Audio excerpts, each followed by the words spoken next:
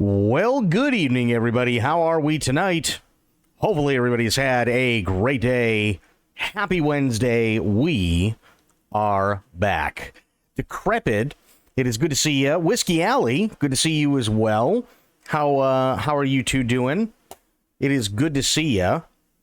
We have one thing before we start playing a game. It's only about 10-11 minutes long.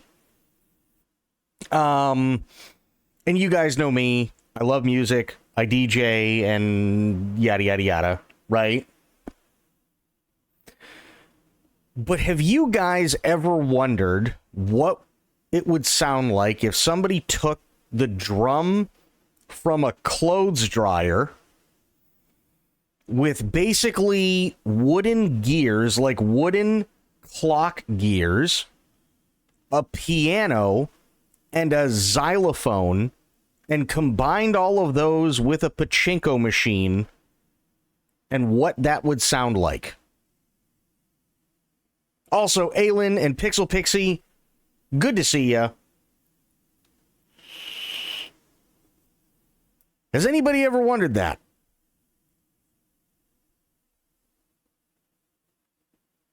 Honest to God question. And I know it sounds really stupid, but yeah, that it is an honest to God question. No. Good. Me neither. But apparently somebody decided that they really needed to find out. So he created the vibraphone. No bullshit. And I'm kind of curious as to what this sounds like. So fuck it, let's do it.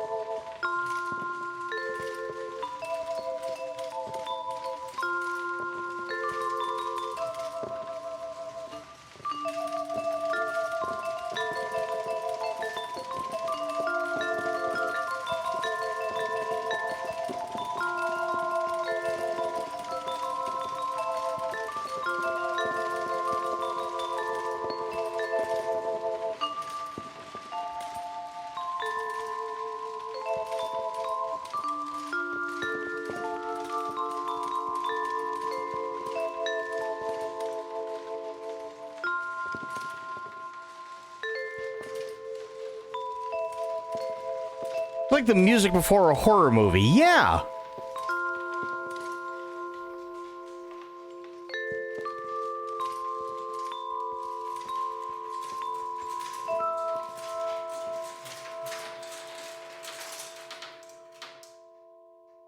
And there's all the pachinko balls that went back into the gear. Lots to talk about. Lots to talk about. Take two. Indeed, we have a lot to talk about. I experienced a high the first time I heard a vibraphone that lasted exactly 1 minute before I wrote this list of tweaks that I want to do. But before diving into that, let's just listen to the vibraphone from another camera angle, another take.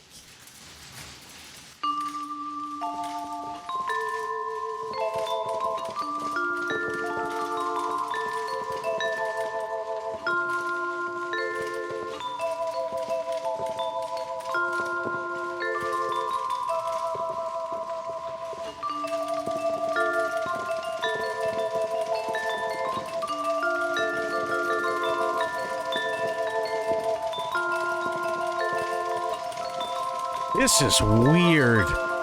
Really good, but weird.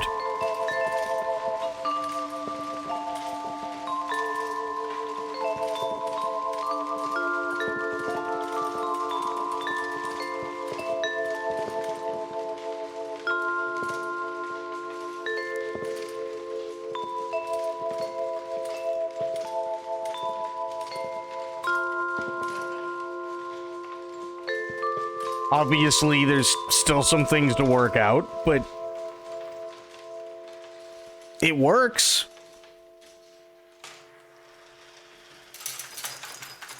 There's an issue with this channel up here. Ah! There we go. This issue is in the old marble divider. Okay, I have been racing, as you can see. It's 1 o'clock on Wednesday. I just need to film this and get it on YouTube. I've not been able to practice this song. I'm gonna share my first immediate thoughts with you. This moment calls for the talking share. Oh no. So, you're watching a process. This vibraphone is not finished. This is the list of immediate tweaks that I thought about just after hearing it play for the first time. How do I feel now, actually? It could be worse. It could be much worse. Okay, some positives. I made 22 new PMMA pipes, and I realized when the vibraphone is playing so fast, the marble divider would have run out of notes very quick. So this whole reservoir here makes the whole Marble Machine X being able to play much faster for a much longer duration. That's just a wonderful side effect of this new design. This is The best news of weird. all, I haven't adjusted this for timing yet. So I just put this up and play the song. There are two Okay, here's my question, and this is kind of an how do I describe it? This is probably one of those things where I already know the answer, but aside from him, who is this made for? Because, like, Decrepit said it sounded like an off-tune Harry Potter cover, which, to be fair, it does sound very similar. But this wasn't around when Harry Potter was made, so that means that they already have everything that they need to do the Harry Potter tune. Not to mention, you heard all the clacking and all the marble or the steel balls and everything like that going all over the place. So it's very loud. So who's this made for? Exactly. I'm really perplexed on this one because I don't like, it's a cool idea. It's a really cool idea, right? It's essentially doing the jewelry box thing. You open up the jewelry box and you got the tiny little brass drum that's got the bumps all over it, right? But instead of those bumps plucking the notes, the bumps release the steel balls down into the pipes that then basically are guided down by these rods that then hit the different keys and and all that stuff. So it's like an overly complicated jewelry box music thing. And I'm still trying to figure out who it's for. Ways we can improve the timing. First of all, a system over here with shims for the registering feet. I haven't done that.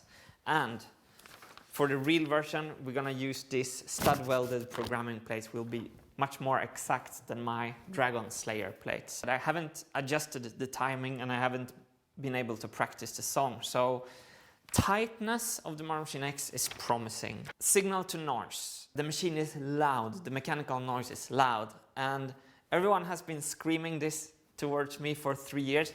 I've been knowing about this all the time, so I'm not surprised. The vibraphone is the instrument that is most sensitive to signal to noise. The bass guitar and the drums is not sensitive at all. I always known that you can use contact microphones on the vibraphone, but it's obvious that if I can make it a little bit more silent, it's better for the vibraphone. Also, I think I used too thick latex on these pads. Actually, I lack treble in the marble hits. So 1 milliliter latex rings, I'm gonna try with 0.5 milliliter. And that way we get a vibraphone stronger and we fight a little bit against the signal to noise ratio in the correct direction. Spring steel, I have too thick spring steel, so some plates move less than what they could. Resonators, I wanna try closed resonators, maybe 50 millimeter diameter instead. Funnels, we need to do something a little bit more elegant than this system. Moving sustain dampers, this is a good thing. So these notes has been moved this way. So this sustain damper is too far to the middle. You can hear that in the song. So in this low note, the sound is not good. The damper should be up here, and I want to weld them on one axis to get the sustain pedal interaction much more precise. I don't know why I choose to play this song on the absolute highest notes of the vibraphone. I think the vibraphone sounds more pleasant a little bit lower. Yeah. Best news of all is that my new design is delivering exactly the way I hoped it would. It's like probably 15,000 manual operations in this. It's like Jesus. I've been ripping my heart out and putting it into this assembly. And it's actually working great. This is a step-by-step process. I have like so much new data to take it to the next level. I'm going to pause the vibraphone for now and start to work on the new custom snare drum from greenbeats.de and the custom bass guitar. The Flamingo bass guitar. This bass guitar has legs, like a flamingo. The custom bass guitar from Carlos and Judah Guitars, and Phil has been doing wonders with these. I will not make 8 new vibraphone videos for you to watch during 2 more months. Okay, okay, how is it that you get into weird instruments like this? I'm genuinely curious. Like, what? I know he said that he heard a vibraphone before, and it was like for 1 minute. And okay, fair enough. But like, I never in a million years would have ever thought, oh, well, let's see if, I can find a guitar that has legs. I don't know what they do. I don't know what purpose they serve.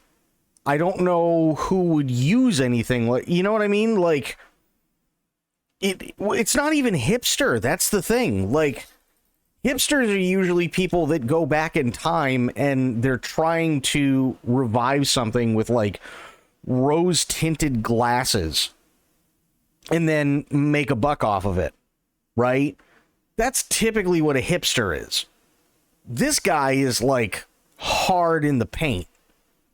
Like, he made this entire vibraphone and he's still working on it. And this video is only, this is 5 years ago, so I mean, he's actually done, or assumedly he's done, but I mean, he said this took 3 years to get it to this point. I don't know how good everything is now, but I mean, that's a lot of time and effort for somebody who's just a hipster to do. Usually you just go out and buy the thing. He had to make this from scratch. So it's like, I don't even know, like, who this would be for, is one, and two, how the hell do you find any of this? I'm perplexed. Months. I will do this in the background and cover new topics, new fresh topics from the Marmachine X process on the channel from here on. I have an idea for a soft release, but that affects how fast you can play the same notes, so there's a lot of compromising. I would say that this is proof of concept for the vibraphone. I would also say if the vibraphone was a house, we don't have the foundation only anymore. Now we actually have the walls and the roof, but we don't have any plumbing. We have actually plumbing. We don't have any water. We don't have a kitchen. It feels like I'm always trying to defend stuff. I'm always so frustrated that I can't like show the end result. And maybe it's fear actually. I'm like fearing that this is as good as it's going to be. So maybe it's like me just trying to pep myself that we can make it better. We can make it pleasant for your ears. This is like, but still there was so much positive things. Did you hear all the ka-ding, ka-ding, ka-ding? I'm gonna finish the video by showing you how I did that. So here down we have dung, clang, but I put this one a little bit before that one, a 16th. So it's dung, ka-dang, no, a 32th actually. Dung, ka-dang. I programmed this waltz on the triplet grid. I have a whole video explaining exactly how genius the triplet grid is. It turns out that the waltz, the Amelie, goes perfectly on the programming wheel. I have absolutely no idea what he's talking about as far as the triplet grid, so don't ask. When we program quarter notes on the triplet grid, I really think you should go and watch this video about the triplet grid, because Oh, grid? Still the no theory idea. I had in that video is now put in practice today for the first time ever. With our new programming plates, we don't have to care about that, because with the stud welding plates from HPS, we will be able to have any grid. There's no resolution issues. Thank you so much for following the build. As always, I'm so touched by everyone who are supporting this project through YouTube memberships and Patreon. Thank you so much, and welcome to all the new backers. It's an Sweet amazing amount of Jesus. people who decide to vote on the kind of world they want to live in. That's how I felt when I became a patron of Jeremy Schmidt recently. I was like, yes, I want Jeremy Schmidt to be able to just follow his ideas, because his ideas are the best. I was like, I'm gonna vote for this future.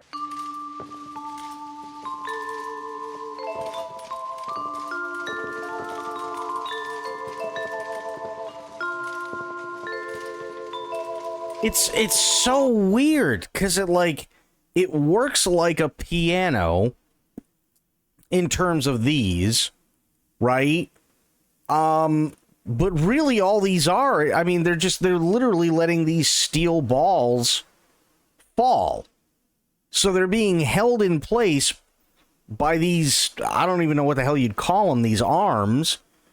The balls are being held in place until it hits a certain thing on the drum, and then these get lifted up. But the mechanism to do that is way the hell up here. So it's like literally taking, again, like I said, you're looking at, say, like the drum from a clothes dryer, plus gears from a clock, a xylophone, a piano, a pachinko machine, and now all of a sudden you're also adding in these, which I know it's really, really hard to see, but like basically right behind these giant bolts is a camshaft that allows these levers down here to lift and release the steel balls onto the xylophone notes. And it's like, that's really complicated. Like, what? That's really complicated.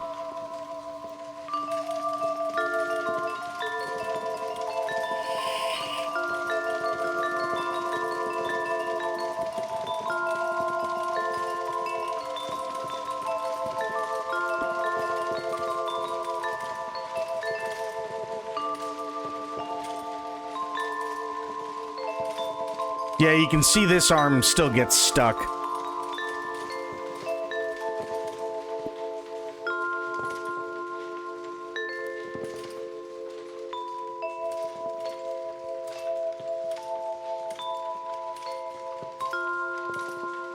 What is that all about?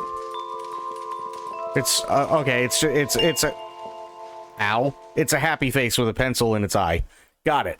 But yeah, I was like, what the hell is this?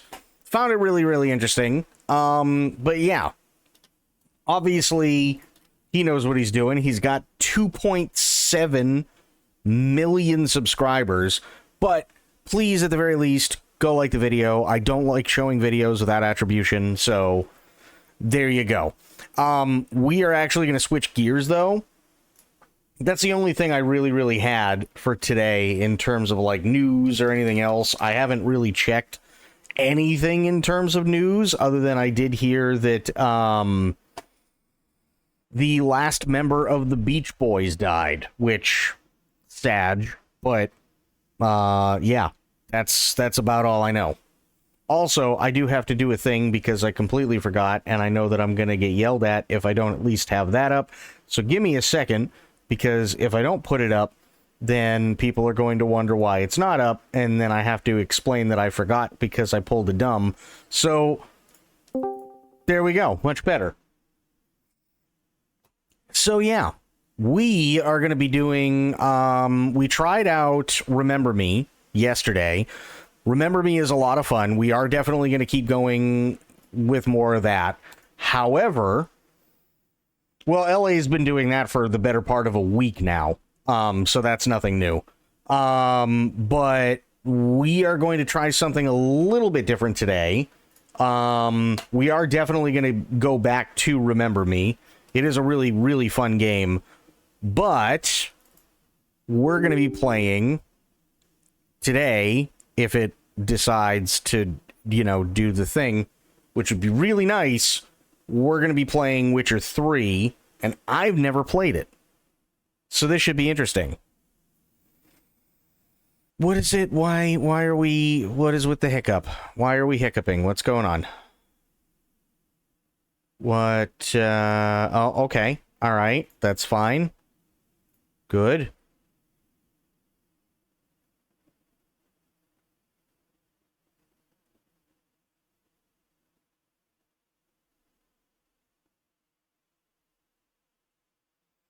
Anytime, Witcher 3. Just, what is this? What? No, wait a minute. So, oh, shit. Allow and continue. Yes.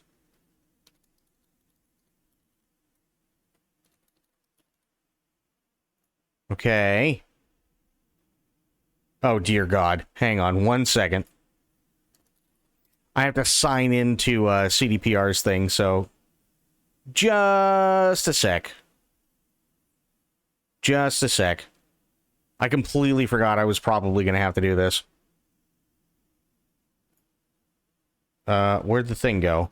Hang on. So, Allie, how are you liking Expedition 33? Have you ended up playing any more of it?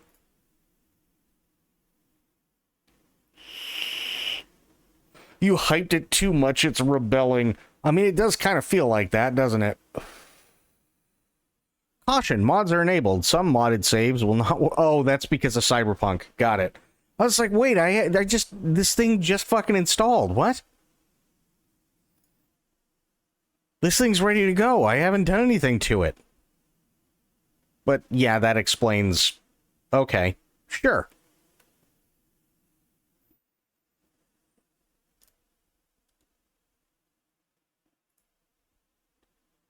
There we go. I see you gather before me. Hungry, terrified, clutching your babes to your breast. This is kind of low. Emir has marched his legions into our Secretly install mods when I sent it to you. every fortress from here to the Blue Mountains. Rabid and ravenous, he bites and bites away. Men of the North, you stand at the precipice. This is really low. Things have failed you, so now you turn to the gods. And yet you do not plead. You do not kneel to dust your heads with ash. Instead you wail, why have the gods forsaken us? We must look into the trials we failed long ago. In a time past, our world intertwined with another through an upheaval scholars call the conjunction of the spheres. The gods allowed unholy forces to slip into our domain. The offspring of that cataclysm was the nefarious force called magic. Yet we did not banish it, instead studying the vile arcane for our own power and wealth. And the monsters at our door, the unholy relics of this conjunction. The trolls, the corpse eaters, the werewolves. Did we raise our swords against them? Or have we laid this burden on others? On so-called witches. Stray children taught the ways of foul sorcery, their bodies mutated through blasphemous ritual. Sent to fight monsters, though they could not distinguish good from evil. The flicker of humanity, long extinguished within them. Yes, their numbers have dwindled through the years, but a few still roam our lands, offering their bloody work for coin. To this day, they shame us with their very existence. The North bleeds, flogged by war, battles are the gods' whip, chastisement for our sins. Why is this so low? Let's not forget the terrace, the scourges from beyond our world. The wild hunt rides the sky with every full moon. The Dark Raiders abduct our children into lands unknown.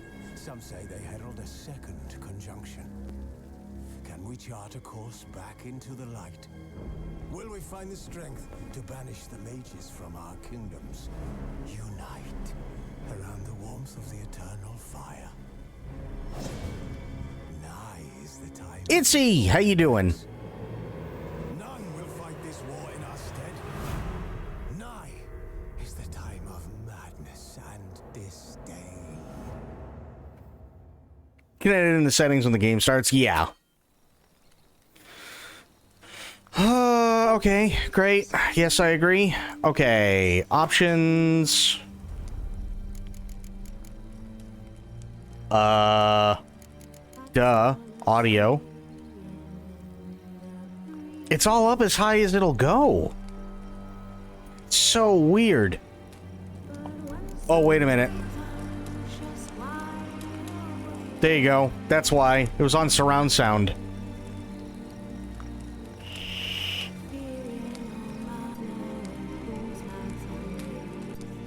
That would absolutely do it. That's why it was so low.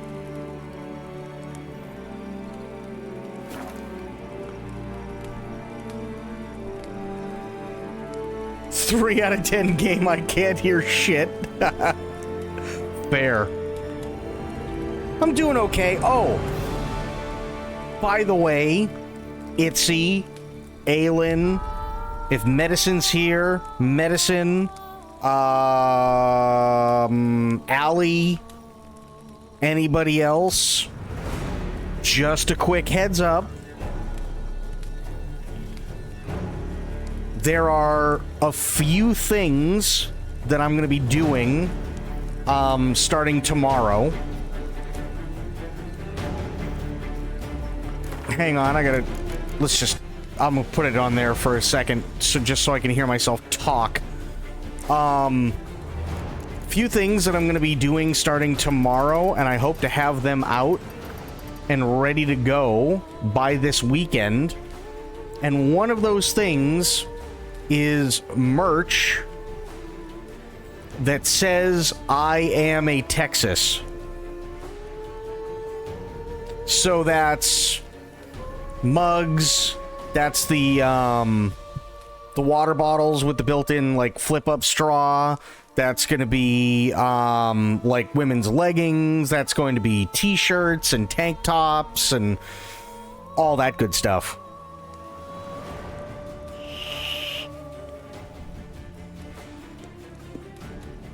So yeah, and it's literally going to be I am a Texas, and then behind the letters it's going to be the outline of Texas with the Texas flag in it.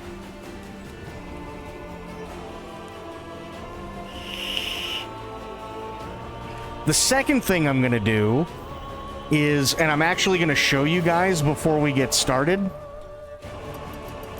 and I should have thought of this before. Holy shit, the music is insane. There is another thing that I do have to show you really, really, really quick, and I should have thought of this before, but I didn't, because I am the dumb. So we have, obviously, the bit emote of the alien bean. However, True actually came up with a version of the alien bean that we all know and love, because the person who was talking about alien beings couldn't enunciate properly. And I'm going to be putting this on a shirt. Our very own alien bean.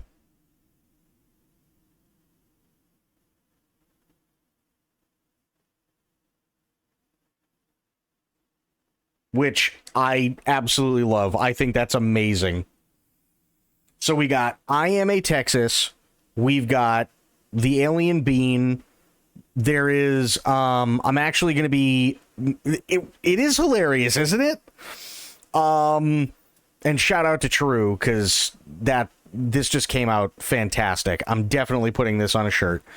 The third thing that I'm doing is I want to put it on a shirt as well, and I want to set it up so that it's stylized versions of each job class for Final Fantasy XIV on the front, but on the back of the shirt in various different versions of clip art, do the Final Fantasy XIV ad read.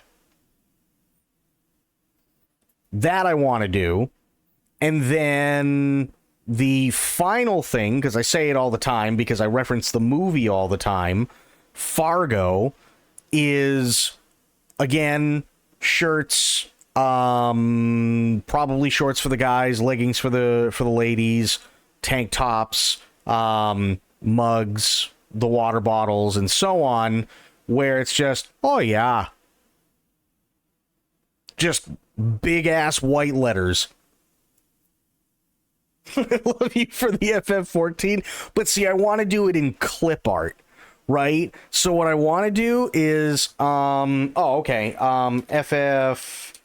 A Realm Reborn, right?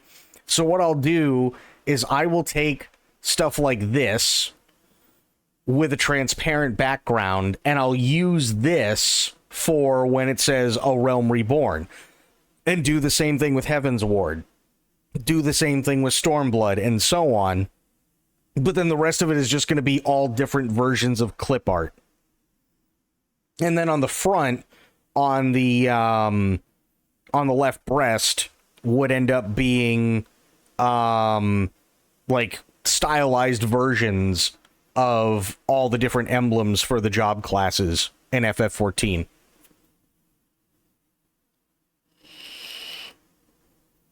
So, yeah, that is all coming very, very, very quickly.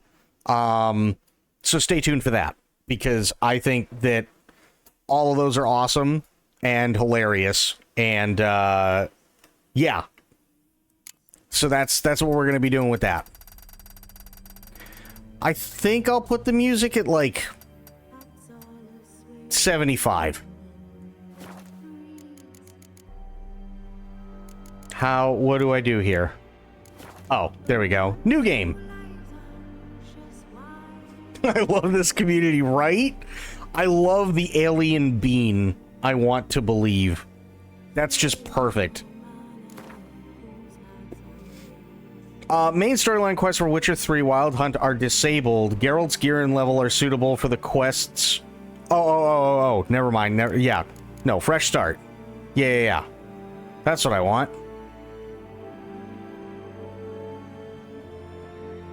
Oh, shit, you're right. Good call, thank you.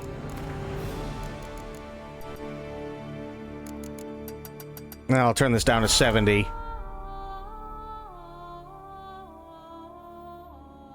I'm just waiting for music. Okay, that's not bad where it is. Fresh start, okay. You're happy to be challenged, I am. Yes, show tutorials. Sure, simulate a Witcher 2 save. Fuck it, why not?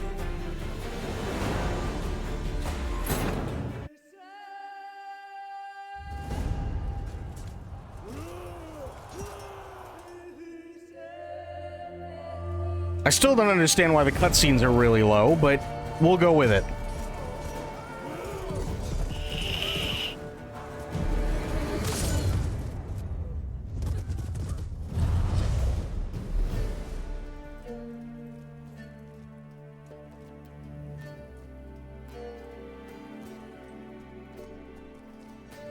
I keep wanting to replay this, but then I realize I only have it on PS4 and can't be bothered. That's fair.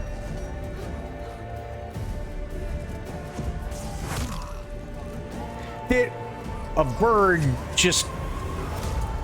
Oh.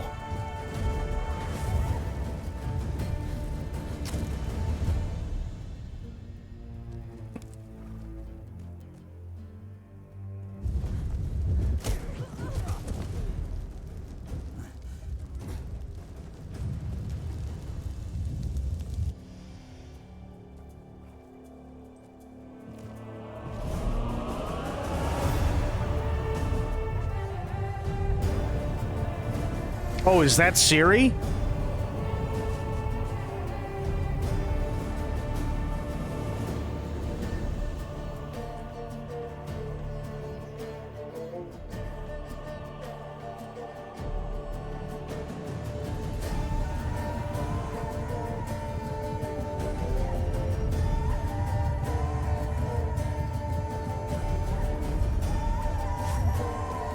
No, I played like maybe 2 hours of the very first one. That's it.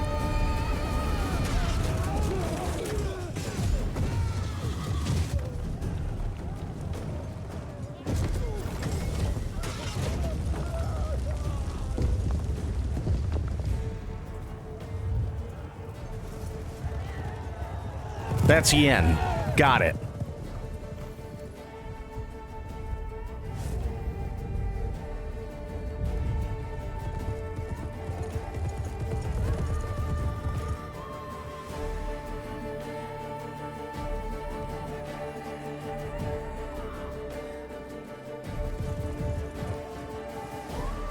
What's going on, Corgi? How you doing?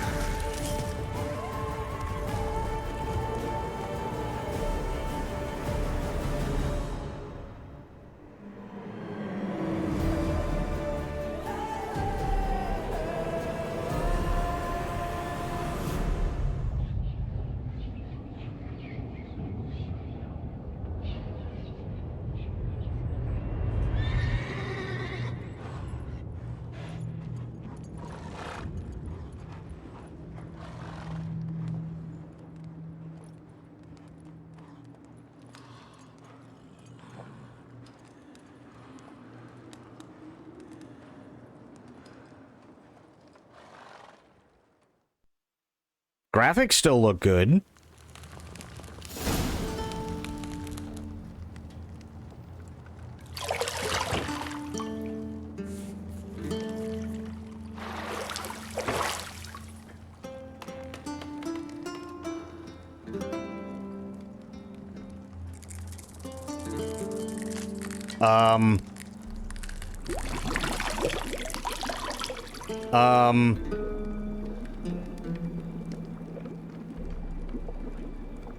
Sir, you're gonna have a lobster up your ass in a second.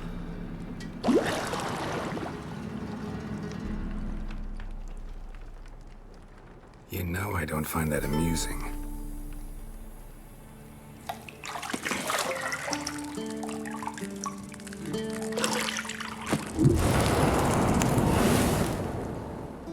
Taco Bell, nice. Oh, hello.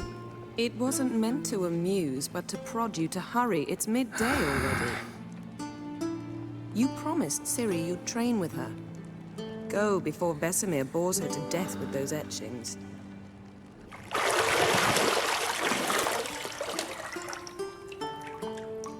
Okay, now it's loud.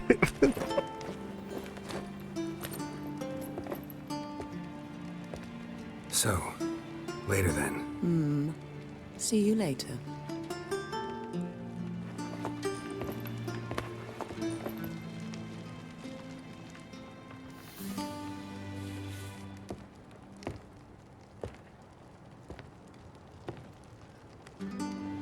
Nice bum.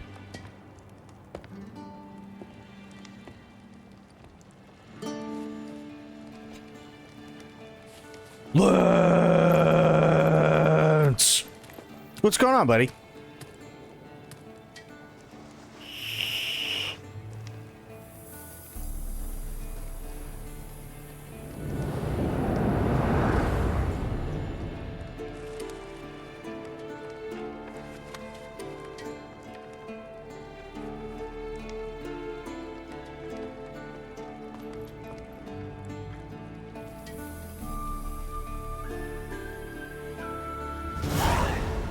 Okay.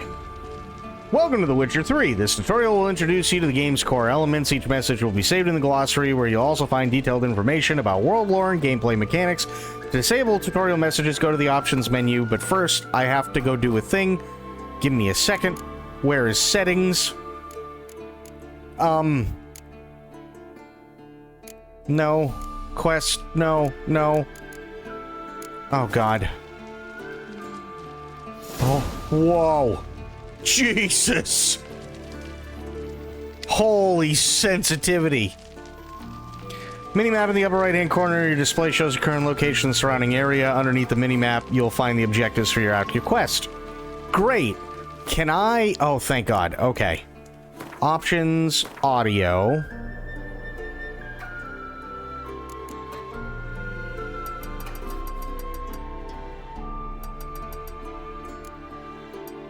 Actually, voice volume is fine. Okay, those did stay.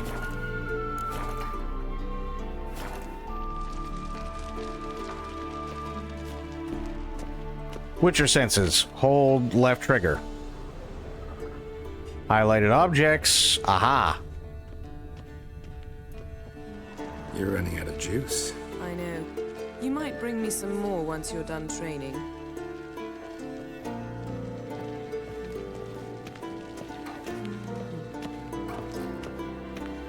See, I thought Ciri could stand to wait a little longer.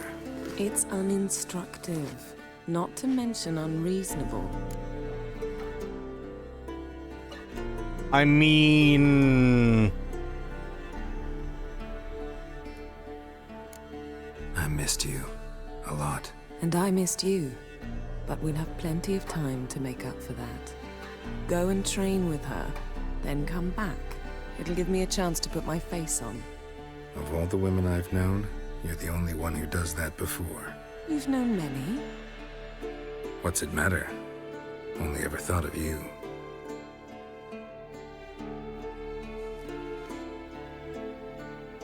Damn it!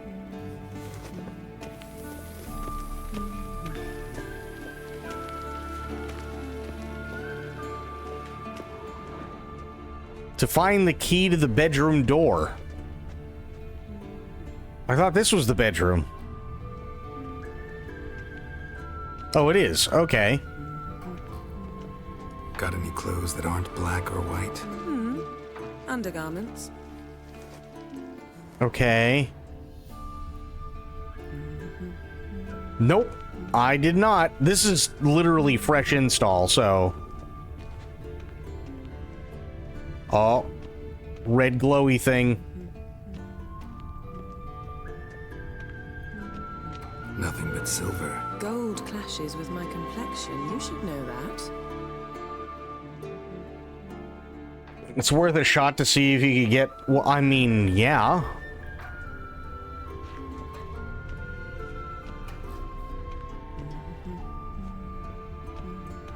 Isn't there something you ought to be doing? Yes, but you're sitting down, and it's not in my lap.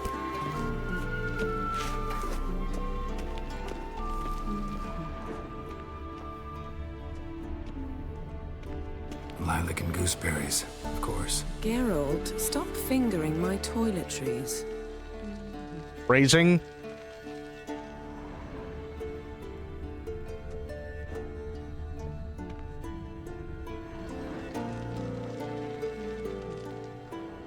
Locked. Key required. No, I need the key. There we go.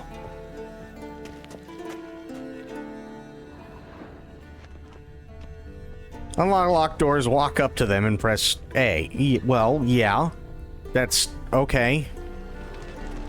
Finger them harder.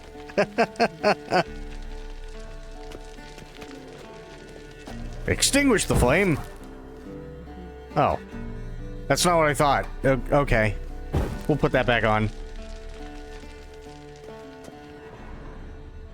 Where do I... What do I do? Aha! Door.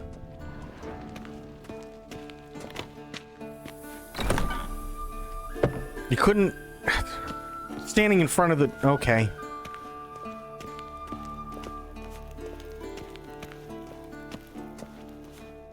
No, I haven't, but I'm actually really scared to see them.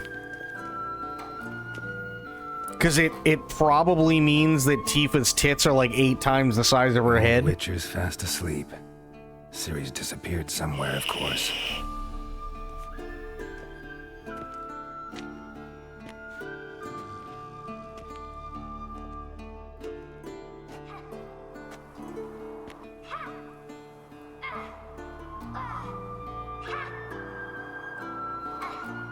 Guess she prefers practice to theory. What? Time to wake up, Master. These lessons so boring they put you to sleep too? Damn it. Had her taking notes on ghouls and owl ghouls. Wanted to rest my eyes a bit. Making her slog through that brick? No wonder she took off. John of Bruges lacks flair, true, but he's reliable. Not like the hogwash they print nowadays. She's tackling the pendulums, right? How many times do I have to tell her? Don't train alone. It only embeds your errors. Bring our young damsel to the lower courtyard. She wants to practice, she'll get to practice. Don't get mad at her. Why the hell not? The whippersnapper refuses to do as she's told. You like that about her. Fine. I suppose I'm partly to blame. But this has to end. Now. Killing monsters is not something to be taken lightly. Ciri must understand that, if she's to become one of us. I'll see you below.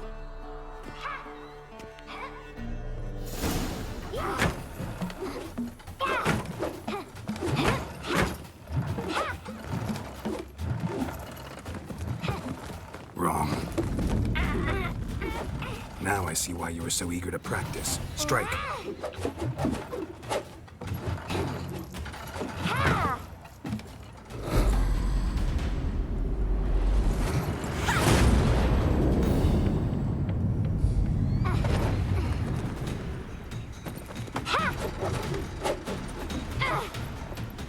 You're not in a circus. Pirouette.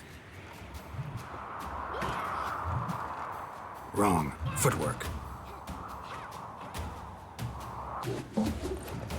Enough. Get down. With a flip? What do you think? All right. Take off the blindfold. You've got work to do. Your reflexes are still slow. Maybe for a witcher. Think drowners or striggers will go easy on you because you haven't undergone the mutations? Though in your shoes, I'd fear Vesemir more than any strigger. Disobeying his instructions? Unwise. Well, yes, but that book was horribly dull. I know. And you know that's no excuse. I'm sorry. It won't happen again. Sorry's not good enough. He is a goofy-looking You're gonna kid, read yeah. Ghouls and Alghouls in its entirety. Appendices included. No, please. I'd rather clean the stables. End of discussion. Come on. We'll practice with the others down below. Shall we run the walls? Yeah, of course we're gonna run the walls, because I don't know what that means. Of course. This a Witcher school or an elven bathhouse? To the bottom. Okay, Hank, okay. So wait a minute. So you mean to tell me that everybody lost their fucking mind? Because I don't know a whole hell of a lot about The Witcher, but everybody lost their goddamn mind when they found out that Ciri was going to be the one in The Witcher 4. But she's literally training to do exactly that right now. Why is that? Okay. Okay, sure.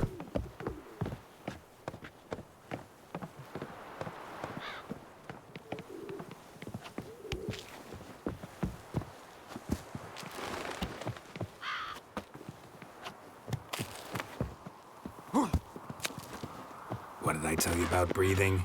Through your mouth, in rhythm with your steps. Oh, Ciri, shit. Cut it out. An issue because they made Ciri old. Yeah, but I mean, she's really hot in the trailer.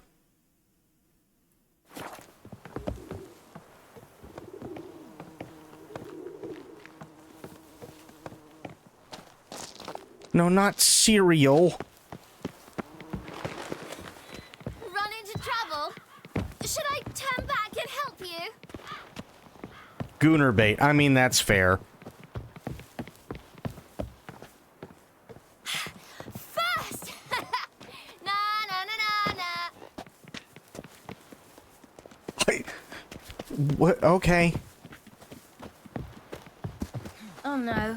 Vesemir's got that look. What did you expect?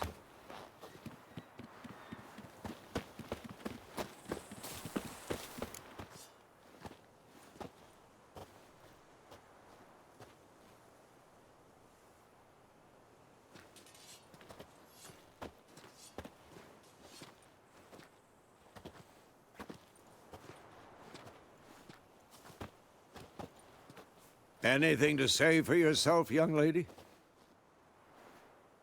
I'm very sorry, Uncle Vesemir. Young blood craves action, I understand that.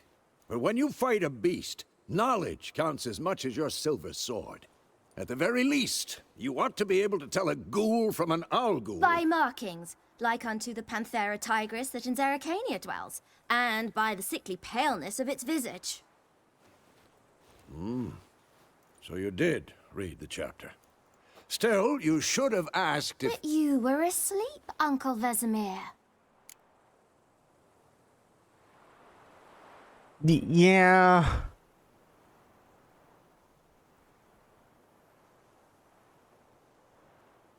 Don't try to weasel your way out of this. A witcher must know how to trick his opponent. You said so yourself. Might have. But don't use my words of wisdom on Vesemir, got it? That's playing with fire. Fine, we've talked enough. Geralt, you're with me, Lambert with Eskel, Ciri with the dummy. Again? Stop groaning and grab a sword. I don't think she goes through the mutations. Well, so... What do you think? Should we I'll wait start until by this is reviewing over. the fundamentals or go right to free training? Yeah, right. Free training. Free training is going to be me figuring out how to do one thing with a sword and then just do that repeatedly for the next 40 fucking hours. So, again, I don't know much about The Witcher at all, but I do know that she ends up with the same kind of eyes that Geralt has right now. And that happens in the trailer. Now, I don't know if that's like a specific thing to Witchers, or I have no clue, but I do know that she does end up with those same exact eyes that he's got right now.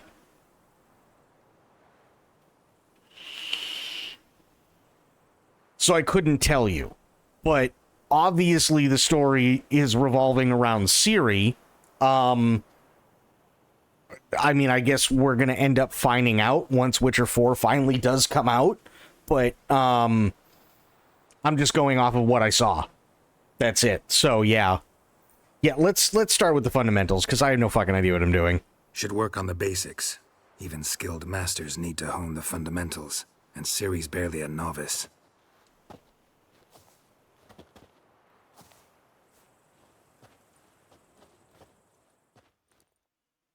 Draw your sword, Geralt. How do I do that? Must be prepared to fight all foes of all kinds, be they plate-clad knights, ethereal wraiths, or bone-crushing giants. To match the strengths and exploit the weaknesses of different enemies, witchers need to use a variety of weapons and combat techniques. Core tools of the trade are swords, one steel for fighting humans and non-humans, the other silver for slaying monsters. Witchers have also mastered a simple form of combat magic. These signs are not as powerful as the spells wielded by mages, but they can be cast very quickly, with simple one-handed gestures making them quite useful in the heat of combat. Witches are also adept in basic alchemy. They can brew powerful potions, blade oils, and bombs, all of which give them a keen advantage when fighting stronger, faster foes. How do I... Oh.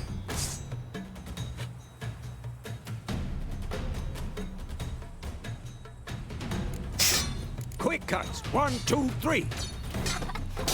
Strong strikes now. Give it all you got. Never lock your elbow when Ever striking. fight a Witcher? Dodge. Position, Ciri.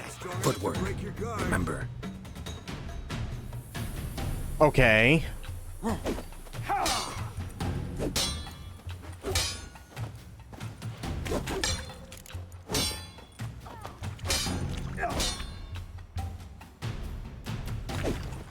Okay.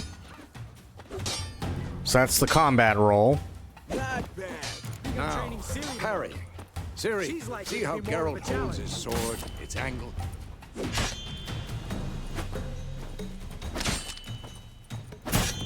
What am I supposed to parry? Fighting a stupid dummy. Pretend now, Ow. live later. Riposte! Strike! Nice. Maybe a storm's coming. And one.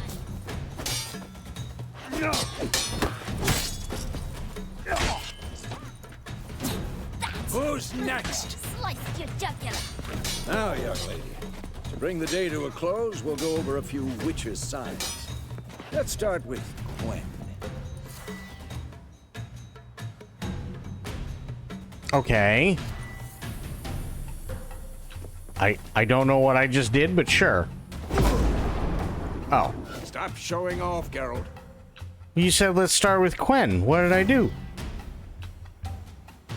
Oh.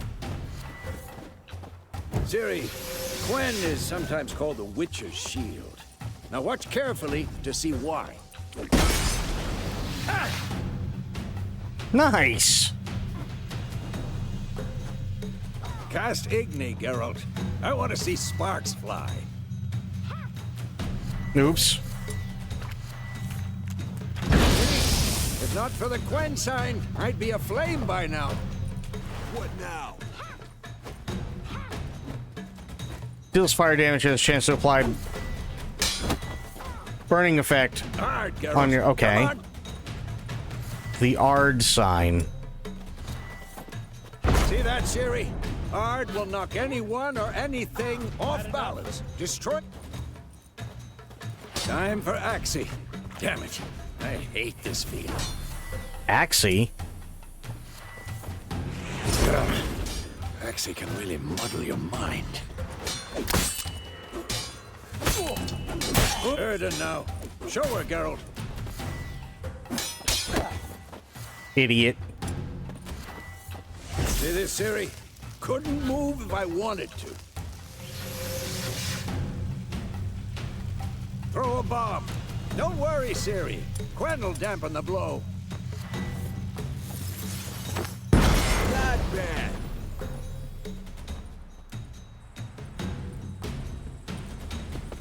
Okay. Aim one of the highlighted training posts, then release to throw the bomb.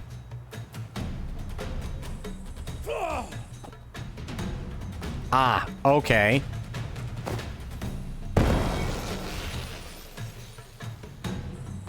Okay, so we hold it. Enough. Continue training and will. Ow! Cock! What the fuck?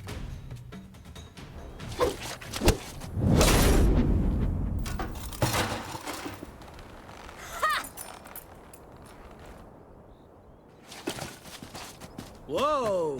You really showed him, kid. Ciri, get down here. A little she-devil. Soon as she's back, we'll set her to polishing all the swords at Kaer Morhen. What's going on, True? Find that helmet?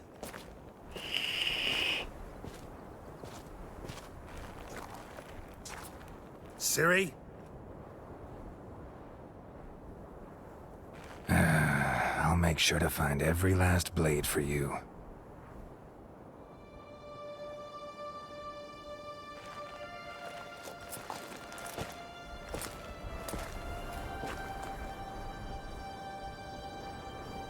What the?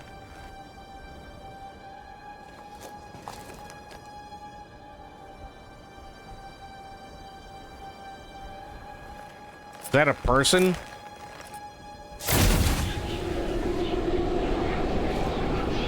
Vesemir.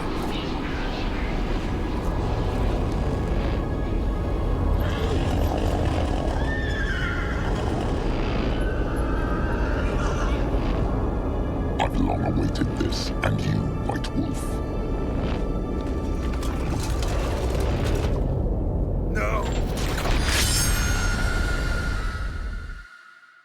And now shit gets weird. That's totally fair.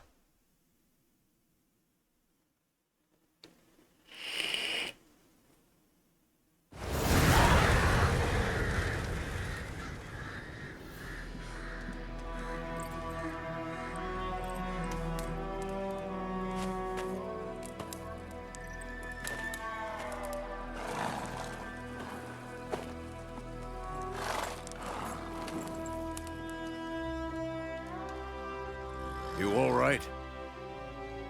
Had a nightmare. About? Take forever to explain. Dawn, You're some way finally off. awake, You oh got god. time.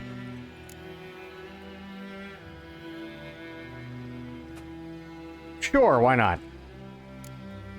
Started in the guest room at Kaer Morhen. I was relaxing in the tub, and next to me, Triss? Yennefer. Funny, isn't it? She's never been there. Seemed so real in my dream, though. Was she nagging you about something? True to life, indeed. We'll find her. In the dream, I went and found Ciri. Then we trained. Those were the days. Little she-devil. I've trained kids who were faster, stronger, but none had her character. Didn't end well, did it? Your dream? No. A wild hunt appeared, attacked Ciri. I couldn't move, stood there like a stump. It was just a dream.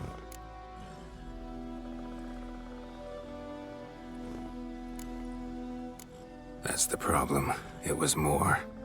In the past, when Ciri'd appear in my dreams, something was wrong. She was in danger. We taught her how to defend herself from anything, wraiths included. Okay. Be dawning soon. Time to go. Wait. Show me the letter from Yennefer. Might have overlooked some hint in there. Didn't overlook anything. We were meant to meet in Willoughby. That's what she wrote. Meanwhile, one army or another burned the village to the ground. All we can do is follow her trail, so... Stop talking for a minute and give me the letter. How about that? It does smell of lilac and gooseberries. You were gonna read it, not sniff it. We must meet soon. Willoughby near Vizima. Nothing else to guide us there. What's this postscript? I still have the unicorn? Stuffed unicorn. Used it once or twice. In certain situations. So what you're saying is you fucked on a stuffed unicorn. The things young folk get up to these days. Back on topic. How's it look? How far behind Yennefer are we? 2 or 3 days. Trail's fresh. But it looks like it leads towards the main road. Could be muddled there.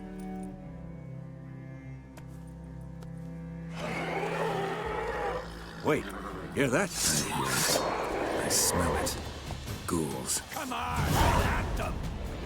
Life on the continent and in the Skellige Isles is nasty, brutish, and short. War lays waste to the land, and those it spares live in fear of the countless monsters lurking outside every town and village. Monsters are shown with a silver health bar above their heads, indicating that you should fight them with your silver sword. I mean, that does make sense. Yes.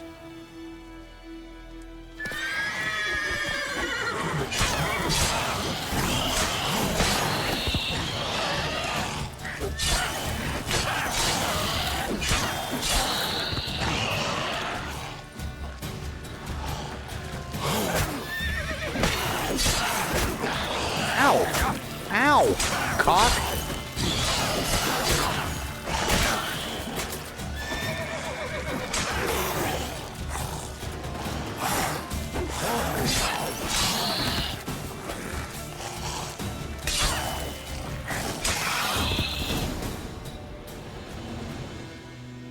Striking opponents generates adrenaline points. Certain abilities you can acquire allow you to perform special attacks that require and consume adrenaline points. Your adrenaline points slowly decline when you are not engaged in combat. Of course, when armies pass, necrophages follow. Let's go before any more show up. You can regenerate vitality by eating or drinking or by meditating for at least 1 hour. While playing on the Blood and Broken Bones and Death March difficulty levels, meditation does not regenerate vitality. Food and drink can be placed in your consumable slot for quick use during combat. Press up or down on the D-pad to consume them and regenerate vitality. You have some food equipped in your upper consumable slot. Press up now to eat it and regenerate a portion of your... Okay. You have... What? Okay. I wanted to loot the thing. Okay.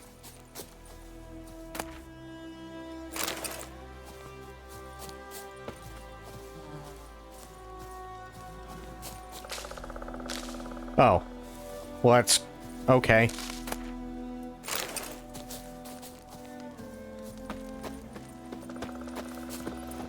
Ever tell you about this sorcerer I knew? Couldn't stop talking about how useful they are as creatures. Would you spend most of their time in the road in search of the next contract? They must trek across wide valleys, climb over high mountain peaks, and trudge through thick bogs. Luckily, Geralt can always count on his horse Roach to help him in his travels. To have Roach come to you, double press one of those. Sure. Because you can brew potions from their blood? No, because by eating rotting corpses, they prevent epidemics. Did he know they eat the living as well? No. Really upset him, too. His theory collapsed. This is a pretty looking game, for sure.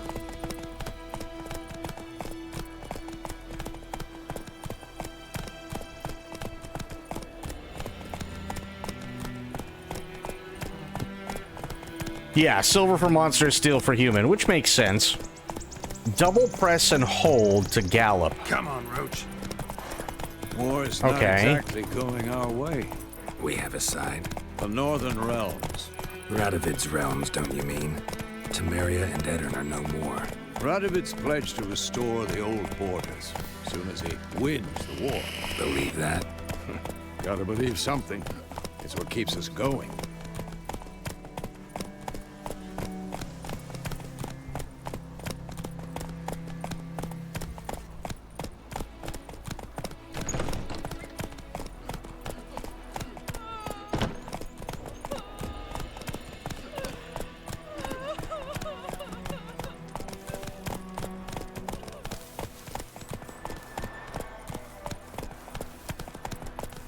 Yeah, I'm just gonna follow him like this. I'm just enjoying the view of, like, the sun and the countryside. Well, I mean, you know, beside the burned down village and all the people dying and crying.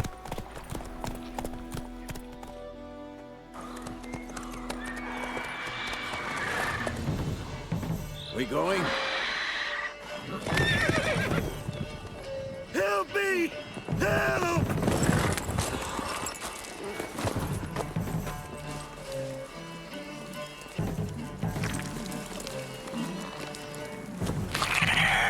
Oh.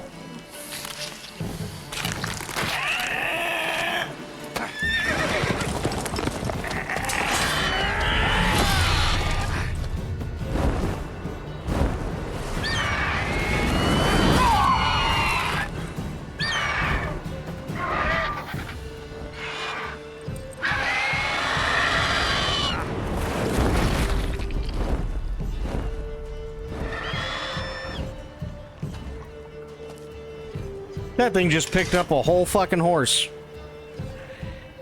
That's impressive. Has it gone? Yeah. Come out.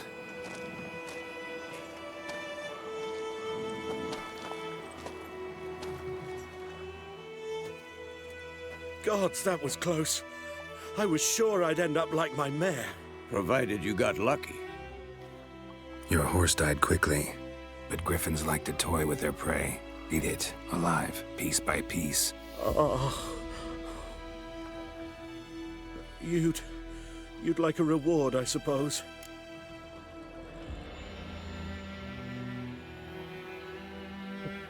Well, I mean, honestly, yes, but I'd actually much more like to know where Curly and Larry are.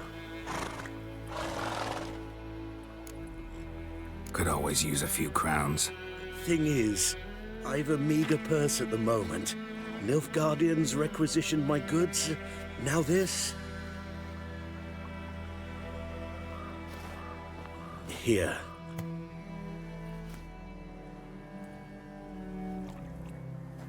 Back to the trail. Like I said, leads to the main road and ends there, muddled. You seek someone? Yes, a woman. Medium height, long black hair. Seen anyone like that? No.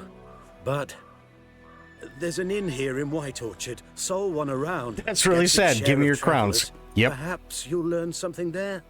Not a bad idea. Especially since that wound needs cleaning. Ah, beast barely grazed me. But sure, could use a good rye. Nice and cool, you know, straight from a cellar. Let's go. Yeah. Greetings. Go, go.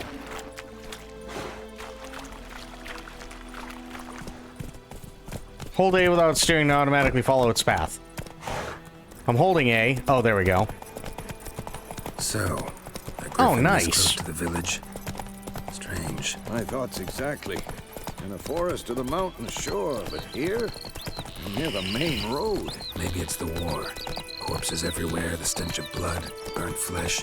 Drives monsters crazy sometimes. Men, too. We need to watch ourselves in White Orchard.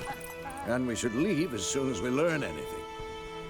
You're nearing a village, don't disturb the peace. Remember, town guards and hired watchmen won't tolerate theft and also won't look kindly on you accosting others. Local residents often erect notice boards near settlements such as villages and cities. These are marked on your map. Examine them to learn about contracts, work for witchers, and local happenings. My gran told me about a Smith's boy. Lad went missing one day, so folk nabbed a witchman that was hunting nearby. Started poking Oh, and asking. well, He started hang on. twisting and squirming, so wham bam, they knocked his head off. Aye, so it were. Set Hey, to yeah. some drown lads. What did the folk do? They could have sewed his head back on. Worthies, they laid his corpse.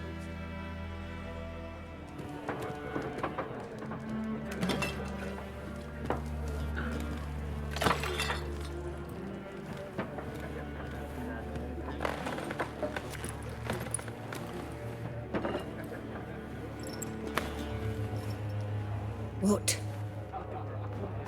Take that down before there's trouble. That is a coat of arms, the Temerian lilies. They've a right to hang there. This ain't Temeria no more, old man. It's Nilfgaard now. My arse it is.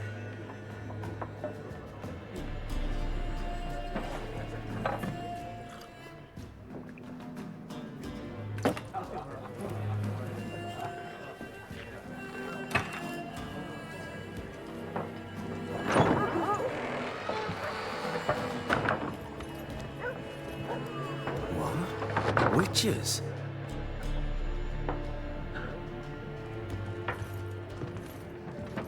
I'll not drink with Weaverlost freaks.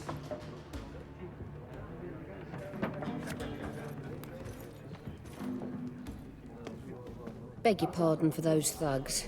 No need. We're used to it. Folk are jumpy round here.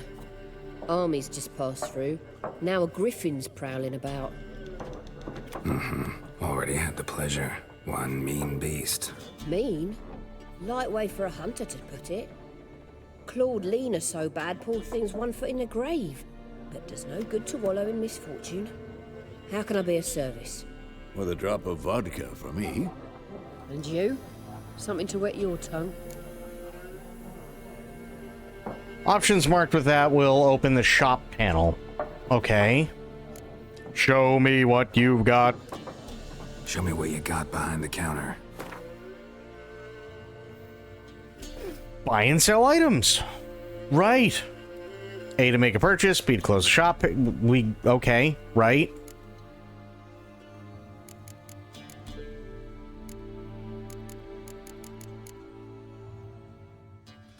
Gwent cards. Oh god, I forgot that Gwent was a thing.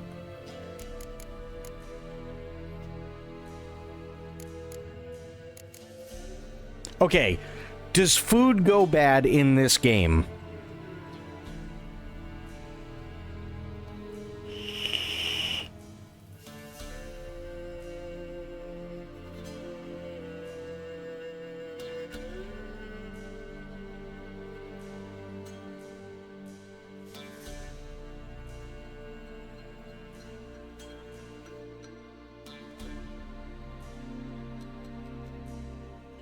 No. Okay, cool. How much is Les Chaises?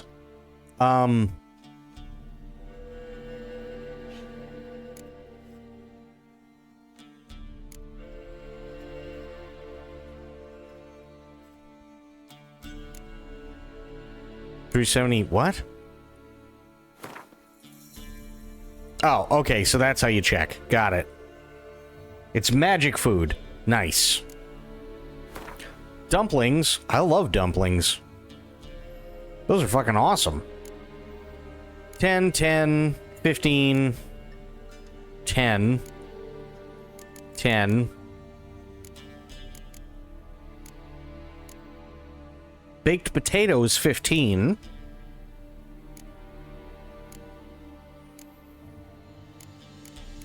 Okay. Cherry cordial alchemy ingredient. Okay, used in alchemy. What is this? Alkahest. Wow. I don't even know what that is. Homemade pepper vodka. Oh, dear God.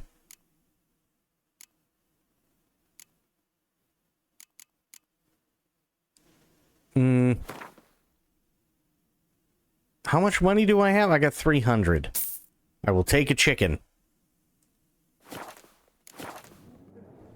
Now I'm looking for a woman. Looking for a woman. Raven-haired, violet eyes, dresses in black and white. Riding in from Willoughby. And, strange as it sounds, lilac and gooseberries might have smelled that. I've not seen nor smelt such a lady. Believe I'd remember. Yeah, especially hard to forget this one. Plenty of travellers about, though. Folk from all over. Might be worth your while to ask after her. Dialogue options marked with the X will end the conversation. Got it. So how did Geralt go broke? Oh, he spent all his money on dumplings. Listen, dumplings are awesome, okay? They just are. There a contract on that griffin? Nay, not at the moment. Used to be. Soon as a beast had built a nest nearby, the alderman would start a collection, or go to the Lord for help.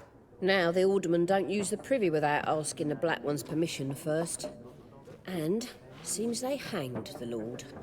So no contract. Shame. We might have done something, but not for free. Okay, so let me get this straight, because they kind of like brushed over it a little bit. It was kind of like a Cliff Notes version of what's going on. So shit happened and magic came to the world. Fine. And then they took orphans and somehow mutated them to basically make them the people who kill all the magic shit. But humanity's embarrassed about doing this because they're not really human anymore. So now they just treat all the Witchers like shit. That sound about right?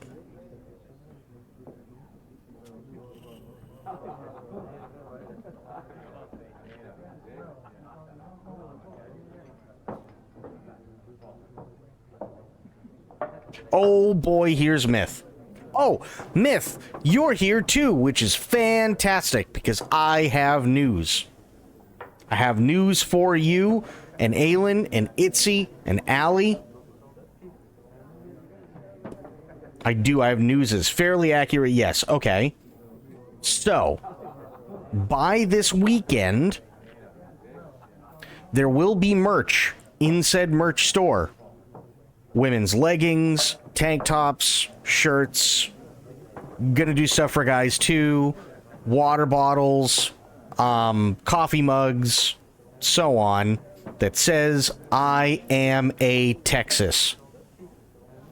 And it's gonna have the outline of the state and the Texas flag inside the state itself.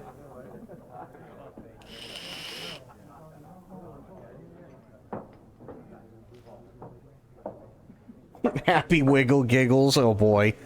Witchers are said to have no humanity, which is actually not true. Well, I mean, I'm just going by what they said in the thing. So, they mutated these guys specifically so that they could kill all the magic evil shit. But according to everybody else, they're not quite human and don't really have any humanity left.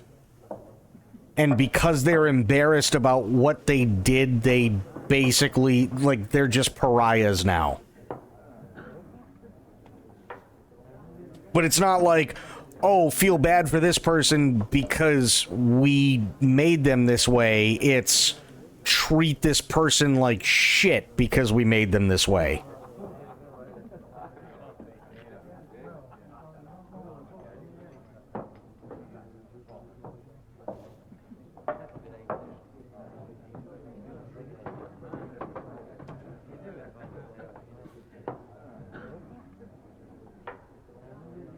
Basically. That's a weird way of doing things, I'm gonna be honest. Oh, wait, hang on. I gotta show Myth the other thing. I gotta show her the bean, which sounded awful. I should have never said that. Hang on. Made our own monsters, and now we can't live with it. Yeah, pretty much. So, Myth, I don't know if you were here for it, but we watched a video about Stardust Ranch, and the guy could not enunciate being correctly. So when he was talking about extraterrestrial or interdimensional beings, he kept saying extraterrestrial beings. Well, True came up with an amazing thing that I am going to put on a shirt, and here it is. It is an alien bean.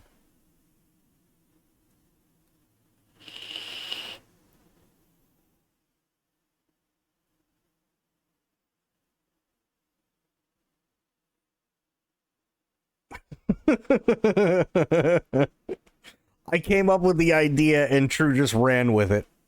And I thought, I love it. It's fantastic. I absolutely love it. So yeah, you have I Am a Texas, you have the Alien Bean shirt. I'm gonna do a Final Fantasy 14 thing as well. So basically I'm gonna do clip art of the Final Fantasy 14 ad read. And then on the front, I'm going to have like stylized versions of all the different job classes so that you can choose whatever your favorite job class is.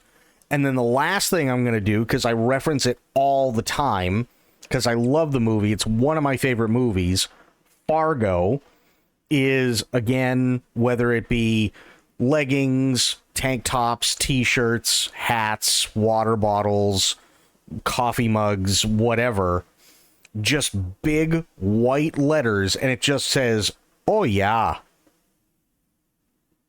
There you go.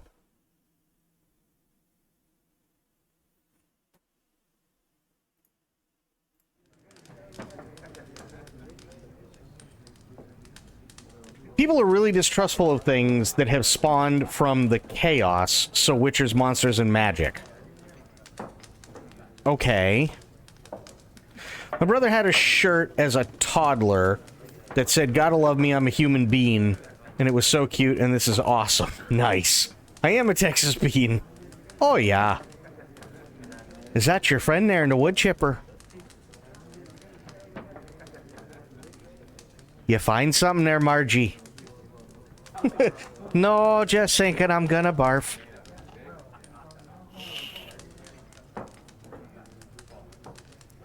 You're a fucking liar, Mr. Lundergaard.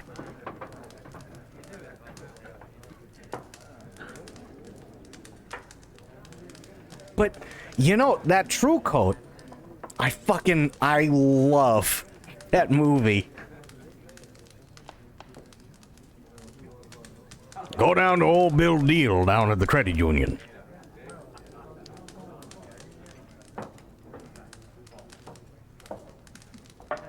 Seems like I've walked into Fargo. Hey, Marge, how's a fricassee?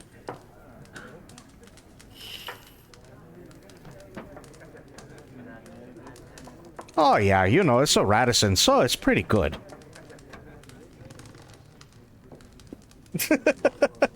Am I the only one that's not seen Fargo? Oh my god, Itzy, you need to see Fargo. It is so good. It is, and not the series. I don't know anything about the series, but the movie is amazing.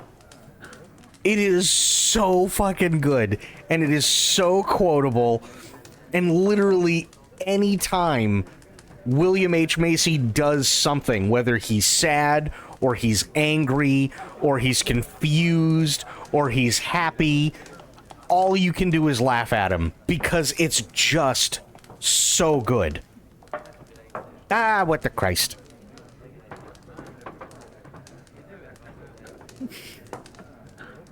It really is. It's listed as a black comedy because it is very morbidly funny. It's incredibly morbidly funny, but that's the beauty of it. It's so well done. Yeah, Aelin, you absolutely need to see it. 100%. Oh yeah, and Babe the Big Blue Ox.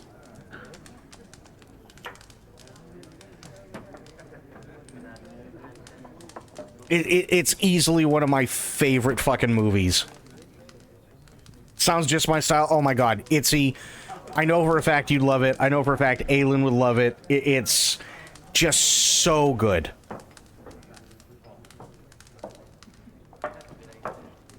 It's yeah. I love everything about it. Absolutely love everything about it. One of the things that I absolutely love, and if you've never experienced snow before, it might just right over your head. But one of the funniest fucking scenes in the entire movie is after he comes out of his father-in-law's business and he's frustrated and he has to get the ice scraper out to scrape the windshield, and then he just loses his fucking mind. I cry laughing so hard every single time he does that. Because if you've ever been in the middle of winter where there's snow and the ice just forms immediately on your windshield, you know exactly what it's like, and where you're sitting there with a fucking ice scraper and the damn thing won't work because it's made of shit plastic, because nobody wants to spend $80 on a fucking ice scraper, and you're just sitting there and you're going back and forth and nothing's happening, and you're getting more frustrated and you're trying to put more effort into it and more strength into it, but you don't want to shatter the windshield, so you're trying to balance between strength and ease, and it's not working, and you're just getting more and more frustrated, and you're in all these layers, and you're doing nothing but overheating because your body heat has nowhere to go, and you finally just lose your shit. And it is the funniest goddamn thing. When it takes 40 fucking minutes for your car to warm up. Yes. I live in Minnesota, and it really resonated with me. Came out of the theater, and a couple of people complaining that they just talked like the people in the movie, but they sounded just like them. Yeah. My ice scraper is an old credit card. Oh, Aelin. You sweet summer child.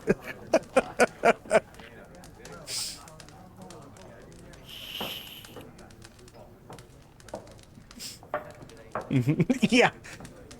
Narm. Prowler needs a jump.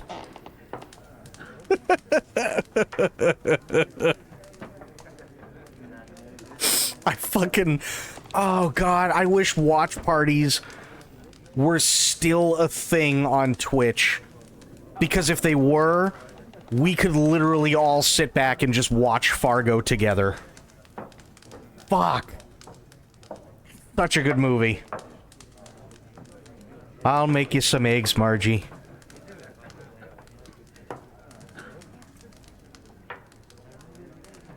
I am a Texas. We don't get snow. If we get snow, we die. Aelin, it really is one of the funniest damn things. You need to watch it. It is so fucking funny. It really is. And that... the whole movie is just genius. And that's what I love about it. They have this, like, wide-angle shot at the very beginning while the credits are rolling. And it's literally just a car coming from the background to the foreground as slow as possible because there's snow everywhere. And it perfectly encapsulates what it is like to drive in really shitty weather.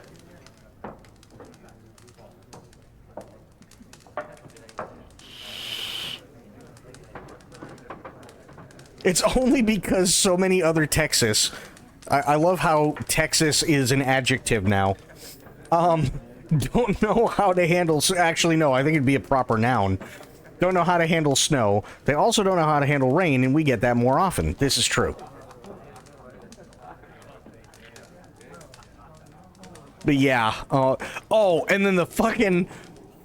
I'm so lonely. I fucking cry every time with that line.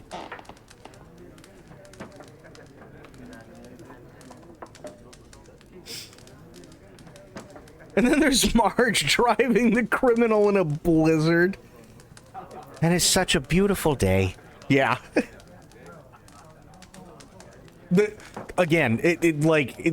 I'm so lonely.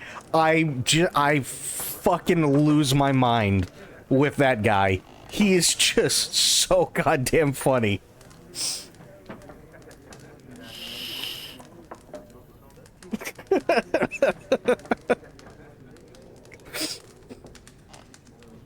It's really easy. All you have to do is just lower your voice and make it sound like you're on the cusp of throwing up.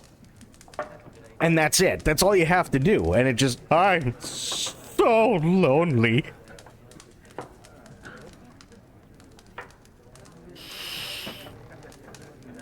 And he's just so upset. It's just...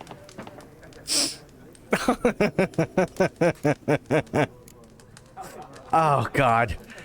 Yeah. Aelin, Itzy, you have homework. Pretty busy place you got. Nations on the move. Some search for kin, others just want to get out of the way of the armies.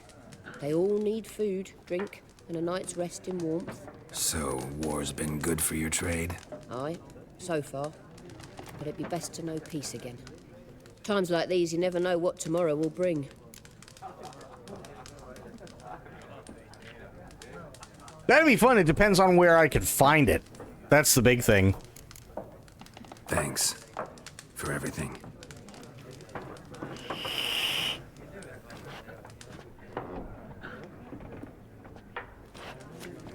Is that your friend there in the wood chipper?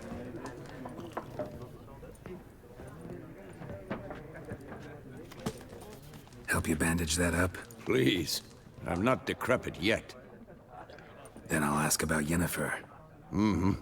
Just remember, we'd rather not draw any attention. Here, Black One's been out measuring the fields. Let him measure. Better that than burning the harvest. And Mrs. Gunderson on the floor? Than a headless Yep. cockerel. Why are they marking out them lines, eh? I'm looking for someone. And we seek some peace and quiet. Out of my face, freak. For your breath sours my beer. Options marked with that triangle will use the Axis sign. The sign influences people's minds, causing them to act according to your will. To charm more stubborn individuals who would otherwise resist during a conversation, invest in the delusion ability in the character panel. Right. Raven-haired woman dressed in black and white. Seen her? Talk. Folks say the lady rode through the village a few days back. Galloping so fast she knocked Radabor into a ditch. Which way did she go? Dunno. Lots of tracks leading off the main road. Could have gone anywhere. Oi, people! The freak's taken Micah's mind! Uh-huh. And I'll take your tongue if you don't shut up.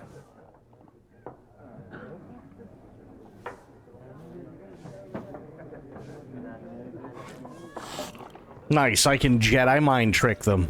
Be gone! We'll not talk to you.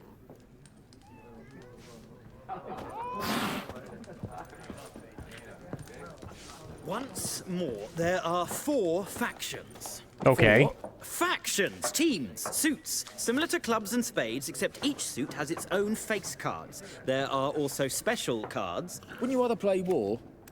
It's like to be near dawn before you get your game in noggin. What a waste of time.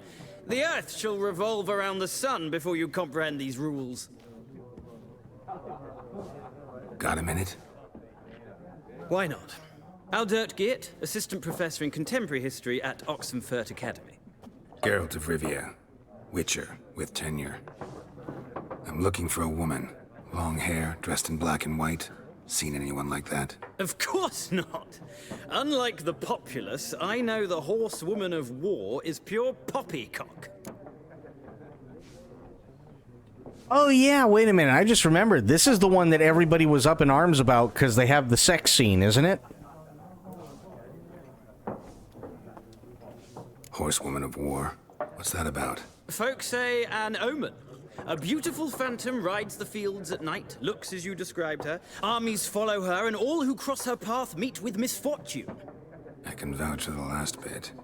Know where they saw her? No, facts interest me, not fairy tales.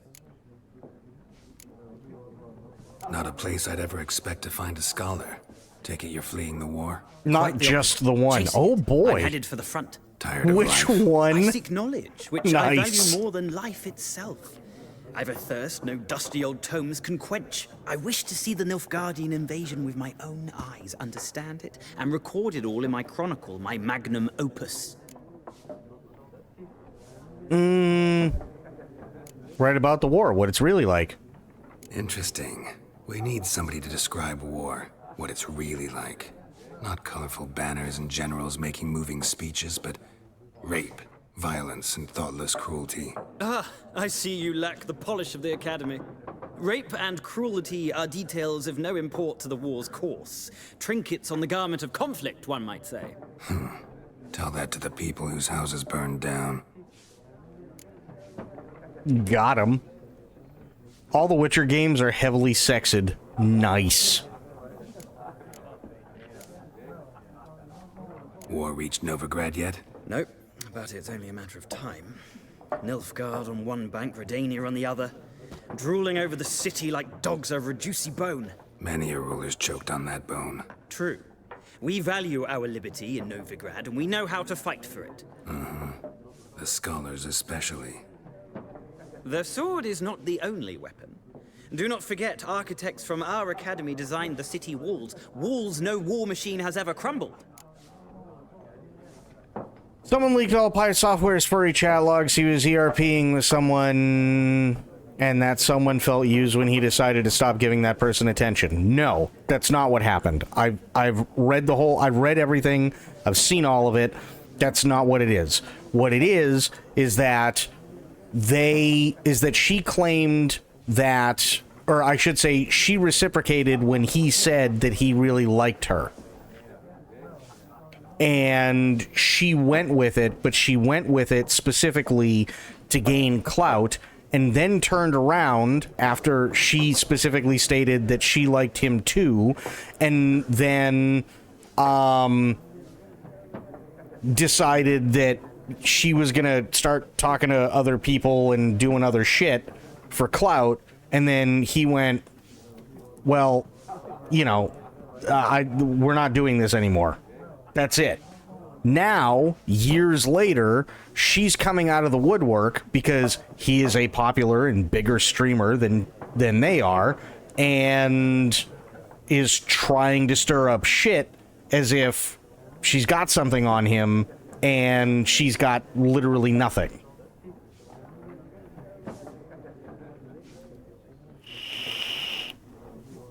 So I don't blame Pirate Software whatsoever for anything that's going on. I really, really don't. Because she also tried to leak messages to another guy specifically. And it's like, fuck off. It's like a disgruntled ex that comes back years later and tries to tell people that you're like the biggest piece of shit in the world, when literally all it was the two of you couldn't stop arguing with one another and then decided to call it quits. That's essentially what, in a nutshell, it was. They were kind of a couple. They were kind of, you know, starting to see each other, this, that, and the other thing. Shit happened. He broke it off. Years later, she comes out, tries to leak all the DMs between them as if she's got something on him, and you read all of it, and none of it matters. It's just two people who probably shouldn't have been in a relationship, and that was pretty much it. She tried to pull the I was in college in 20 and was underage. 20 isn't underage. That's true. 20 is not underage. Not at all. She's over 18. There you go.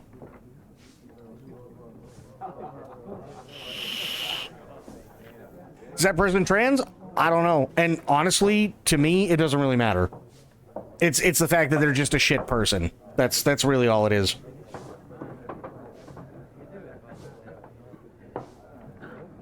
I have no idea, and much less do I care if they're trans. It's more along the lines of the fact that they're just being a shit person.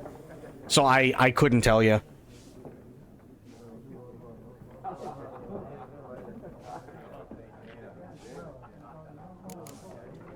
Gotta go. So long. A moment, Witcher. You strike me as a man of the world. Are you familiar with Gwent? No, and I don't have time to learn. But the rules are quite simple. Come, let's play. Okay, I gotta learn at some point. Why not? Splendid. Here's how it's done. Yes, Gwent tutorial. Oh boy. Welcome to Gwent, which sounds like such a dirty word, by the way.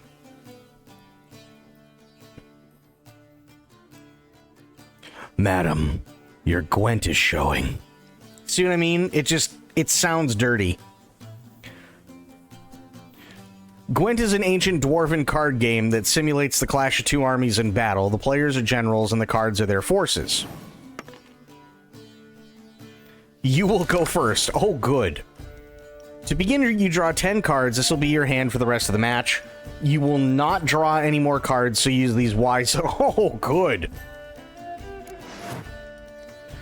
This is a unit card. The number in the upper left corner indicates its strength. Okay. When placed on the battlefield, this value is added to the total strength of the player who placed it. Combat row icon. This icon indicates the row on the battlefield where the card can be placed. Okay, so he's artillery.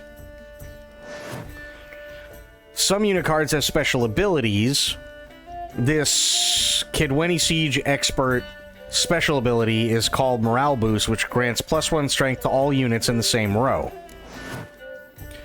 Weather cards are a type of special card. They reduce the strength of all cards of a given type on the battlefield, including your own.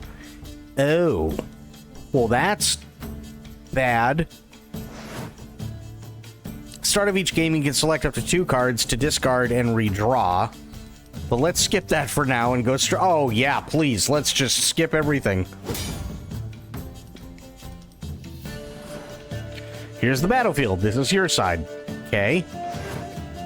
That's the opponent's. Yep. During each turn, a player must place one card on the battlefield or pass.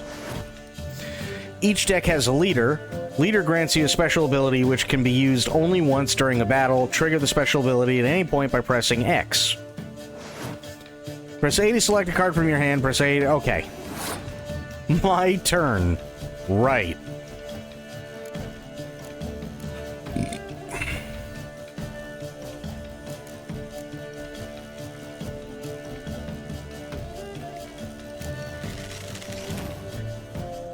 The number on the left by your icon shows the current total strength of your units. The number on the right shows the total strength for that row. Okay. Both values are updated when a card is played. At the end of a round, the player with the highest total strength wins. During your turn, you can pass by holding down Y. Once you pass, you cannot play any more cards during that round. Your opponent can continue playing cards until he or she passes as well. You should pass when you are confident you can win with the units you already have in play, or to let your opponent win and save your cards for the next round.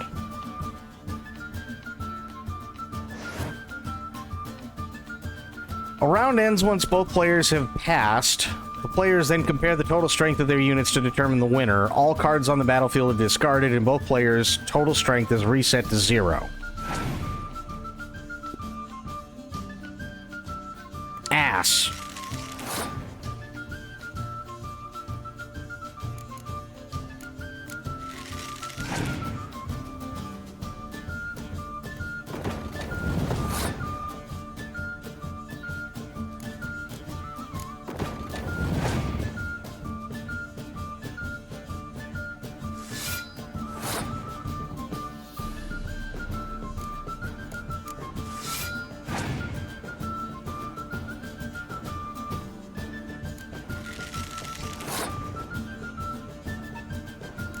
Oop, no.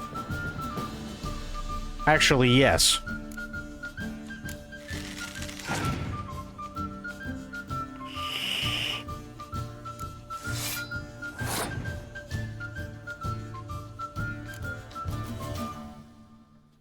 These guys are only one.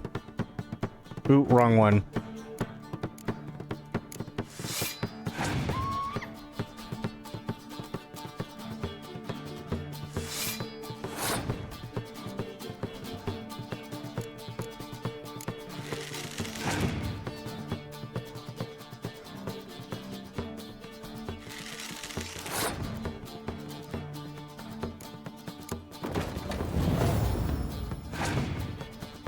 Okay.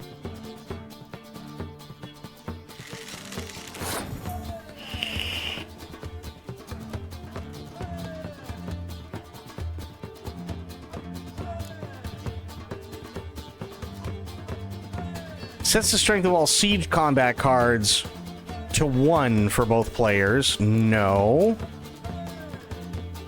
All close combat. I like that. Yeah.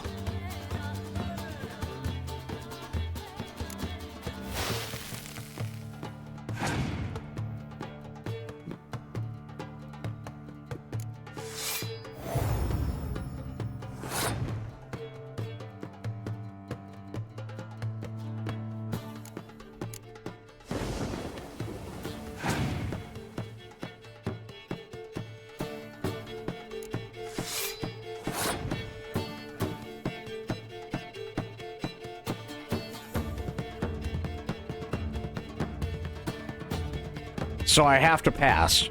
Yeah.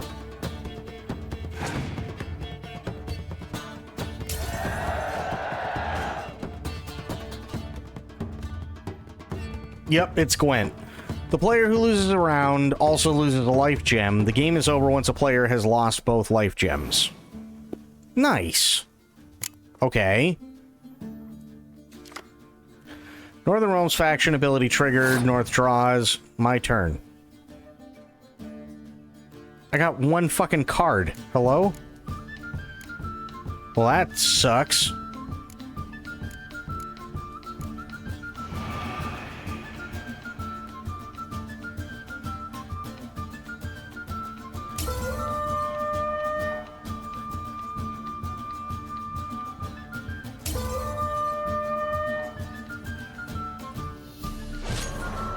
Oh, okay. I have no idea. I have no idea what the fuck just happened. There's no shame in passing and letting your opponent win a round. Sometimes it's better to save your cards for later. Each deck also features its own heroes. Heroes are high-value cards immune to the effects of special cards. These powerful cards can turn the tide of battle. Acquire more powerful cards by completing certain quests or purchasing them from vendors. Well, it's not a game for everyone. Requires an analytical mind. If you ever find yourself in Oxenfurt and wish to play a true master, ask for Stepan. A simple innkeep by trade, but a true maestro when it comes to Gwent. I'll remember that. Thanks.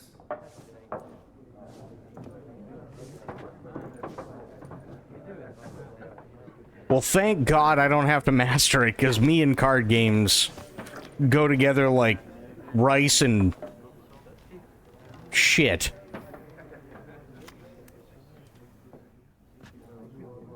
Looking for a woman. Like everyone.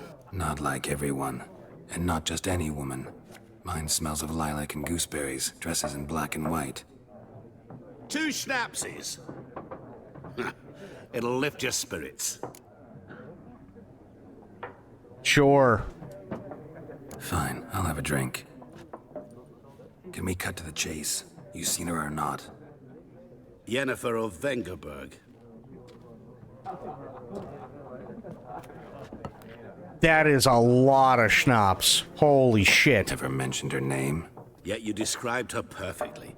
And once I hear something, I never forget. Can't help it. How do you know Yennefer? What a question. Master Dandelion's ballads, of course. The only way a humble merchant might hope to rub up against greatness. Unless, that is, he's as lucky as I am. And runs into a very patient witcher. It's a Geralt of Rivia himself. The Butcher of Blaviken. You seen Yennefer? Deepest apologies, but I must ask. Is this about love? I guess I'm gonna have to say yes. Guessed it. It's love. I knew it at once. What do you know? Tell me. Before you appeared, it never occurred to me that might have been Yennefer. Who would have thought? Get to the point. An Nilfgaardian scout from the local garrison saw her. Where? At their camp. She rode in there. Dark of night. Black and white. Gooseberries and... Yes, I know. Had a terse exchange with the garrison commander and raced off. Where to? I'm not omniscient. Ask at the garrison. Thanks. We men of the road must stick together. Perhaps one day I'll be in trouble and you'll be nearby to help.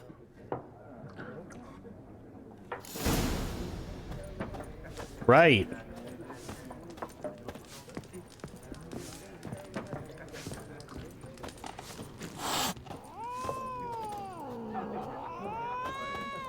Hi, kitty. Yes? What is it, Wolf? Realize it's been half a year since we hunted down that fiend in Varun? Yes. Well, that was more than a fiend. What was that bastard's name? Drugan? May the soil lie light upon him. Things used to be simpler. Monsters were bad, humans good. Now, everything's all confused. Used to be exactly the same. You've just forgotten. Do well not to point up my age. You're near a century old yourself. Fair. See you later, Vesemir. Okay, I guess I'm leaving him here?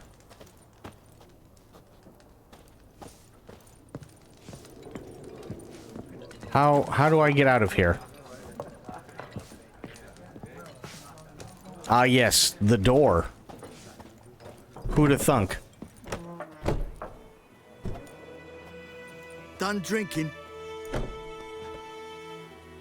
Mm-hmm. Then fuck off. Don't want your kind here.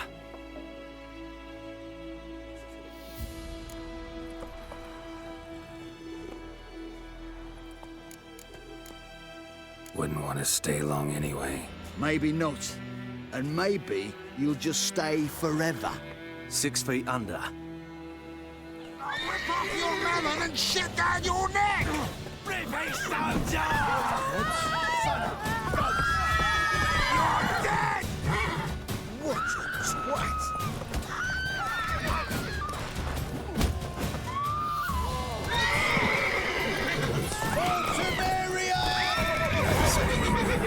Nice.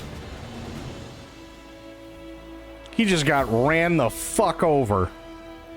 The game will automatically be saved when you reach certain milestones in the story. Still, you should save your progress early and often on your own. The world is full of predators, bloodthirsty beast bandits, and countless other dangers. Fair. Jesus, lady, it's over. Goose. Me gran told me about the Smith's boy. Lad went missing one day, so folk nabbed a witchman that was hunting nearby. Started poking him, asking. When he started twisting and squirming, so wham bam, they knocked his head off. Oh, so it weren't for trouble. Except it was some drowner that had sapped on the kid. Witcher had naught to do with it. What did the folk do? Seemed like they could have sewed his head back on. Well, oh yeah, I gotta go this way. 3 unarmed dudes thinking they can take a witcher. Must be some strong schnapps. Will you raise a glass with me? I can absolutely tell you that Polish schnapps is strong shit. Not Goidemar. What do you mean? I know what they named you at your cutting. What kind of name is that anyway? Nilfgaard. My gran was from Nazaire. Oh, so that's how it Heard that the Mind's Eye game isn't going well. Yeah, I watched Moist Critical. Far away from my land. And it does not go well. I'll swallow him whole. Run, Roach.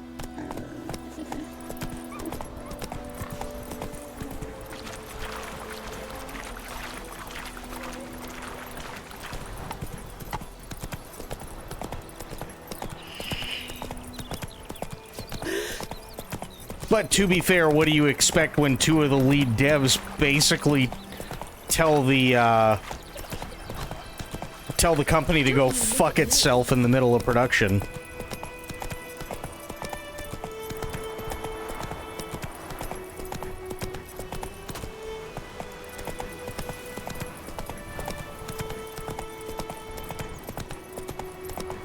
I mean, I'm just getting into it. We're right at the beginning, so we'll see. I mean, so far it's good, but I haven't done much.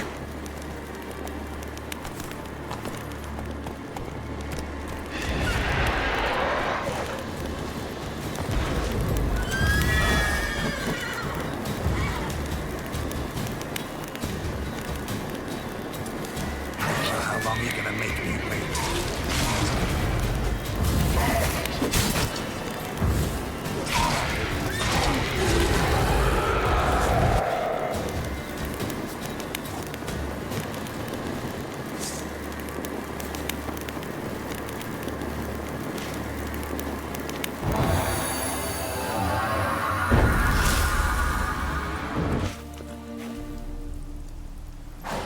Go to the character panel to learn a new ability.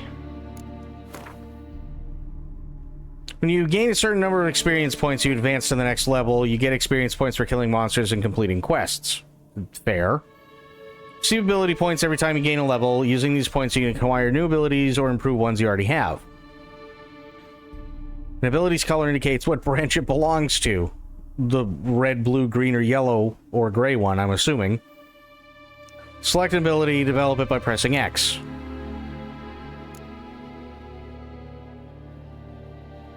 Sure, fast attack damage, why not? Yes. Nice. You must first activate it by placing it in an open ability slot. Inactive abilities will not have any effect. Okay. Yes. Deactivate ability, okay. You're drinking? Oh no.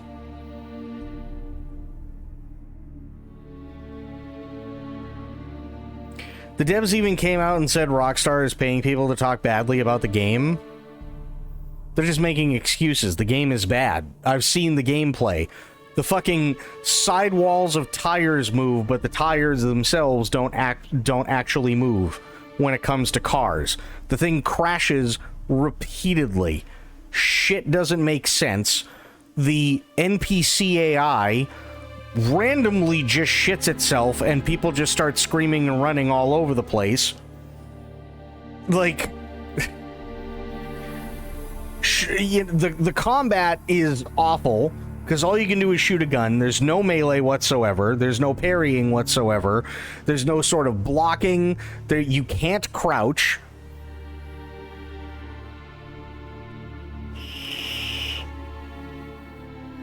So literally, if you're in an open field and there is no cover, you literally just have to stand there and take it. Like, it's not a well-designed game.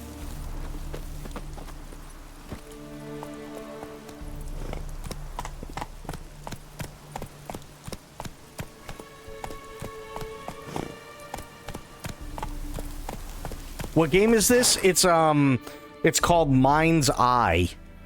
They showcased it at the Xbox Gaming Showcase, I think. But yeah, it's not good. It really is not good. Come on.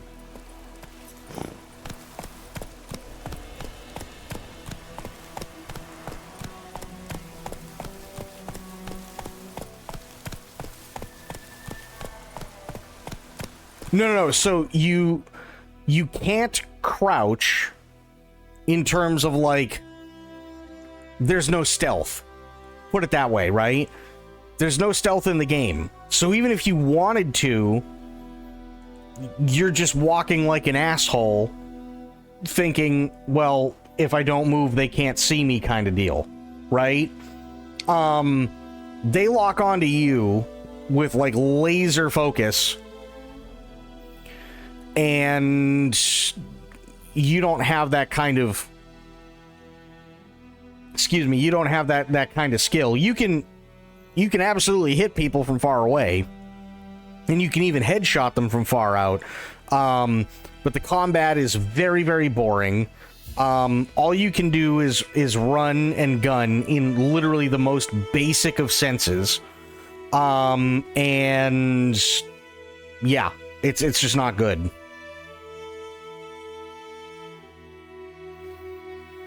Fable isn't even premiering at Xbox Game Showcase? Yeah, because it's not coming out till next year. They've already delayed it. We know that.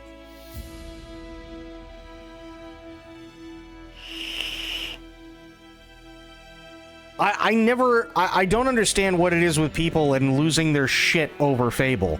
It's already been delayed.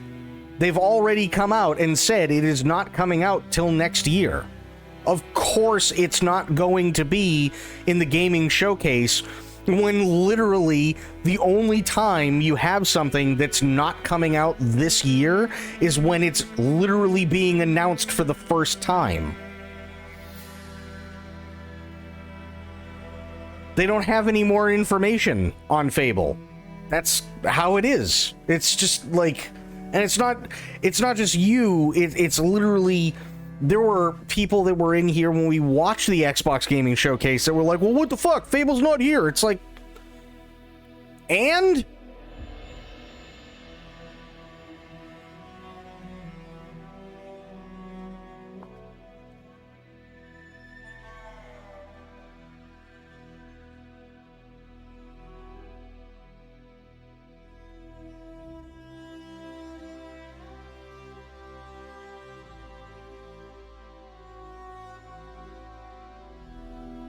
What got announced 6 months ago?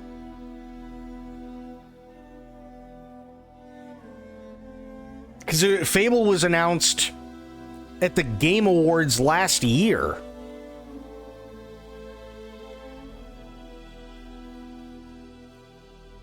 It wasn't announced 6 months ago. We're in June. We're halfway through the year.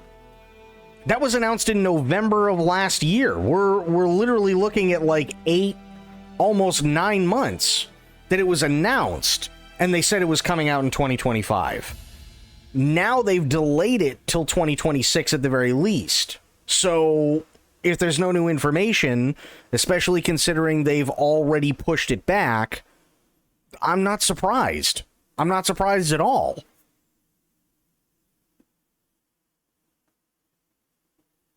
The trailer looks like graphics and that's it. We don't have anything to base it off of.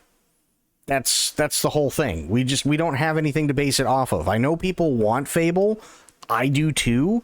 But if there's nothing to report, then there's nothing to show. So if they don't have anything to report, and the last time we heard from them, it was that they were pushing it back and it was not going to be seeing the original 2025 release date that they thought, well, then there you go. It's not coming out this year. It wasn't, they weren't planning on making it come out this year once they announced that. So if they didn't announce it, and the Xbox showcase is either world premiere trailers that you're seeing for the first time, or games that are being shadow dropped like right the fuck now, then there you go. We're not, I don't expect why, I don't understand why people expect to see anything about it. Because literally that's all the showcase has been for like the last 4 years. That's what it is. Like the Xbox showcase is either shit's dropping right now, or dropping in a few days, or dropping in a couple of months, or you have literally first time trailers. And that's it. You don't, with the Xbox showcase, you don't typically get anything that is still far out that isn't being shown for the first time. You just don't.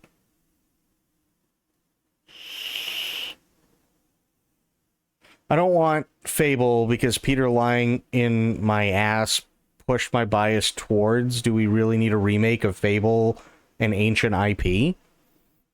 There's nothing wrong with bringing back an IP. There's absolutely nothing wrong with bringing back an IP, and from what I understand, I don't think it's supposed to be a reboot. Yeah, I thought it was supposed to be I thought it was supposed to be like another story in the Fable universe.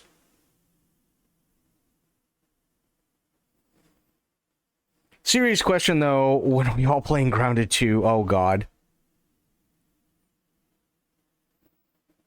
I don't know, Itzy. That's a good question, but I don't know. There's nothing wrong with that. There's nothing wrong with bringing back an IP. Absolutely nothing wrong with bringing back an IP. This isn't like a case of, oh, here's Silent Hill 2 again, right? There's nothing, like, I understand why people were pissing and moaning when it comes to Silent Hill 2 Remake, because it's literally a remake of a game that already exists. But coming up with something new for an IP that's existed for quite a while and hasn't had anything done to it in quite a while is not a bad thing at all. Not a bad thing whatsoever.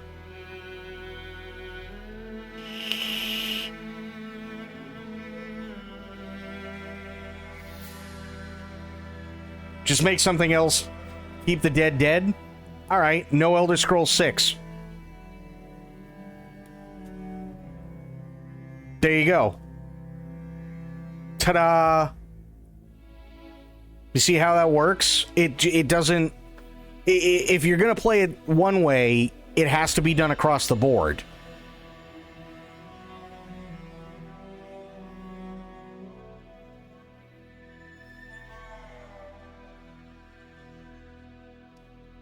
Last Fable was 15 years, so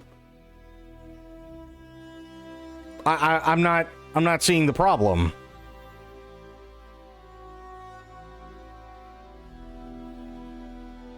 Again, by that logic, that means that Skyrim is going to be the last single-player Elder Scroll game ever.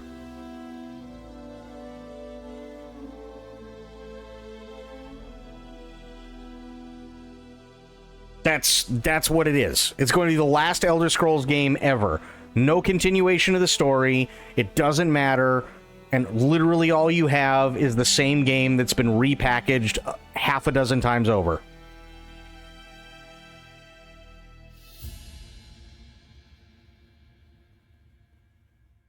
What happened with Fable is exactly why you shouldn't ask a game dev to make something they don't want to make, though. Peter Molyneux didn't want a Fable to be an ARPG, which is fair. That's totally fair. And Call of Duty, the reason why Call of Duty is vastly different is because, let's say Peter Molyneux is asked to make a game and he doesn't want to make a game. Fine. Well, if he doesn't own the IP, they can do whatever the fuck they want with it.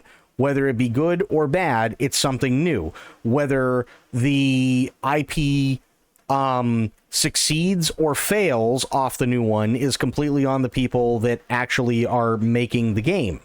That's fine. Especially if they're going to be adding something or trying something new or whatever, go for it, right? It really all depends on how it's made. Call of Duty, on the other hand, is every single year there is a new one, which means that by the time the latest one comes out, they are already about 2/3 of the way through production on the next one, which means that they don't have time to do anything that's groundbreaking. It's just the same cookie cutter bullshit over and over and over and over and over and over and over again, and nothing new gets developed because they're just going to milk everybody for what it's worth. The only thing new that's come out for Call of Duty in years was Call of Duty Warzone, and the only big difference to that is that it's a battle royale versus a single player game with multiplayer competitive stuff added. So they're not actually adding anything new. So when it comes to COD, yes, totally agree, they need to get rid of it. But that also means get rid of Battlefield, that means get rid of Elder Scrolls, that means get rid of literally anything that anybody has loved and has wanted a sequel for a few years. That means get rid of GTA altogether. That means get rid of any sequels that are coming out. That means don't come out with Metal Gear Solid Master Collection Volume 2. That means don't do any sort of remakes whatsoever to bring the games into new hardware and allow new fans to experience the series for the first time. That means literally anything, right? That's kind of the problem. So what ends up happening is if you want it all dumped, then you get nothing. Because that's how the game industry is right now. Because they would rather take an IP that they know for a fact is going to make them money, regardless of whether it's a diminishing return with each new venture, versus taking a risk on something that at best is 50-50 as to whether or not they're actually going to have a job when it comes out. I'm not agreeing with it, but that's the way that the industry works right now. And there are only very, very few companies out there currently that are able to take that chance financially, because when it comes to a return on investment and actual revenue, it's a very, very, very small percentage because of the amount of money that has to be spent versus the amount of money that they make, plus paying off everybody that they owe because of the money that was given to them in order to fund making the game in the first place. So if we're going to sit there and say, well, IPs need to go away and we need to make something new, well, then you're just not going to get anything. That's how it works. You just won't. And it sucks, but that's the truth. Right? No more Elder Scrolls. Fuck all the rest of, fuck any remaster, fuck any remake, fuck Final Fantasy, fuck all of that shit, because literally it's all going to go right out the window. So we can't sit there and just make the blanket statement of just let something that's dead stay dead because Peter Molyneux wants to go off and make a fucking video game where you're basically just playing an imaginary hand where you can pick people up and plop them down in the middle of God knows where, and we don't even know if that game's going to be good or if it's going to suck a fat bag of dicks. So let him have at it. Might as well. Nobody else is doing anything with it. They're not even sitting there and releasing the old ones for new hardware. So you might as well reintroduce it.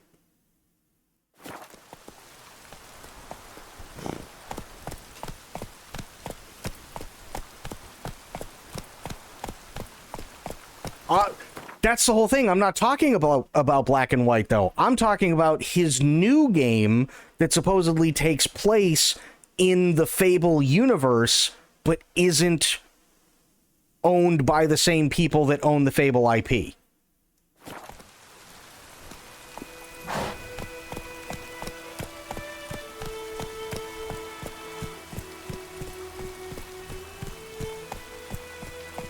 There's a new game because it was shown at the Game Awards last year.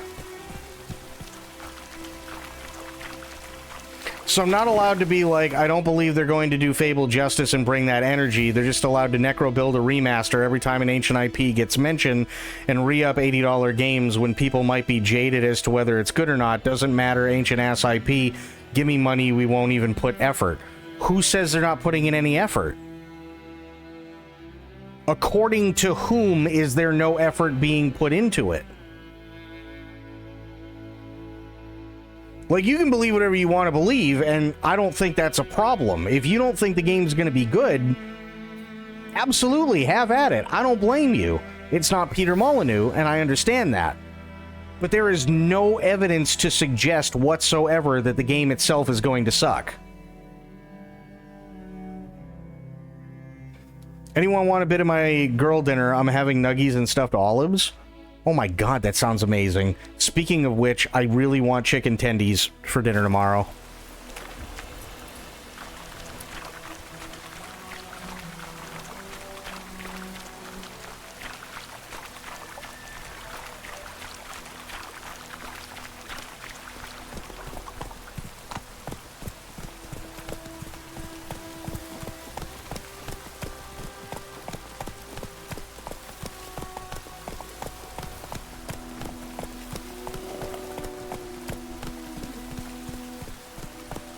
Like, I definitely want news about Fable as much as the next person does, but you can't, oh boy, you can't really expect a game show where literally they just do available now and first time ever trailers to give you any more information when there's none to be had.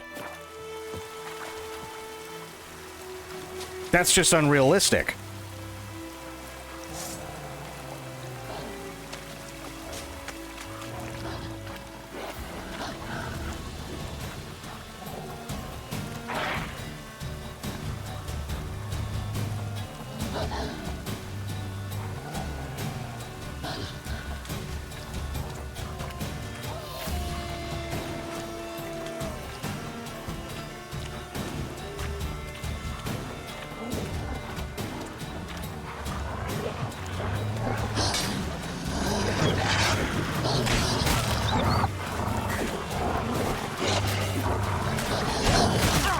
Jesus.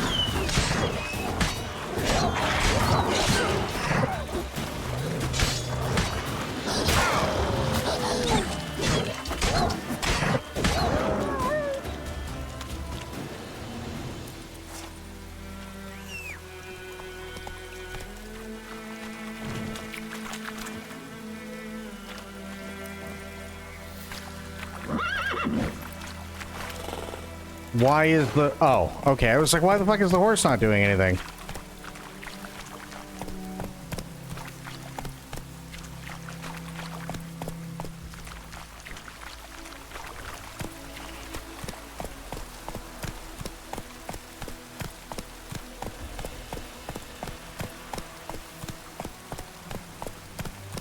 Why is it being seen bad as all of a sudden? Because people are pissed off because it wasn't at the Xbox showcase. Literally a show where it's either shadow drops or first time trailers. And it wasn't there after months ago it was already stated that it was not going to be released this year, and at best it would be released next year. That's it, Roach. That's why they're sitting there and calling it shit. I forgot to message you. I caught my husband doing that sparkling water challenge we did. He puked all over the floor. Oh my god. That's so funny. After okay. For those of you who weren't here for it, there was Sober showed us a video where this kid decided he was going to try and chug a seltzer, and I had a seltzer with me and I was drinking it, and he downed it not knowing what to expect, and then almost threw up, panicked, turned around to run into the house, and ran headfirst into a half-open garage door. And then I went, this kid's a pussy. And I tried doing it and almost puked all over my keyboard the first time. And then Itzy got interested, and she was like, oh, come on, it can't be that bad. And she did the same thing that I did, but let loose all over her hubby's hair. And then he just looked at her and was like, really? And then Sober tried it and was on the floor for 45 minutes just groaning in pain. So now her husband's tried it and just puked all over the floor.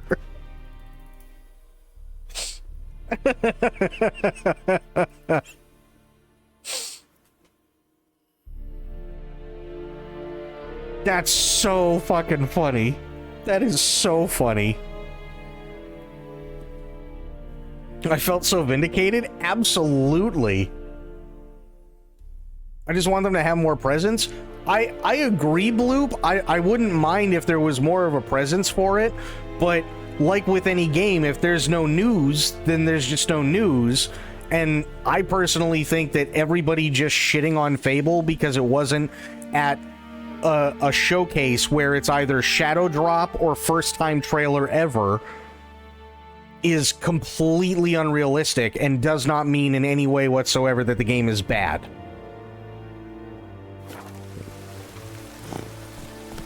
It just means that we literally have no news. That's all it is. Echelane Ted at the game. Et Avon e Alba.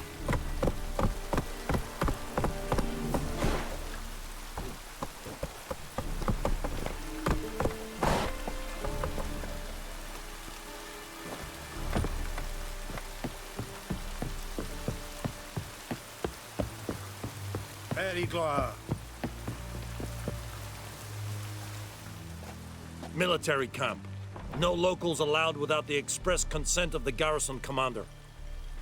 I look like a local to you? You look like trouble. Dead wrong. I make trouble go away. I'm a witcher. A witcher? Captain Peter Sagwin Levy is in the tower. Turn right, past the gate. Huh. You black ones aren't so scary after all. Can even be nice if you want to. Don't get accustomed, Nordling. To the tower. Go. I just want them... that is coming back to haunt us. It's fine, Aelin. What you should do, what's really, really funny, because I've done it in the past, and actually, it's... you guys would laugh your ass off. Oh, no. Aelin coming in with 1,000 biddies. Thank you so much, Aelin. 1000 The Sparking Water Challenge will forever be the proving ground for this channel long. That's true. Thank you so much, Aelin. That's very generous. Thank you, thank you, thank you.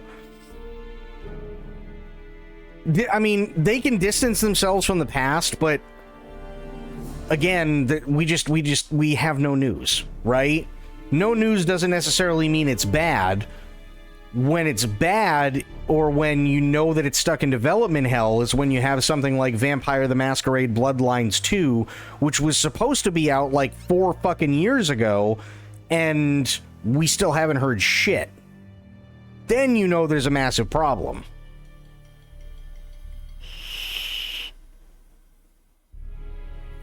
Like, at this point, I'm not expecting Bloodlines 2 to come out at all. Right? I'm not. I think it's stuck in developer hell, and that's how it's always going to be, and we're never going to see it.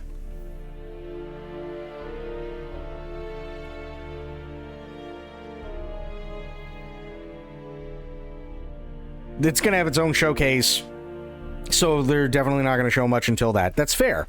They do it with all their upcoming major games. Also true. 100%. No, you wanna take a... Okay, if you really want to do a challenge, right? Because I did this a long, long time ago with an ex. And it was really fucking funny. And to this day, like, she and I are still friends, right? It's not like we talk all the time. But every once in a while, we'll bump into one another. And it's really funny and we'll laugh at it. Because the both of us had never tried it before. And we were like, fuck it, let's do it. Why not? And we chugged kombucha. And we both sat there just groaning in pain and burping for like 45 minutes.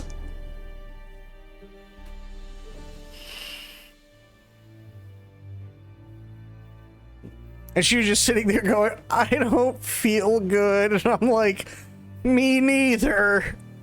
It was just, I mean, it was literally just constant burping for like almost an hour.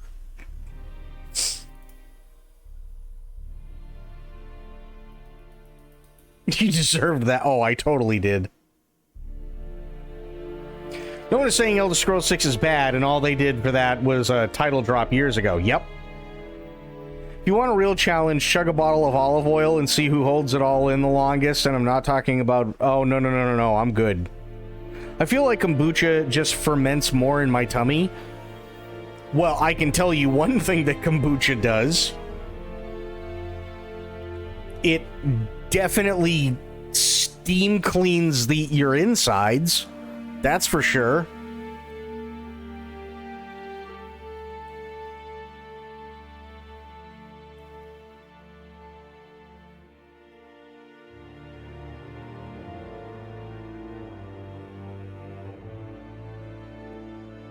Kombucha, like, kombucha is one of those things that you sip over time, right? And that's fine.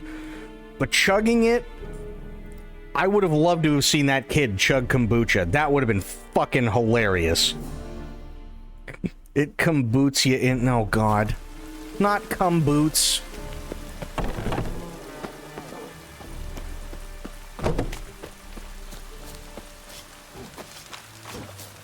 We must requisition a share of your harvest. What? Craftsmen can craft a variety of items for you for a small fee. Blacksmiths forge weapons. Armorers make armor. Who'da thunk? If you find a crafting diagram, take it to the crafts. Okay. Kumboots are a totally different thing. How much grain will your village give? That's true. Whatever you say, Your Excellency. Look at my hands. Look. See the calluses? These are not the hands of an excellency, but of a farmer. So we speak peasant to peasant. How much can you give? 40 bushels. There'd be more, sir, but our lads, the Temerians, that is, took from us earlier. You will give 30, and that will do. Let us settle on it, and I wish to see the transport soon. Oh, thank you, sir. Thank you kindly. I summoned only the Elderman and the smith, Willis. But it is said he is a dwarf. You are too tall to be him. Surprised they didn't remake this by now. Well, they're working on a remaster for the first Witcher, but that's not going to be out before Witcher 4.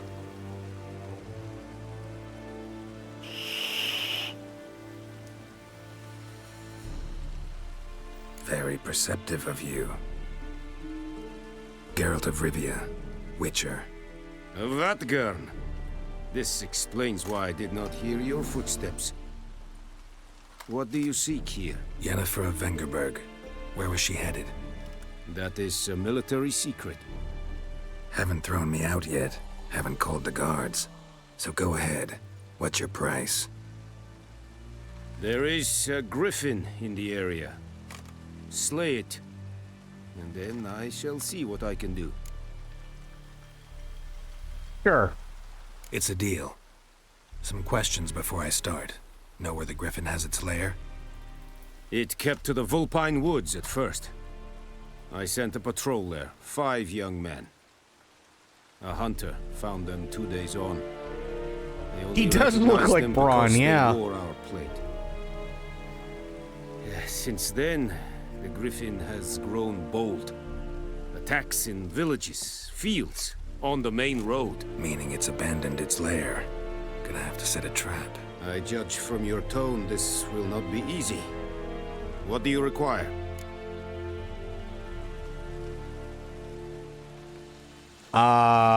Specific herb? I'll need bait. A specific herb. Buckthorn. Scent should lure the Griffin from 10 miles off. Buckthorn? I do not know this. But I am not yet fluent in the common tongue. Mm-hmm. Probably mastered the basics, though. Hands up. Kill them. No. First came idioms. Don't play with fire, for example. Go to Tomira, an herbalist. She lives near the crossroads. She will aid you. Can't wait till you have to deal with the baby. You obvious... I keep forgetting that you weren't here when I played Death Stranding 1. Gina coming in with the raid. Can we get a shout out for Gina? I'd appreciate it. Thank you so much for the raid, Gina. How you doing tonight? What the fuck are you doing here? Need more information about this Griffin. Its sex. Why it's abandoned its lair. Shall I bring you witnesses? They won't say anything I don't already know. I need to go where your men died. Look around. What's the name of the hunter who found them? Mislav. He has a hut south of the village, very near the wood. Helpful fellow. A little strange, though. The combat's not terrible, but I can understand why you say that, for sure. Thank you so much for the raid, Gina. How you doing? How is Fallout 4 treating you? Tomira and Mislav. Thanks. Es sunt jakten. Current quest has more than one objective. You can choose which objective is tracked by pressing that. Okay.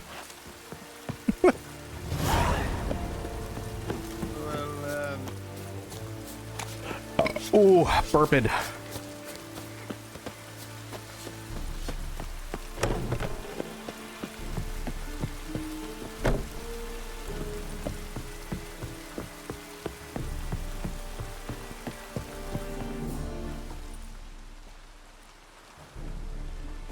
I thought that said once discovered shit posts allow you to travel.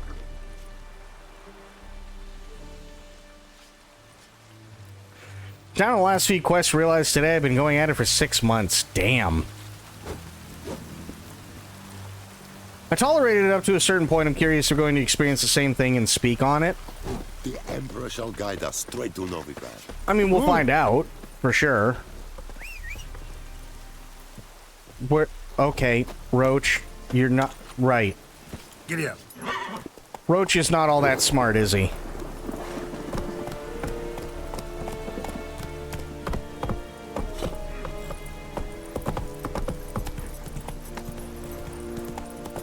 Oh.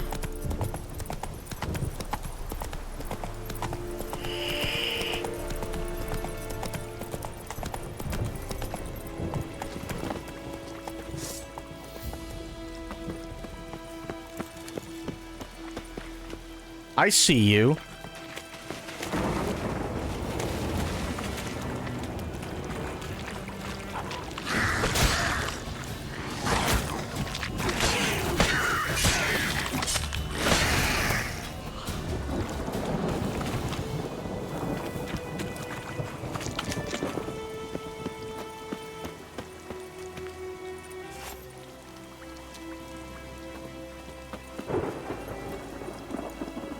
The Roach quest is so much fun. All I have to say is, if you can't find Roach, look up.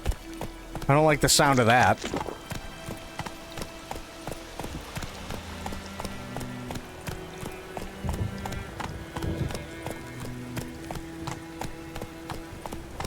What the hell are these guys doing? Do they know what they're doing? Are they okay? They don't seem okay. Whoa, Master Witcher.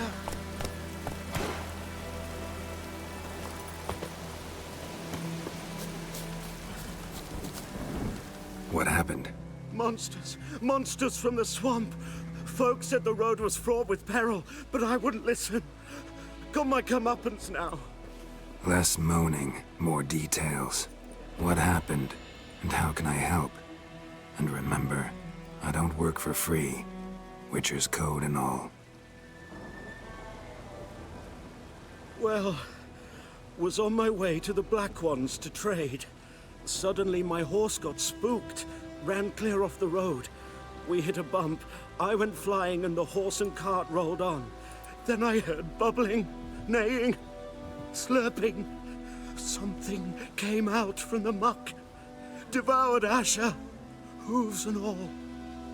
No doubt my goods are still on the cart, but I'm too afeard to go and see. Thought maybe you... I'm most concerned about a little box.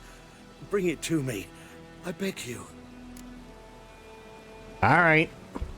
Fine, I'll go. Let you know if I find that box. Okay. Let's go to the thing.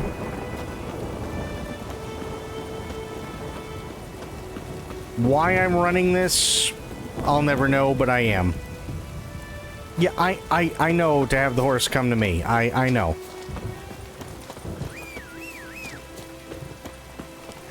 Now the horse will just follow me, which is fine.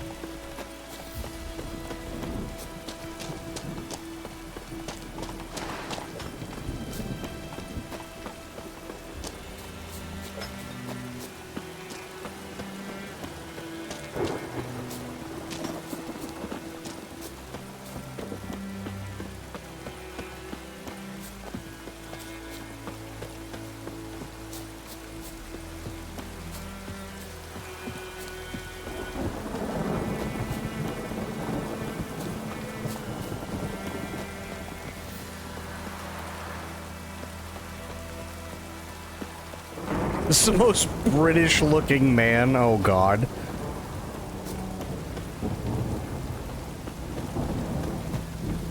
Oh, this'll cool the stuffy heat.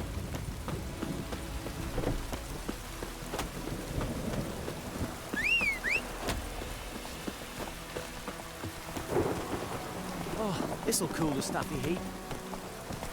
I wonder if it'll cool the stuffy heat.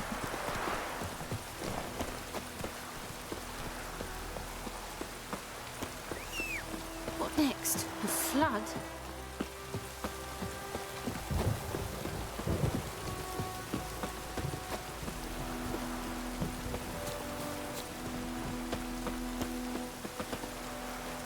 Anyone home?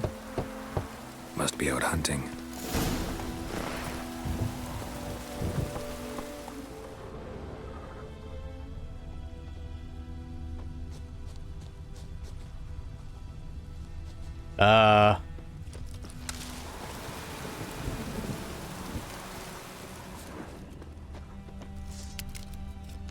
Just in case.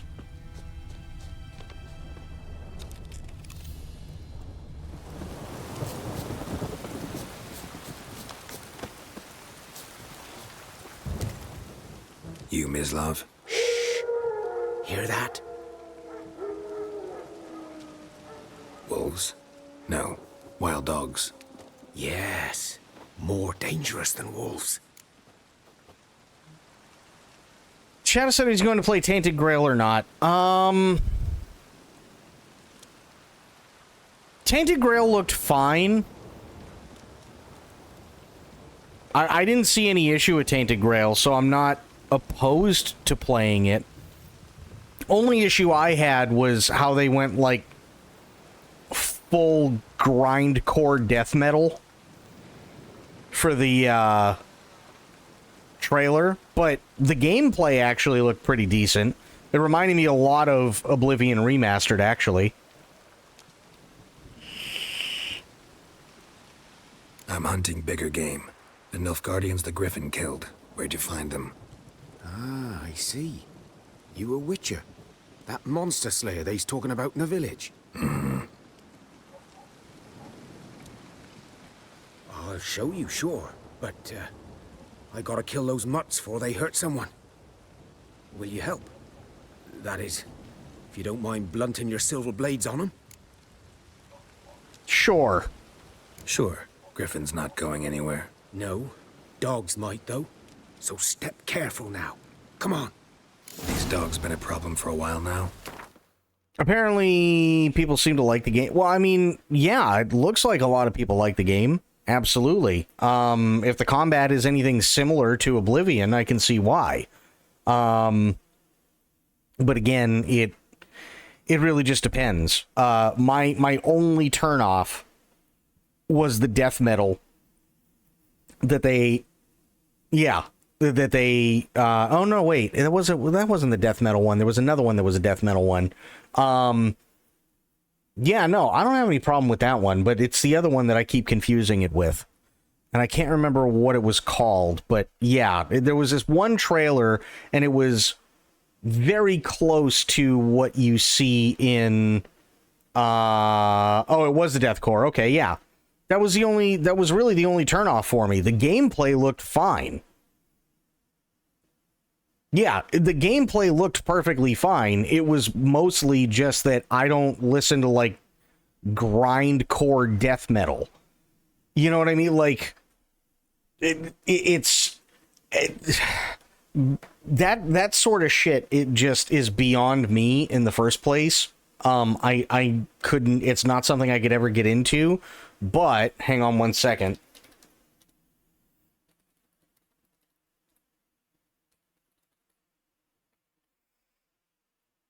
Let me see.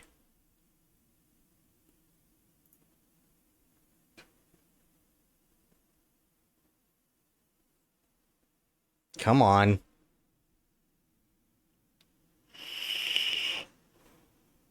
Yeah, when you have a band that's named Dying Fetus, or let me see here. What's another one? Mass Infection, Jungle Rot, Vomitory,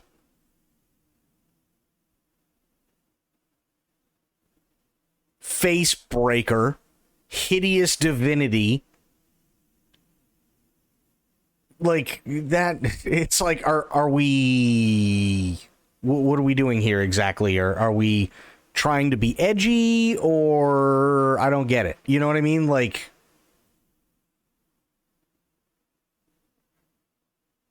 oh, solid bands. Oh, God. What's going on, Feasty? Yeah, if somebody would probably end up naming their band Feast of Five Prolapses. 100% they would.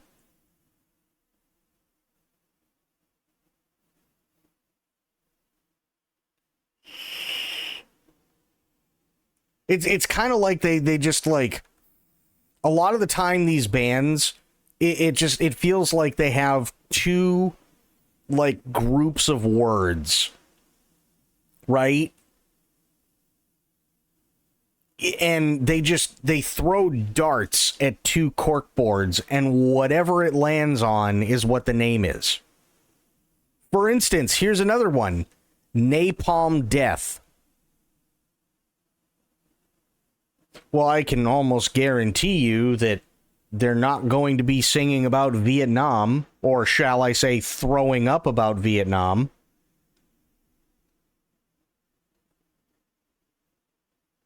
You know what I mean? Like, what are we doing here?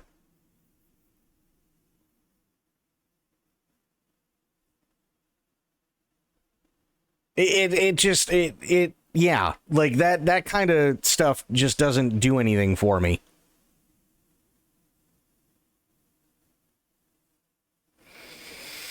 I did like the chanting, throat singing I saw. Well, the chanting was fine. It had nothing to do with that. The chanting itself was fine. It was all the other crap. Right? Or here's one that's so incredibly original. Vader. Because, you know, we haven't heard about Darth Vader ever.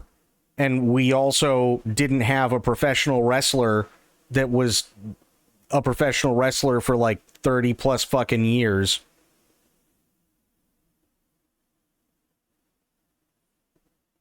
Yeah, exactly. It'd be like naming your band Maul.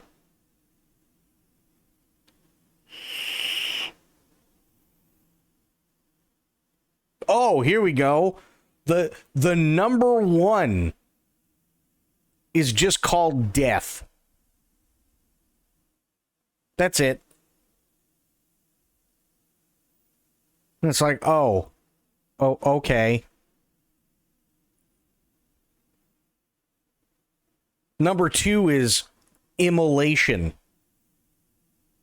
Number 3 is Dismember. And it's like, oh, okay. All right. I get it. Not that you can really understand what any of them are saying half the time, but that's what bugs me about that kind of metal. It is just it just doesn't do anything for me. So yeah, that was the only issue that I had with the trailer, was all that crap. Other than that, the gameplay looked fine. I think they could have done a little bit better with the trailer itself.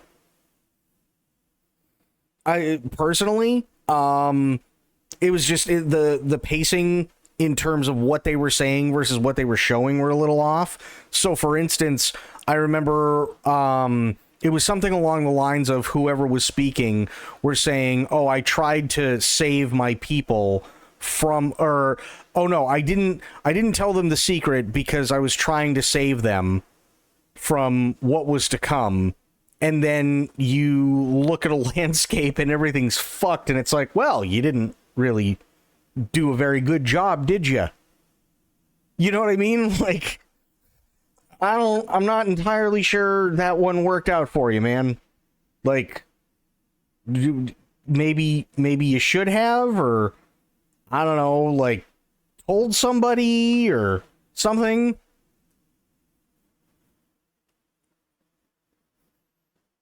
But yeah, the gameplay itself seemed pretty solid, so I definitely might. Imagine having a band named Poop in the Butt. Oh, you're thinking way too simple. There was literally, I don't know if it's still there. Hang on, I definitely can't look this up on screen. That's why I don't have it. That's why I don't have it up.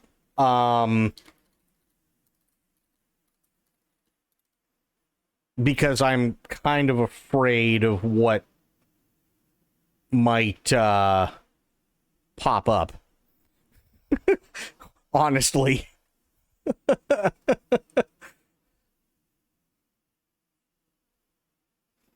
Let me see.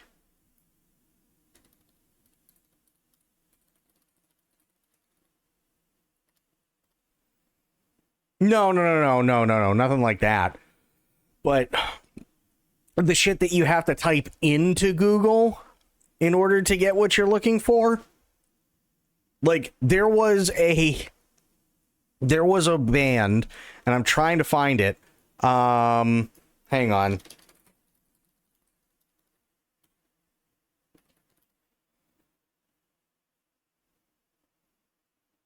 There was a band back in the day that was called Anal Salad. Now imagine typing anal salad into Google and seeing what happens on stream. Probably a bad idea.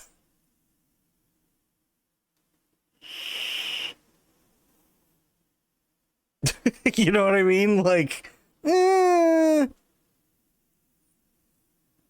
bet it was well tossed, probably.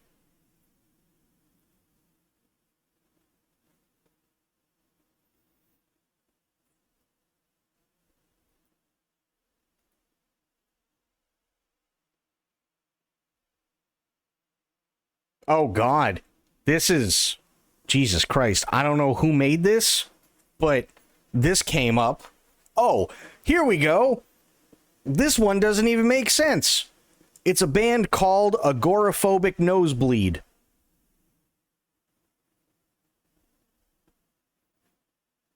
So it's a nosebleed that's afraid to go outside.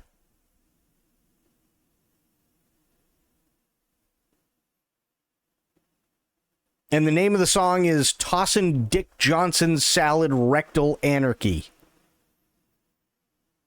It's just words. None of it actually means anything. It's just words.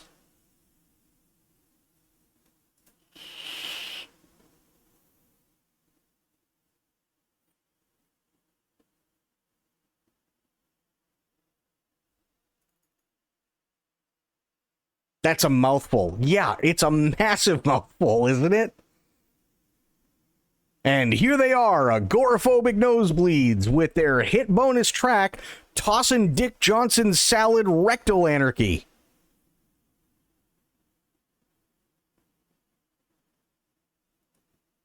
Like, okay.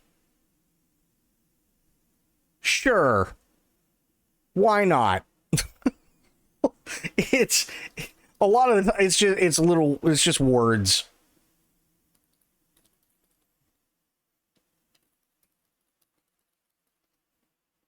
That's what she said. True. Oh, here we go.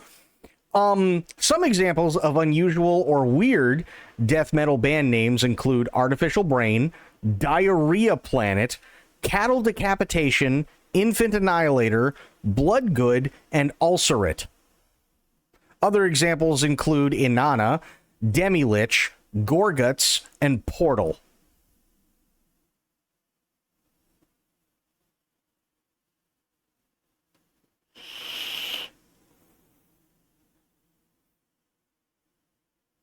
Oh, you want me to do the Casey case? Okay, hang on. And coming up next on America's Top 40... So stupid. Coming up next on America's Top 40 by the hit band Agoraphobic Nosebleed is Tossin' Dick Johnson's Salad Rectal Anarchy. And here we are for America's Top 40. I'm Casey Kasem.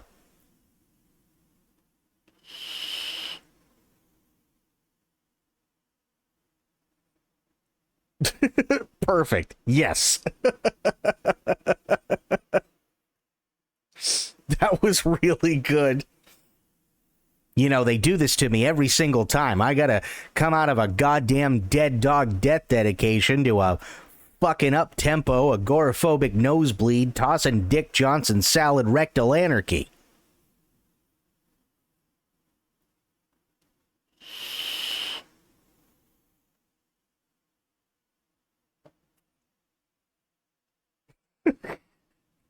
You guys have heard Casey Kasem lose his shit before, right? You've heard that. I don't even need to, like, put it on the screen because it's literally just radio audio. But you've heard that, right? And Sophia coming in and gifting a sub to Decrepit. Thank you so much, Sophia. Thank you, thank you, thank you. Really, really appreciate that.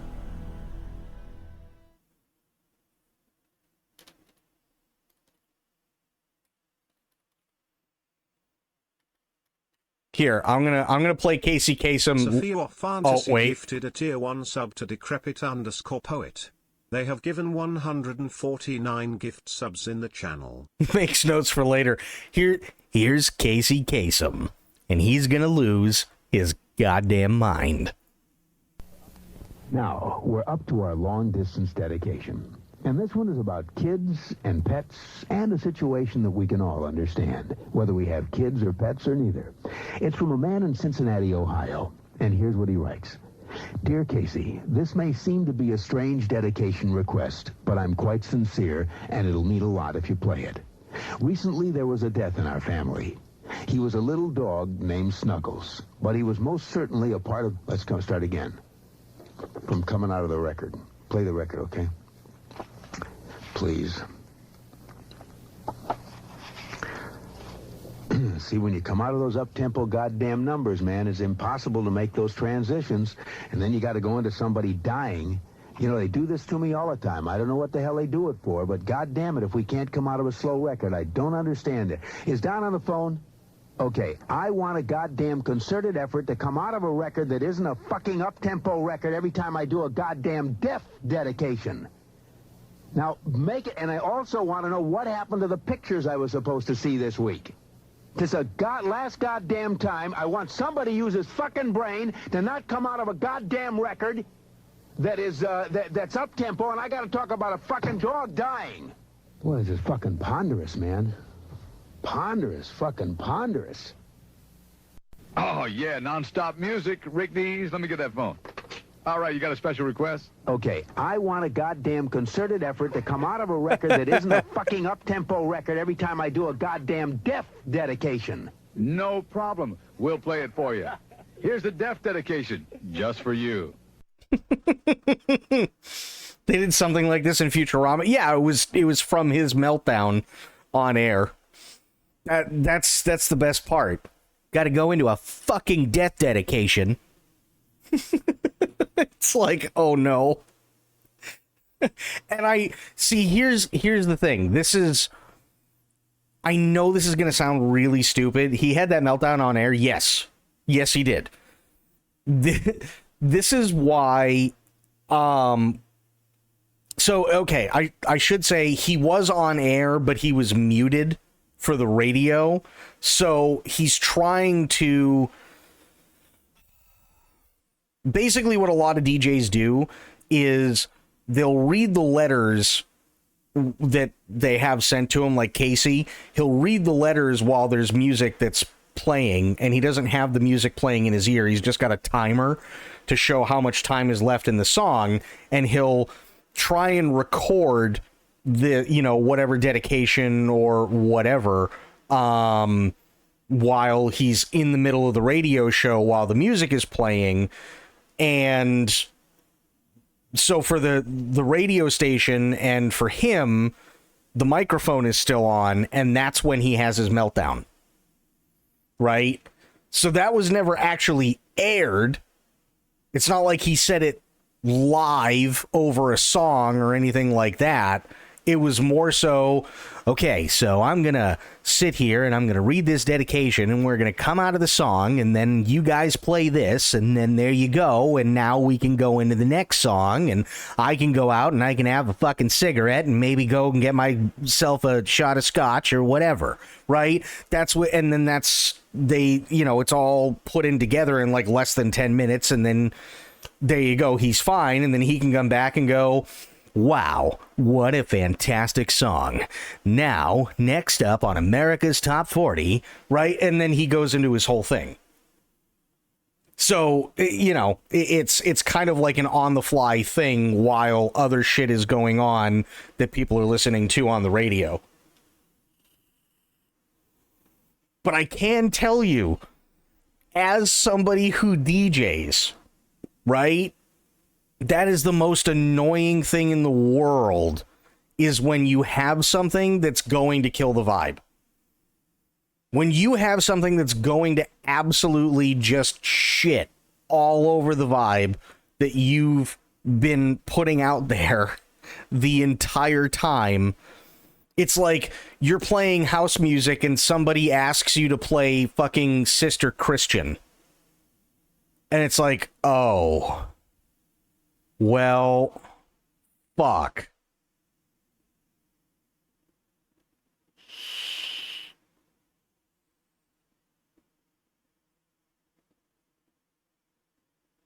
It's one of those deals. So I get where the frustration's coming from, because the problem is that he's got a song playing that's upbeat, and now he's got to come from a really upbeat song, and then he's got to, wow, that was a fantastic song.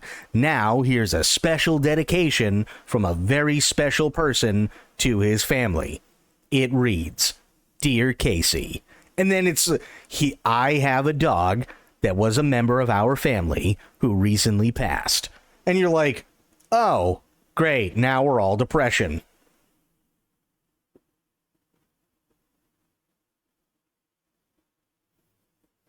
Request Chicken Dance from Shadow to fuck with him. Oh my god.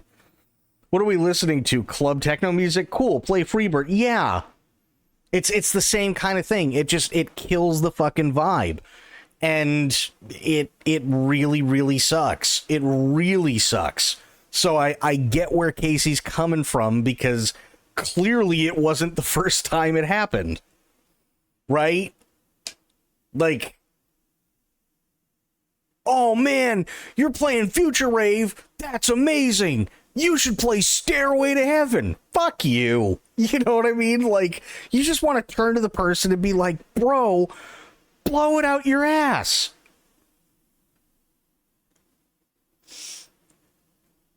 That's all you want to do. But because you're a professional, right? You have to sit there and be like, well, I'm not entirely sure that's gonna work.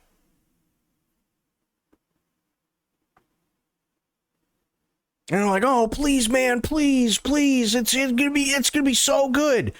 And all you want to do is just snap their neck. That's it. Although the Baby Shark Sandstorm mix was fire. Yeah, it was.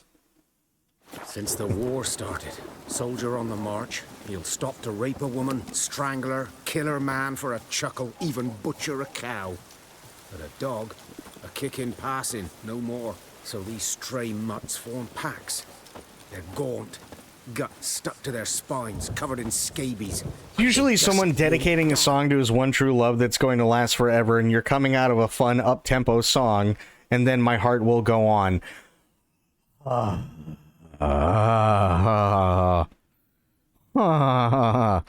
Hit. And of course, you had to pick Celine Dion for the example. Because they're clever. More so than foxes. And they hate men something fierce. That's why that's what they always want, yeah. Could you play this for my girl? Too late. No! Attacked another one. Or that person that just wants to be oh my god, yeah.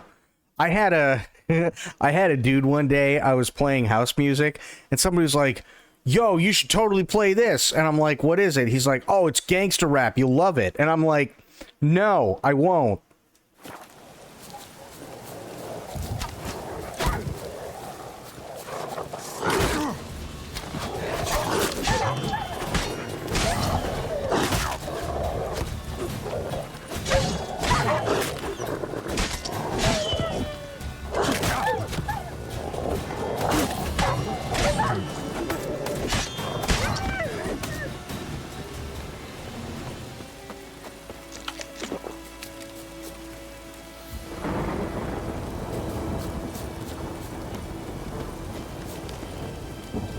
Oh, he had a bad day.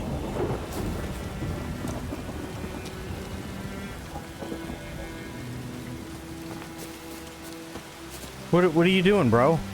Good day to you. Good day. What do you mean, good day? I'm right here. I've been here the entire time.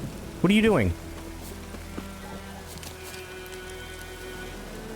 If I do that to you, please tell me no.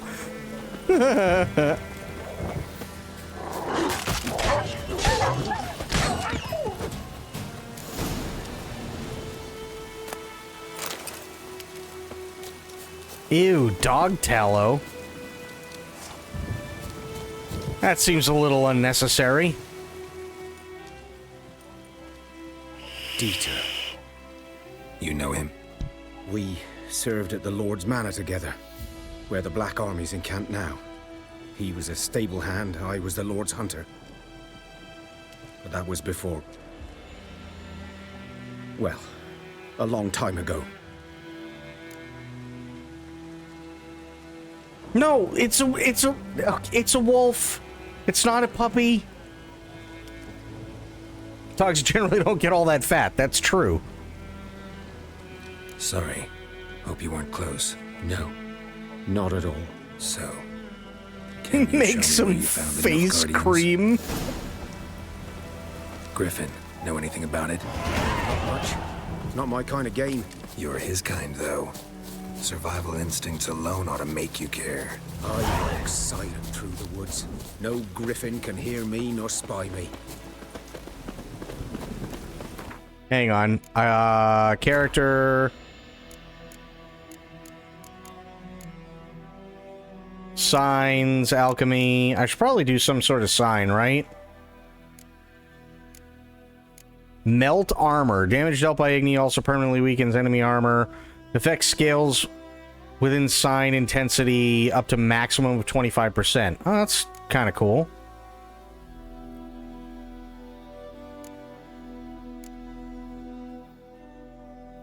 Quench Shield pushes opponents back when it breaks. Stamina regen in combat. Target does not move toward Geralt while he is casting Axii. Also increases the effectiveness of Axii in dialogues. Oh.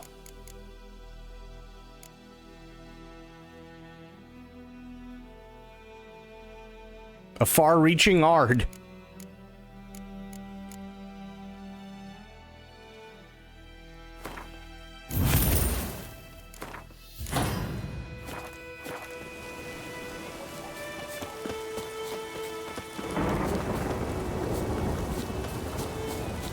I'm mad because Geralt's not wrong.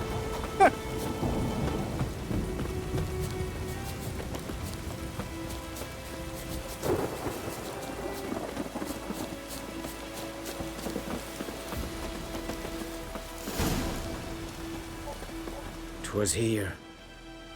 One lay there, by the stump, headless. The other hung from a branch, guts splayed, stretching down to...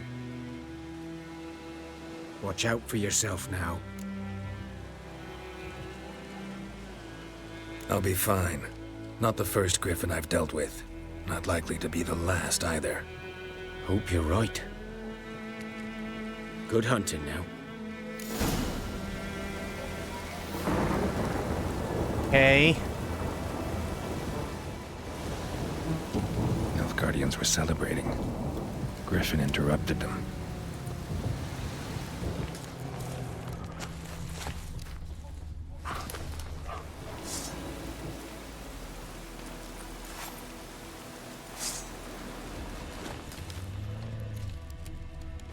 Yeah, I hear you.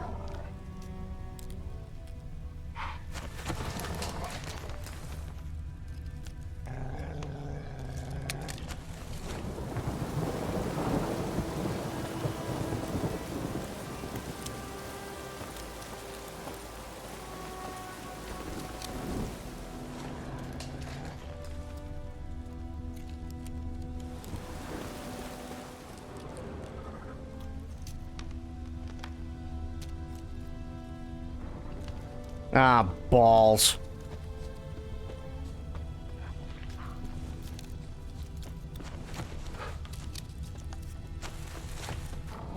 Ground's black, saturated with blood.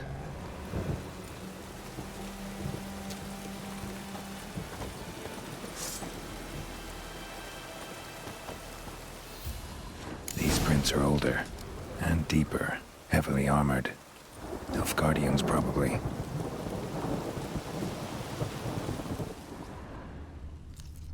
Where the hell are they? Where'd they go? Weird.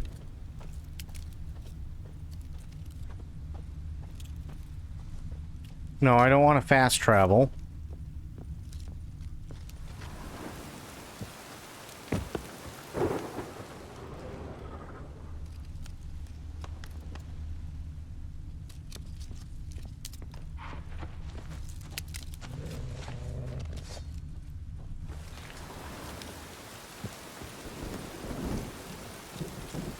Yeah, I hear you, dogs.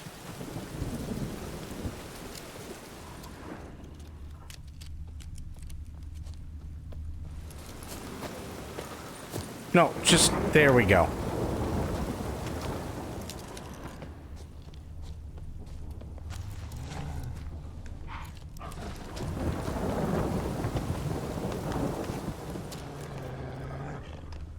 These fucking things are following me?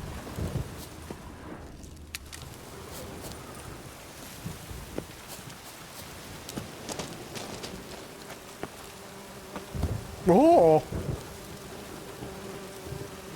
Bees!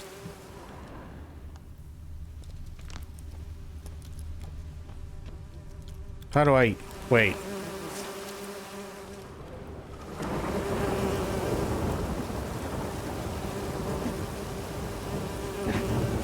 Ow, ow, ow. Don't punch the bees. At least. Don't punch bees. Corpse is a couple of weeks old. still alive when the Griffin brought him here. Took a long time dying. Do you think a 27-year-old dating a 19-year-old is weird? I came across this post of this girl talking about her BF and mentioning their age gap, and almost everyone replies talking about how she needs to leave him. She's over 18. I mean, you know, like, that's just how it is. Like, sorry, but true. You know, there's nothing illegal going on if, and I'm assuming, and again, there's going to be, you know, a big assumption here that the parents know about it.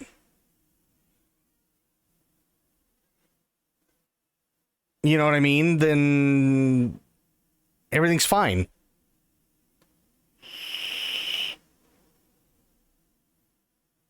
That's just how it is, right? And I don't necessarily think there's a problem. She's over 18. He's 27. He's definitely older. Yes, but hey, if the parents don't give a shit and there's nothing illegal going on and it's all consensual, then what's the problem?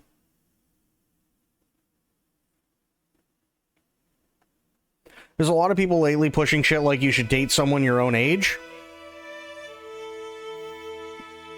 A lot of people who don't get along with people their own age. True. Also, as long as the relationship didn't happen until she was 18, then it's fine. That's also true. Yeah. I think most of them are in the mindset that if the legal age was lower, he would still try and date her, so he's weird. Well, again, that's the problem, is that they don't know the whole story. So, hey, to Aylin's point, okay?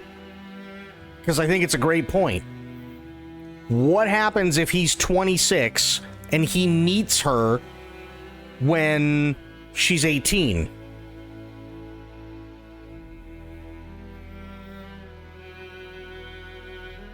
Right? What happens if they meet and there's instantly an attraction, but he goes out of his way to make sure that she is at the very least 19, so that legally there is nothing wrong with that sort of age gap? Does that make him fucking weird? No. In fact, that would probably make him a pretty stand-up guy.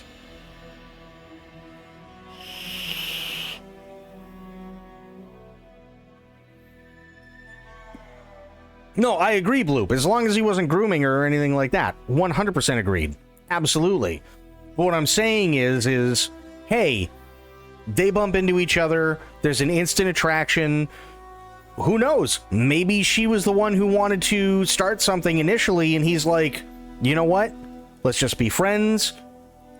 That's fine, but I have to draw the line somewhere, right? Because I don't want you to get in trouble. I certainly don't want to get in trouble. Let's give it a year. It's entirely possible that happens. There are good people out there.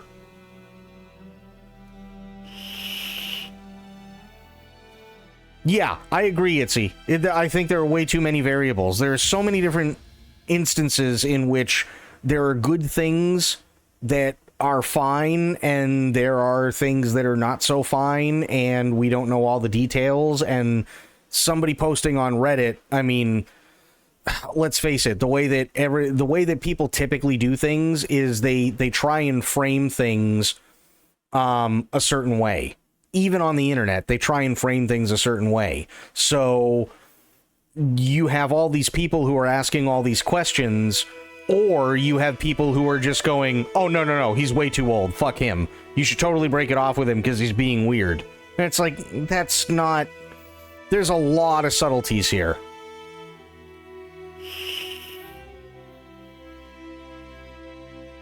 You know what I mean? Like, my parents were 9 years... They had a 9-year age difference between them. My mom's parents had an 11-year age gap between them. But everybody was an adult. They were all consenting.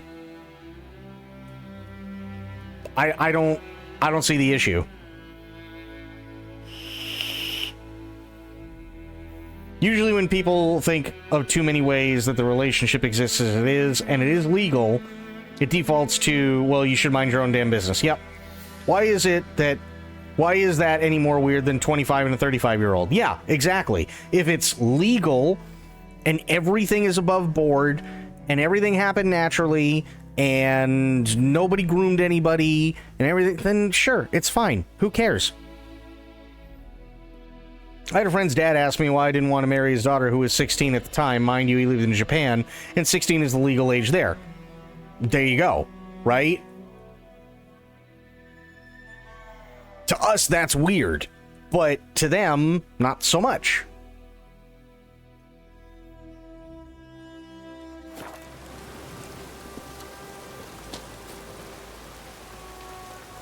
My mom was 8 years older than my dad, and her parents had an almost 10-year age gap. Everyone was well over the legal age before they married and had kids. Yeah.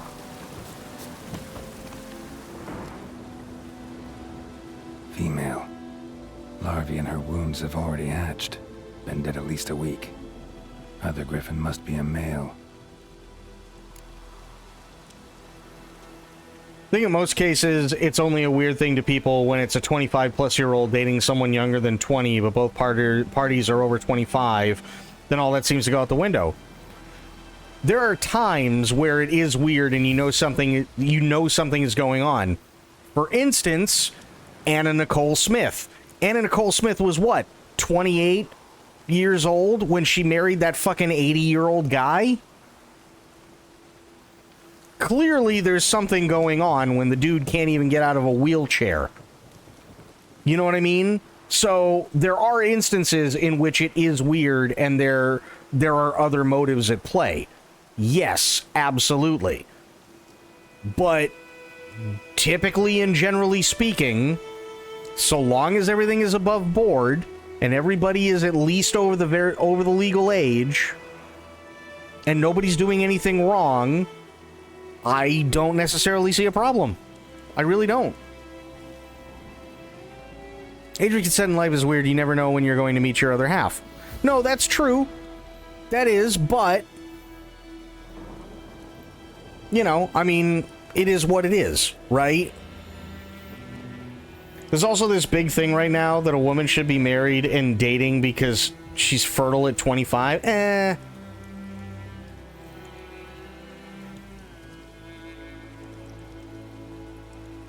She's sucking him off, but he understands that his money is going to her after his passing, then that's a social understanding.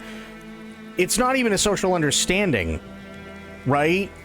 People were actually, like, really thinking that she was doing something. A lot of people thought that she was doing something to go after his money, that she was a gold digger and, you know, stuff like that. Because she's 28 years old and he's like 85. Elderly abuse, yeah, stuff like that, right? Even to the point where she might be like gaslighting him into putting her in his will. It is what it is.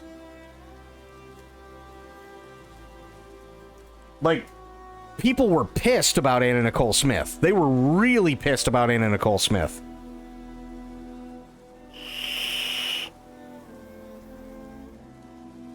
Because sure enough, the dude croaks. Overnight, she becomes an instant multimillionaire. And everybody knew it. And this was back when Anna Nicole Smith was like drop dead gorgeous. This was before she was like the entire time. She was drop dead gorgeous. And this dude looked like a raisin. And he's 85.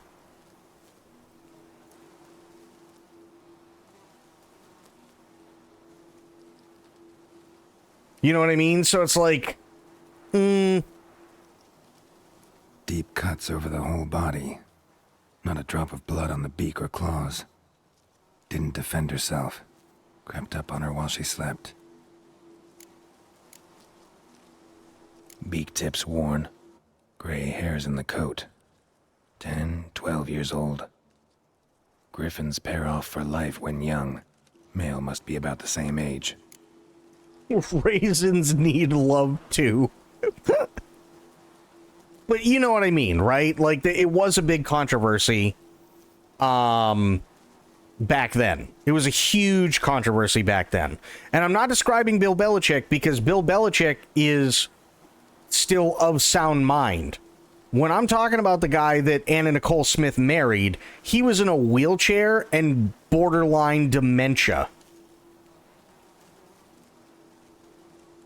So everybody was up in arms because she somehow married this guy and somehow ended up in his will. And sure enough, he croaks not too long after, and she becomes an instant, like, fucking multimillionaire. She never has to work a day in her life, and for the most part, didn't. Thick shaft, dense barbs. A royal griffin.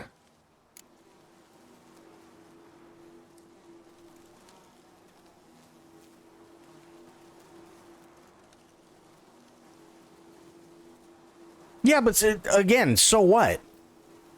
Like, that's what I mean. It's a completely different situation. There's a big difference between Bill Belichick going out of his comfort zone because somebody that he loves is giving him that push, right? To do something that he's not used to doing, which is give interviews, because for 40 plus years, he never really gave interviews unless it was like after winning the Super Bowl and the guy shoves the microphone down his throat and says, "Hey, how do you feel about winning the Super Bowl?" And then he's got to say something. And that's really the only time. But now he's not part of the NFL anymore. I think he's doing college football now, and she's in her mid-20s. She's giving him that push to, change who he is, to get out of his comfort zone, but he's still of sound mind. We were talking about an 85-year-old man in a wheelchair that had sundowners.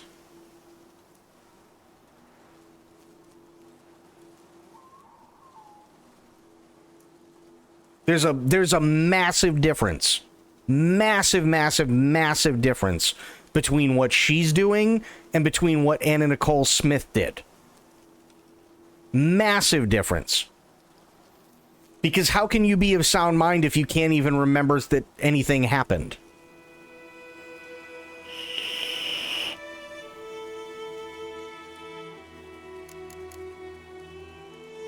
Explains why the male I ran into was so aggressive.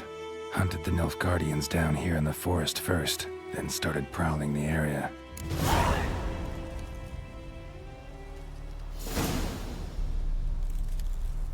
Never underestimate your opponent. This rule is at the core of the Witcher's Code, and for good reason. Proper preparation has saved many a Witcher's life. It is likewise worth your while to brew potions, concoct oils, or visit craftsmen before engaging in combat. Yeah, we know about the blacksmiths and the armorers. If you expect to battle a strong opponent, you might want to complete some side quests before attacking. This will allow you to gain experience and develop your character, giving you a better chance of winning the fight. Fair enough.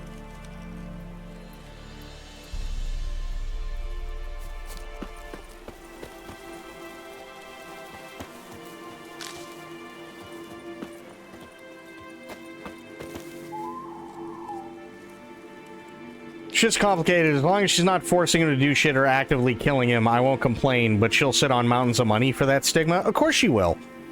Absolutely. Does it make it morally okay? Place of power. Should draw from it.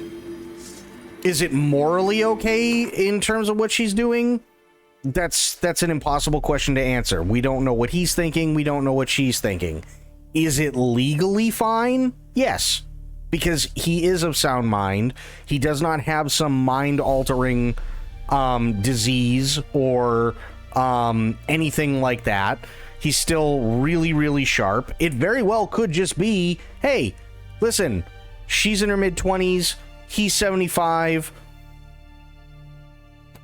for whatever reason, they ended up together, and she's pushing him. And when I say pushing him, I don't mean she's forcing him. I mean she's literally just giving him that gentle nudge to do stuff that is outside of his comfort zone, which, by the way, is not a bad thing.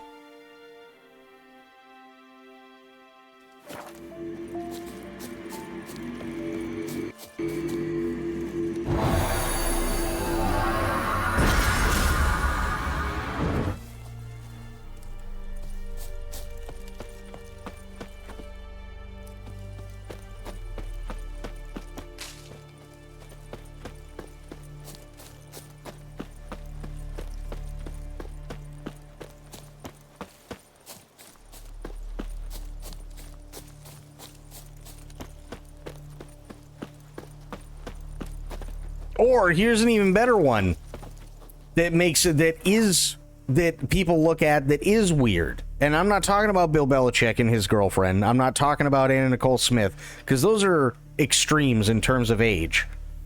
I have to look up somebody's age really, really, really quick, because I can't remember off the top of my head how old they are.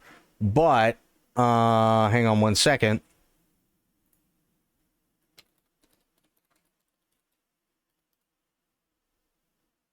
Okay, Leonardo DiCaprio is 50 years old and only dates women who are no older than about 26.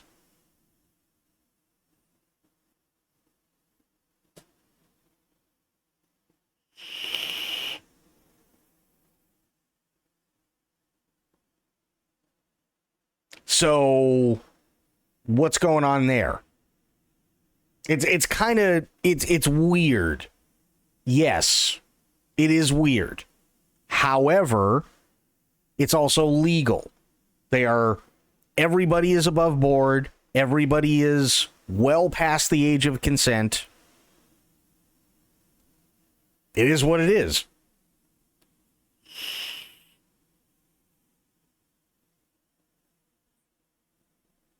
You know, like, here's the thing. It's there's a lot of factors that play into age gaps in terms of, I mean, like, hell, how many people in this chat were just like, yeah, my parents had this age gap, or, you know, me and my boyfriend have this age gap, or my grandparents had this age gap, and so on and so. Okay.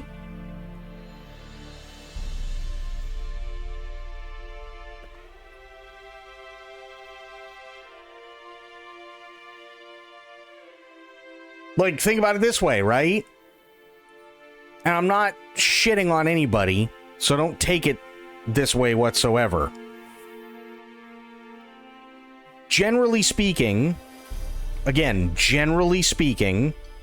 when guys are in their 20s, whether it be early 20s, mid 20s, late 20s, guys are young, dumb, and full of cum. We are dumb as shit.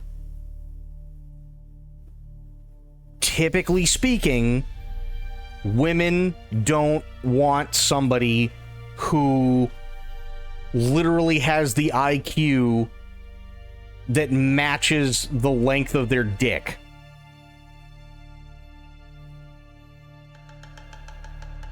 So a lot of the time they end up with men who are older because they're more mature. Because women definitely mature a lot faster than guys do. Absolutely they do. And I'm not talking physically, I mean mentally. They mature a lot faster than guys do.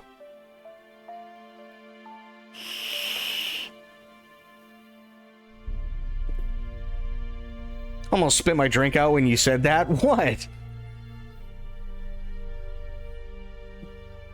Not just in our 20s. Also true, Corgi. Also true. It can last well into our 30s.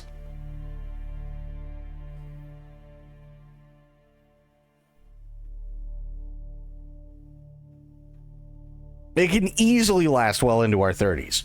But generally speaking, mentally, women mature a lot faster than guys do. So, you know, they take a look around and see all these guys who are basically drooling all over themselves and masturbating constantly, and they're like, why the fuck would I want that?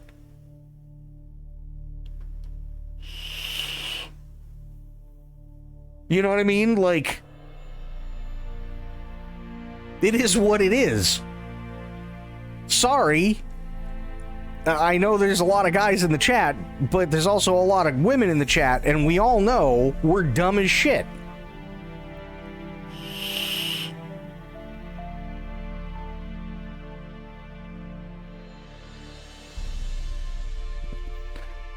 Snows us judgmentally does not spell that with a stupid E in the middle. There's an E in judgment. Mature. I wasn't mature at all and still don't want to be. Fair. Leaves and tries again. No, you're right, Bloop. Absolutely. Anybody can be stupid. Right? Anybody can be stupid, but generally speaking, mentally, women mature a lot faster than men.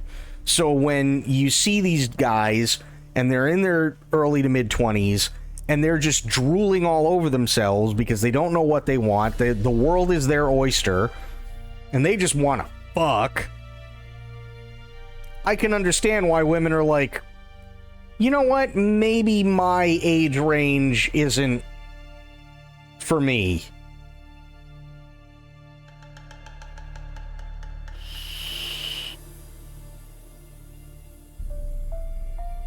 And I mean, hey, there are people that sometimes, you know, they just click, right?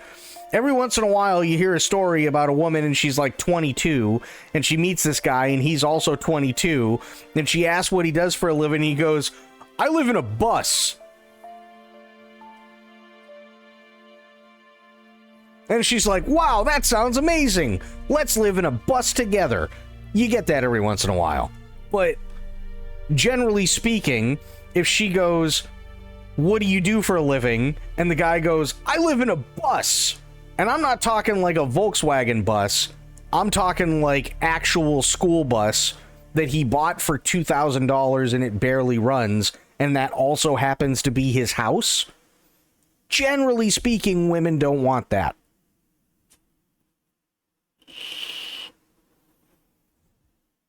So it's like,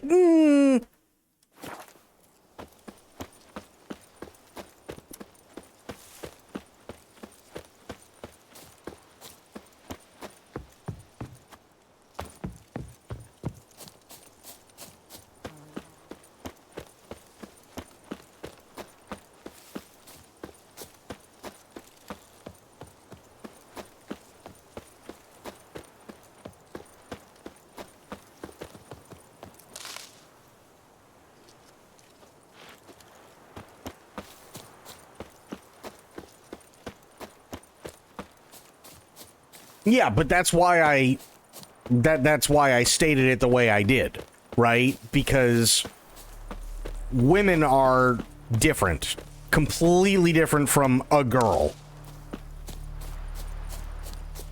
right? And women tend to mature a lot faster than guys do.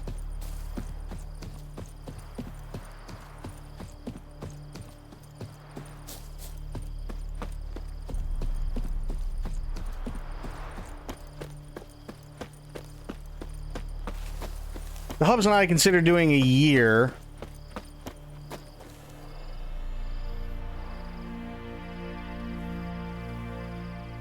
Hang on. The Hubs and I considered doing a year if can life once my crotch goblin goes to college.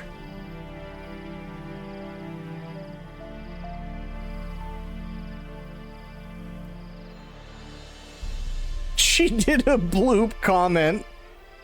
Okay, let's try that again. I think I know what she meant. The Hubs and I considered doing a year of van life once my crotch goblin, aka her kid, goes off to college.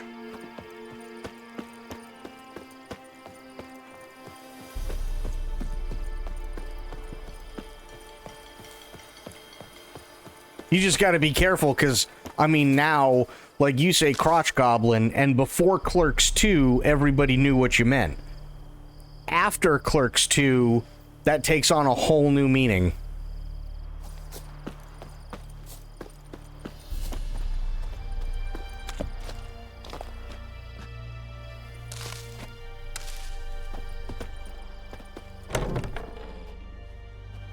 Bad time. Not at all. Hand me the beggar tickets, the red bloom. Well, well, one versed in herbs. Probably saying too much, but I know a bit. For instance, that beggar tick's poisonous. In large doses. Small ones soothe pain and bring forth pleasant dreams. Which is all I can hope to do for her.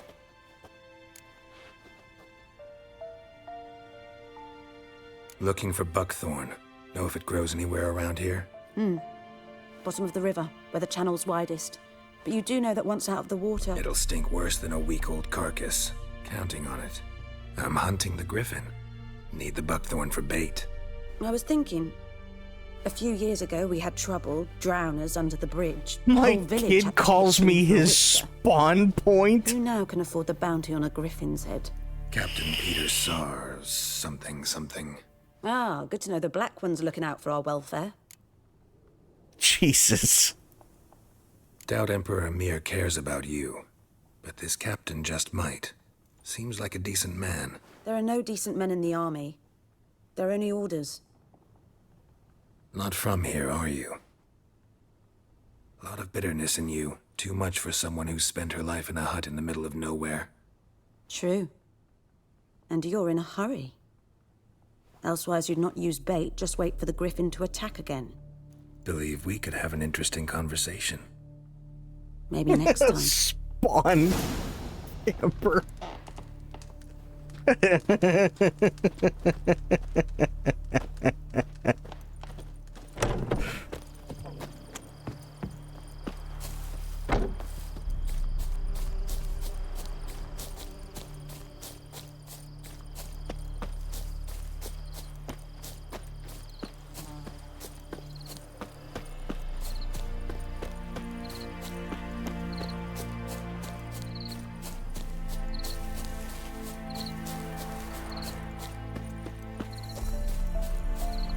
You walked into that one, Itzy. Just saying. Hey! Anyone home? Lady, what? Lost your key, ma'am? No, not me key. Me pan. It's always sat there empty, this hut. That is, till the night afore the battle. A man arrived. Walked right in like 'twere his own. Was standing at me window, peering at the goings-on. He must have heard me, 'cause next I knew, there he was, coming my way. So, I grabbed me pan, for protection, see? But he just asks all polite, Gran, got any birch bark by chance? Lilac berries or even a few coals? Nay, says I. And you must be right daft to pester folk at night with such foolery. But I sees he ain't listening. Just staring at me pan like a magpie at a copper. Lend it to me, Gran. I'll give it back come morn. Was right baffled for what's he doing, frying in the dark. But I got a soft heart, so I gave it to him.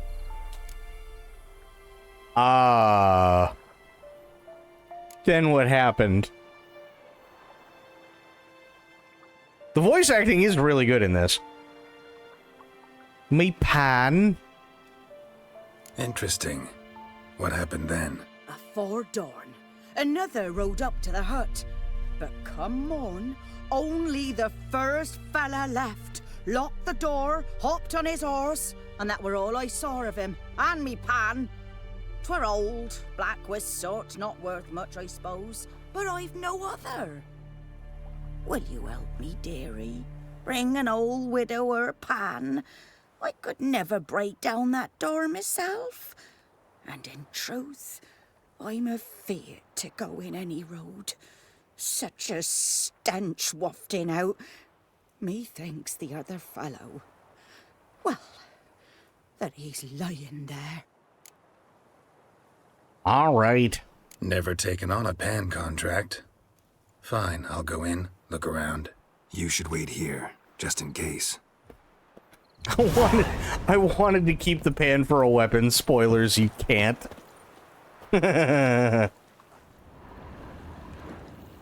Some objects can be destroyed. Such objects are marked with the triangle icon. To destroy objects, face them and cast the Ard sign. Okay. Well, that I can do. Ard. Yeah, I know. Okay. Just let...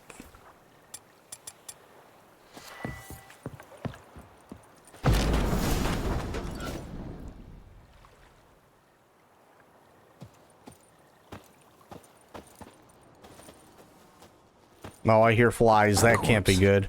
Explains the stench. Oh. His throat. He was garroted.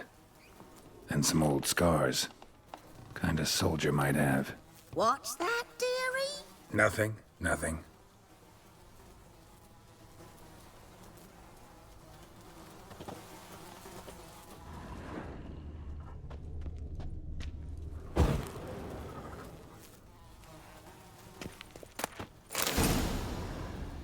Craftsman, proper skills. Yep. The priceless frying pan. Scrubbed clean. Looks like the mystery man didn't need the pan so much as the soot off it to make ink, write letters. But when I gab to myself, they say I'm going barmy.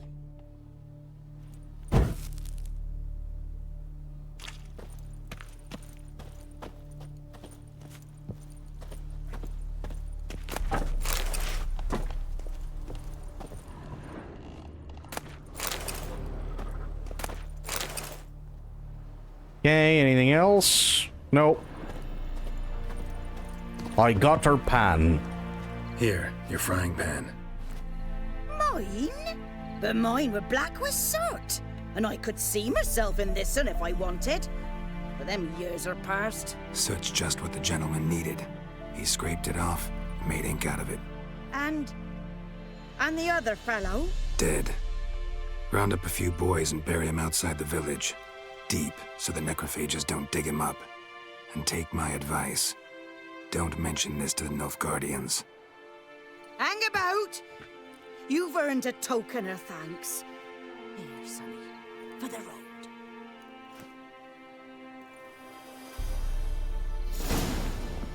Fry up a nice white fish for supper.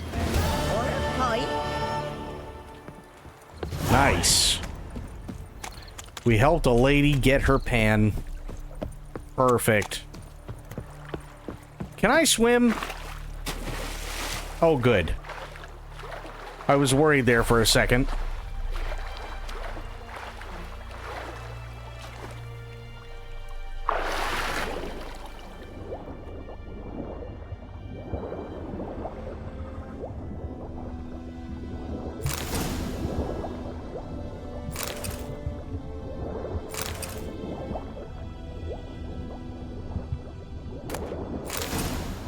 Nice. I gotta go up. I gotta go up. Please let me go up. Should talk to Vesemir. There we go.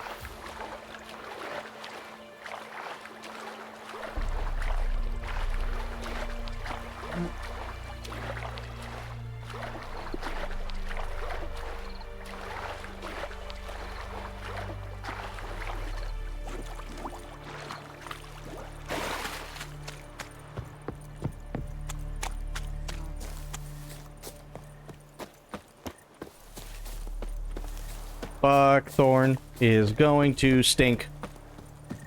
We know this.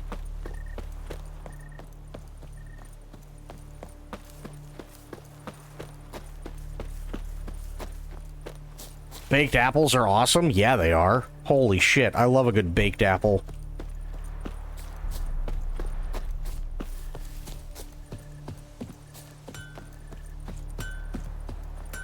What the fuck am I to do? Eh? What? That came out of nowhere.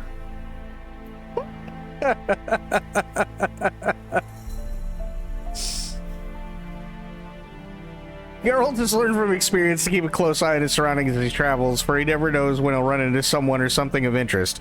A damsel in distress, a merchant peddling rare wares, or a nest of pesky monsters. Such locations are marked on the map.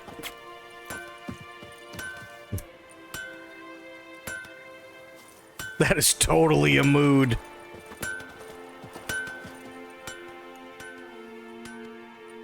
What happened here? Oh, got a wee bit chilly the night, so I set fire to my forge. Got it nice and roaring. Roasted some wieners. What do you think happened, dimwit? Some bugger set alight me workshop. I've lost everything. Everything! Sorry. Any suspects? Whole damned village. I've lived here half a century. Thought they saw me as one of their own. But everything changed when the Black Ones came. I'm the only smith around, so I got to service their garrison. Bang dents out of plate, shoe horses. That sort of thing. Nilfgaardians don't pay me a bloody copper. Just give me supplies and orders. But humans can't fathom that. They think I'm getting rich off their misfortune. That I sleep on a pile of gold like a ploughing dragon. They've stopped talking to me. Spit when I pass. And now this. I can find your arsonist, provided you're willing to pay. Everything changed when the Fire Nation attacked. I'll give you all if you bring me that horse in, so that he gets what he deserves. The night of the fire, I heard movement outside my hut. Went out to see if I could find any tracks, but found nothing. But then I haven't got cat eyes, have I? Good luck.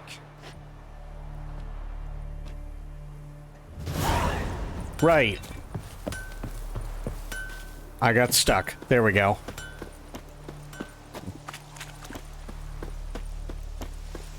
So, Spoiled, how are you doing other than your keyboard having a stroke? Good man. Whose field is that, the other side of the river? By the wood. Boy and Clemix. Yes? What is it, Wolf? Got good news and bad news. Good news first. Captain of the Nilfgaardian garrison knows where Yennefer went. And the bad's that we have to kill the Griffin for him. What else could he want from two witchers? Go on. Tell me what you know. Griffin's abandoned its lair. Gotta make a lure, set a trap. And how's that going? Learned some things. It's a male, had its nest in the Vulpine Woods. The Nilfgaardians burned the woods down, killed its mate, smashed their eggs. Thought they'd fixed things.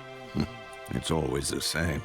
Instead of sending for a professional, they try to do it themselves, only end up making matters worse. True. Got the buckthorn.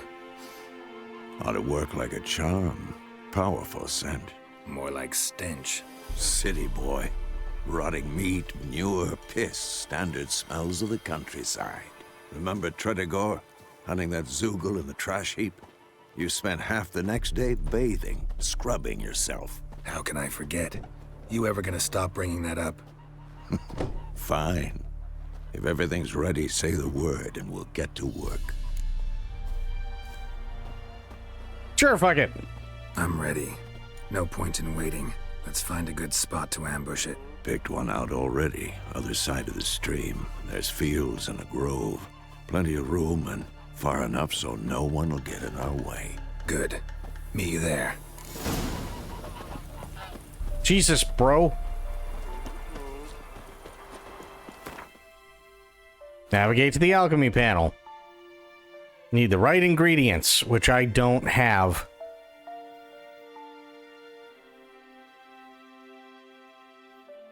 Divided in categories. Select the formula for the Thunderbolt potion.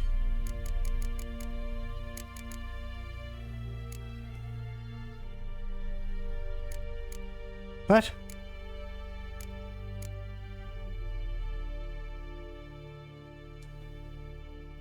Oh, there we go. Nice. Must first be equipped in the inventory. Select the inventory panel. Okay. In order to use it, you must first equip it. Yeah. Got it.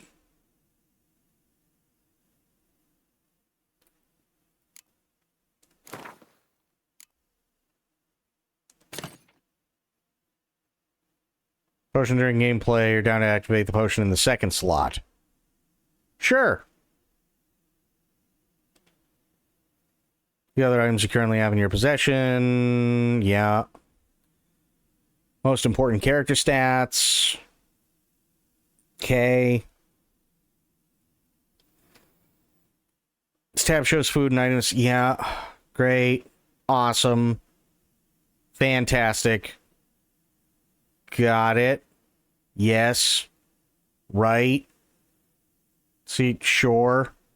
Okay, can I go now?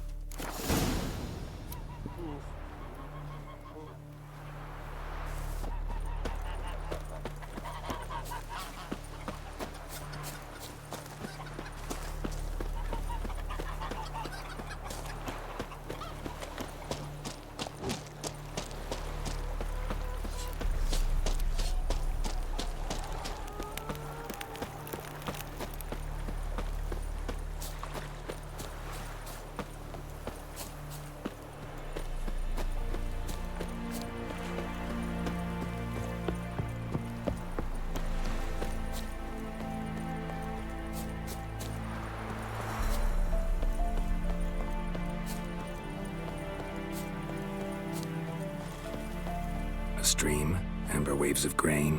Charming place. Perfect for an ambush. I know how to choose them. So, ready? Yes. Let's start. Wind's good. Bait's scent will spread quickly. Now all we have to do is wait. Come on. We can cower in the shade of those birches.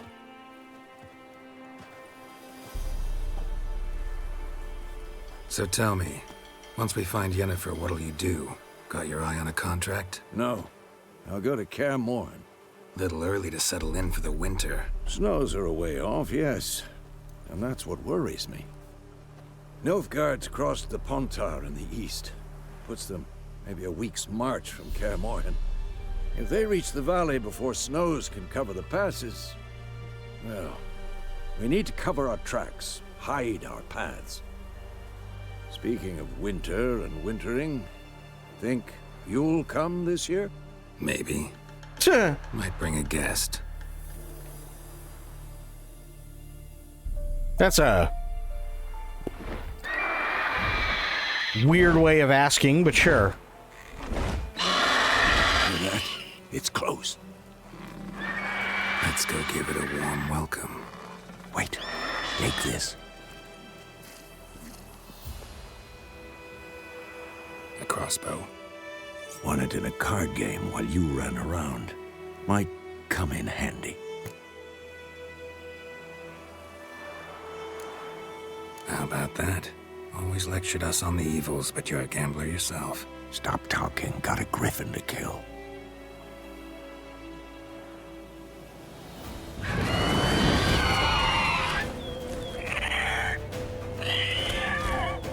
Watch out!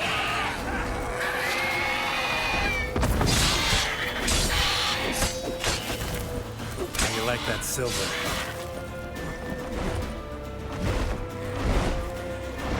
It's about to dive!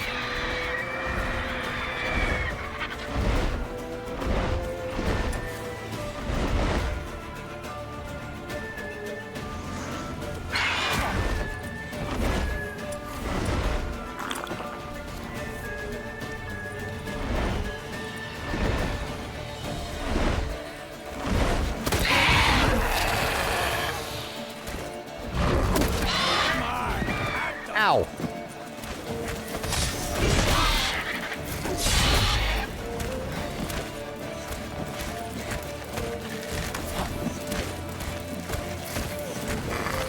Jesus!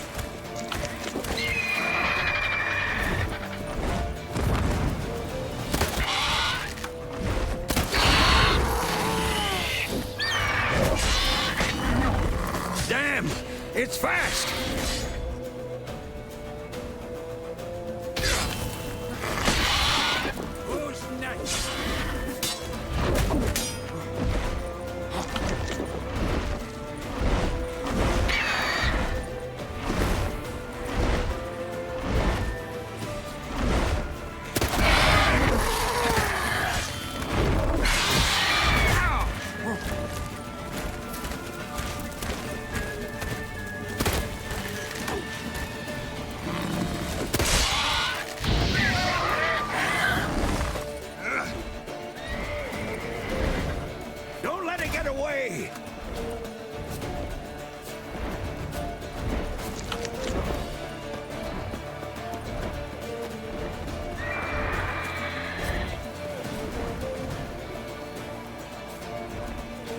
Over here screaming Ard. Well, I didn't know.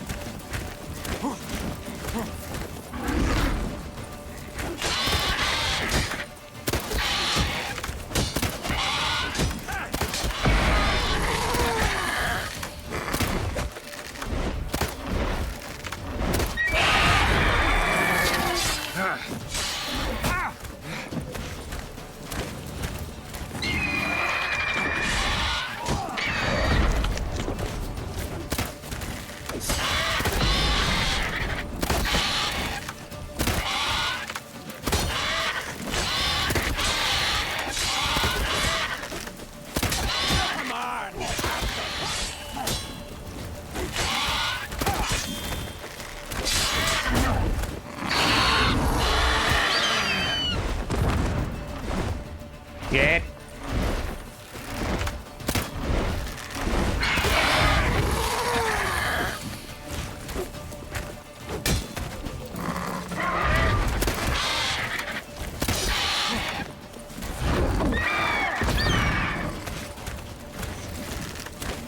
Who's next?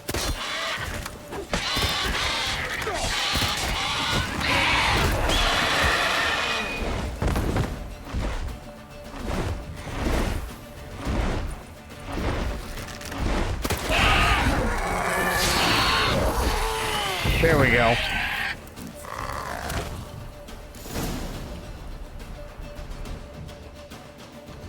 I've been eating.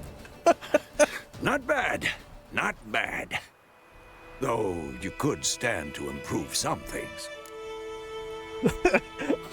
I was told I was eating, and it's just like, it's like watching. It's like watching paint dry, waiting for the health to come back. Man spends his whole life learning. Not a Witcher, unless he doesn't want to live long. But more on that later. Take the Griffin's head to the Black Ones. I'll ready our horses. Meet me at the inn.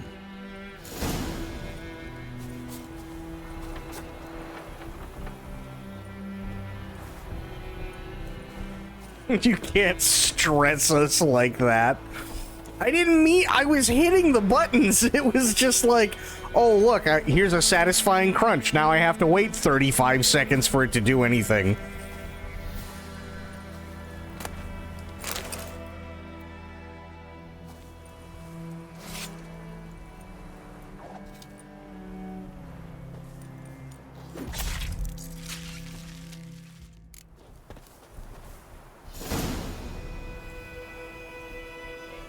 You have found a mutagen. Use it to enhance your abilities or create a special potion called a mutagen decoction.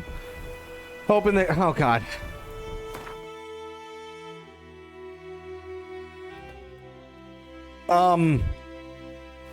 So I opened it. Didn't do me any good. Okay. Yeah. Formulating diet. Yeah. Okay.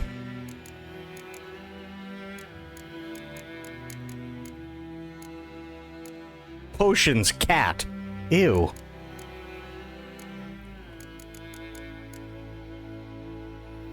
Tried out Witcher 3 a couple of times now. For some reason, it just never did it for me.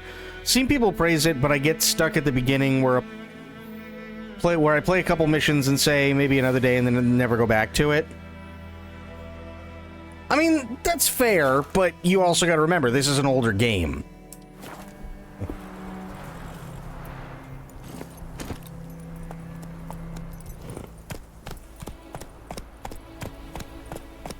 sadly, this isn't one of those games where it's just like, oh, I know exactly what I'm doing. You know what I mean? Like, it feels like you should be able to. It absolutely feels that way, but the way that they're doing everything is very different. You're an older game? It's true. Magic. A place of power.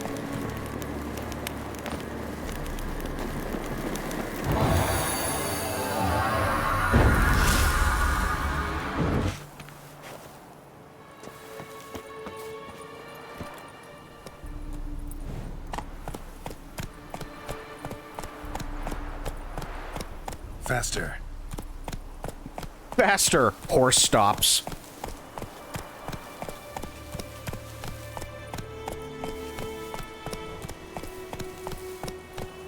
My hippocampus was prolapsing. Oh, God.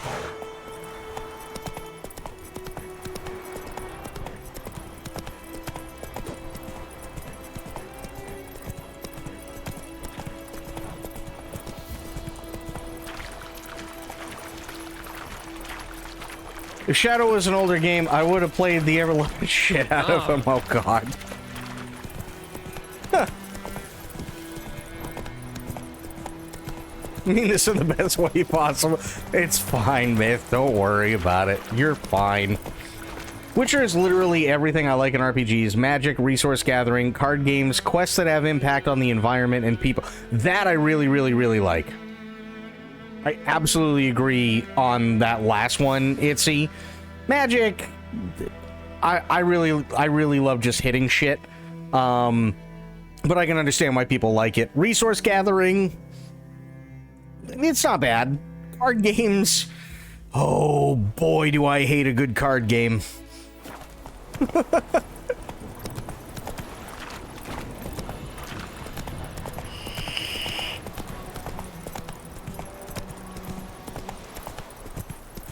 It does have Yen's booty, so, I mean, there is something to be said there. And I'd faint. Slow now. She does have a very nice bum. The Emperor shall guide us straight to Novigrad. Make way. What the hell is this? Roy. You take me for a blind man or a fool? This grain is rotten. I didn't know. So, a fool. Damn it, you never learn. Military Codex, Article 2, Section 3. For the delivery of defective goods, 15 lashes with a knout. Make it so. No, no, no! By the gods, no!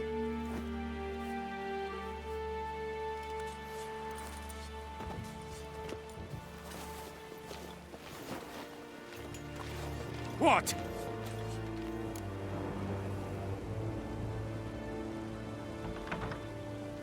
No more Captain Nice Guy? Guess you've dropped your good uncle act. It was no act. I extended a hand to these people. They spat on it. Could it be because it held the sword that killed their loved ones? Tja, a moralist. And what would you do in my stead? Wouldn't ever be in your stead. Tell me why you've come. Well, okay, so here's one thing that I actually really can praise this for, and I've heard this before, but I never understood it until now. This is not Baldur's Gate. And I mean that in the best way possible. But there's a very stark tonal difference between this and Baldur's Gate. Baldur's Gate, usually the tone is very like bright-eyed and adventurous, and you know, you can talk to people, and typically you can kind of talk your way out of stuff, and generally the mood is overall good. This is not one of those games. This is the overall tone of the game is dark, depressing. People have lost everything, whether it be because of a war, natural disasters, mythical creatures, and you have to deal with all these people that basically are just existing right now. They're not living, they're just existing. Most of them don't have homes. Everything that happens to most of the people sucks. The only thing they really have to look forward to is to go to the bar and get absolutely shit-faced and pray to God that they die overnight. It's a very tonal it's a very massive tonal shift between this and say something like Baldur's Gate 3. And that's okay. That's not a bad thing. Same thing with this and Kingdom Come, like Kingdom Come Deliverance, right? Kingdom Come Deliverance, although yes, you have a more serious story, it's still very upbeat at a lot of the time. You still have a lot of comedy. The stuff that Henry says is typically upbeat. He's more like, I don't want to call him the village idiot, but he's very naive, whereas Geralt is very seasoned. He's been around for a while. He's got the scars to prove it. He doesn't really trust anybody. He knows most people can't stand him, and this is his existence.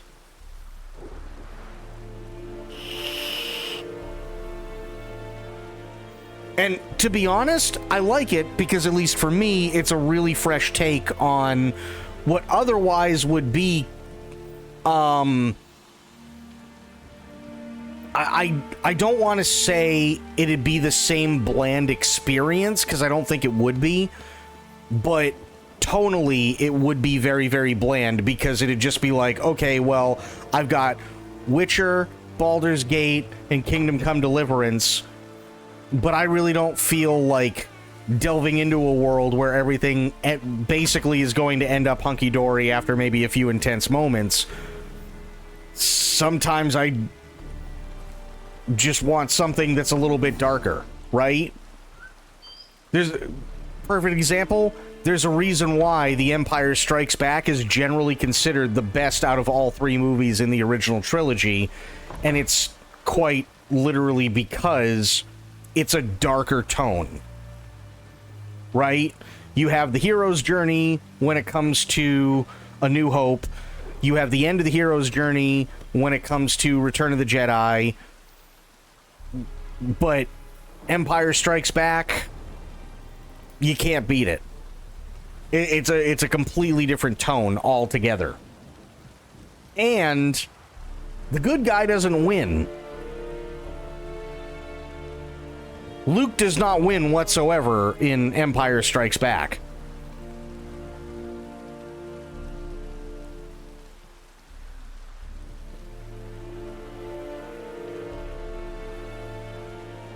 It's the reveal, not to mention it wasn't something that was done that often for the time. True. You can't stand Empire, really? Why is that? The pacing, okay. I can see that. I can see, yeah, I see what you mean. This is a fairly dark game overall, and the decisions you make aren't perfect and happy all the time. Yeah, these have consequences, right? And I really do like that. Someone oil that fucking door. You'll get goose grease on your hands.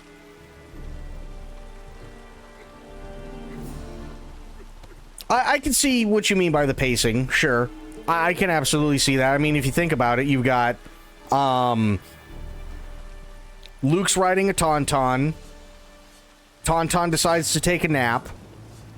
After Luke gets mauled by Abominable Snowman.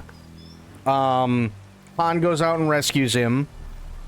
Slices open Tauntaun, who's already frozen to death. They crawl inside, sleep inside of it. The next morning, they get brought back to the base. Big battle with AT-ATs. Then everybody escapes, and then Luke's like, I gotta go to this jungle planet and meet a Muppet. And then he's there for like 2/3 of the movie.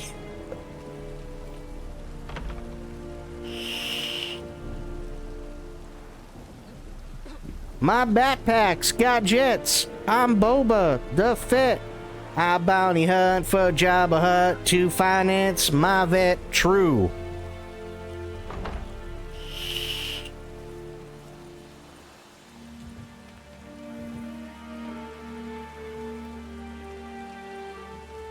I can totally see that, Lance, for sure. I really, really like it because the good guy doesn't win. That, in all honesty, that's why I really like Empire. Because the good guy just doesn't win. There's no, like, good ending. He loses his hand. He finds out that Darth Vader is his father. Which is, a betrayal from Obi-Wan Kenobi. Right? It just is. I knew your father during the Clone Wars. He was a good pilot. A good friend. Right? That's when Vader killed your father.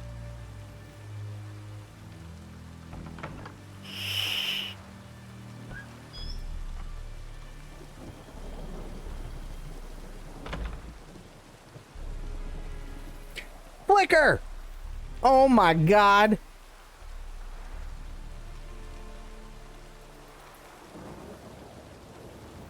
I'm here to shove you into a locker because I now identify as a jock. Ask me anything.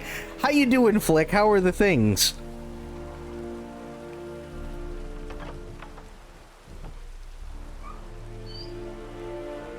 Can we get a shout out for Flick, please? I would greatly appreciate it.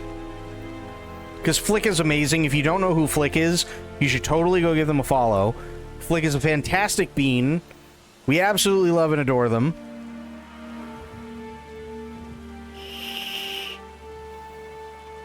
Been hitting that stream schedule this week. Nice. How's The Witcher? Actually, I'm digging it. I'm really digging it. For sure. It takes a little getting used to. It's an older game. So the controls aren't as streamlined. But it's really, really, really good. Yeah, Flick is an absolute RP legend. For those of you who have been around long enough, when I was playing Wild RP, Flick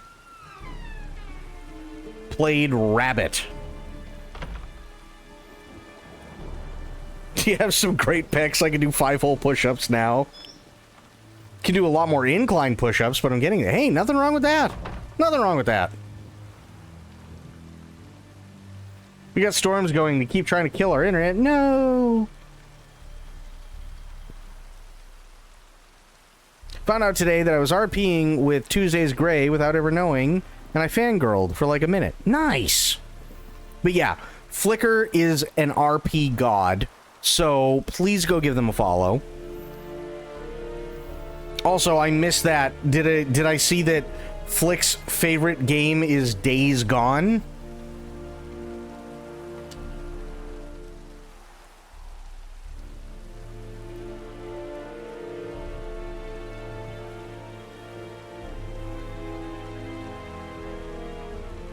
Literally thundered over my house as soon as I read that. Oh boy. I did a max difficulty permadeath run of Days Gone. Oh boy. Okay. So the reason why they bring it up is because I had a problem with the sound for Days Gone. The actual game itself wasn't bad. It was the sound with Days Gone. Because it's going to sound really dumb, but the directional sound is, well, it's not even the directional sound. This is what bothers me, right? You're sneaking and you're in the tall grass and you're being really, really, really quiet and everything is good and you're sneaking around because there's some baddies over in a camp and they're looking for you and the wind is howling, right? The wind is going nuts and it's starting to rain and there's a couple of deer and they're going off and you can hear their footsteps and then all of a sudden over the radio, "Hey partner, what are you doing right now?" And it's like, Jesus Christ, bro. Like, what is going on?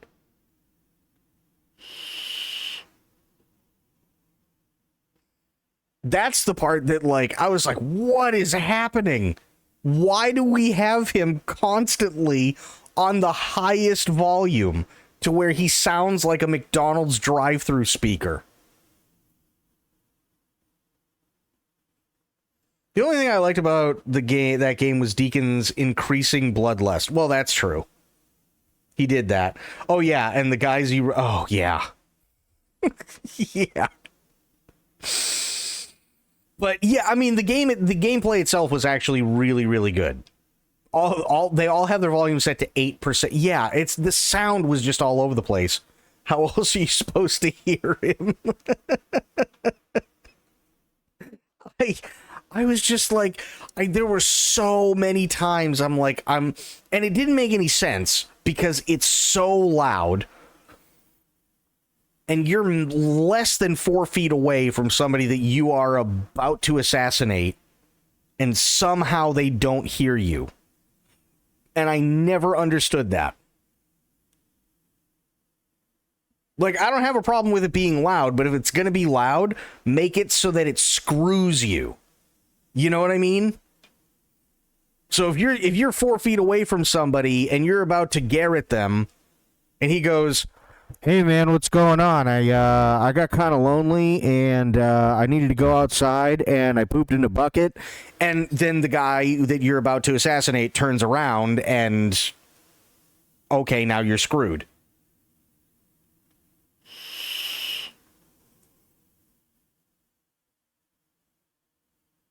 Also, why did that one guy keep hiding in the trunks of burnt out cars? I don't know. Last mission of that game gave me heart palpitations. That's totally fair. There were definitely a lot of things in that game where it was definitely touch and go, for sure. Was absolutely touch and go. I'm still trying to figure out, and maybe it's because they're doing the remastered version. Or I should say, maybe they're doing the remastered version because of the sound. I'm not sure. But, I mean, other than the sound, the gameplay was solid. The graphics on the original still look fantastic. So I'm not sure why they're doing the remaster, but maybe it's got something to do with sound. I have no clue. Oh, you played the... Oh, no. Oh, no. It's still like that? Oh, man. You're on the final stretch of a permadeath run, and the game throws sharpshooting Terminators who could shrug off a 50 cal to the nose. Yeah. They did not, in fact, remaster the sound. True. Oh, it was... Oh, God. And... honestly, Sam Witwer is one of my new favorite people. He really, really is. No bullshit. I really like Sam Witwer. He literally took a childhood hero of mine and brought him back. And it made me cry. It really did make me cry. He really knows what he's doing. He's a really good actor. And it's just, yeah. But that game... Oh, that game. He does stream on Twitch, yeah. Yeah, he does.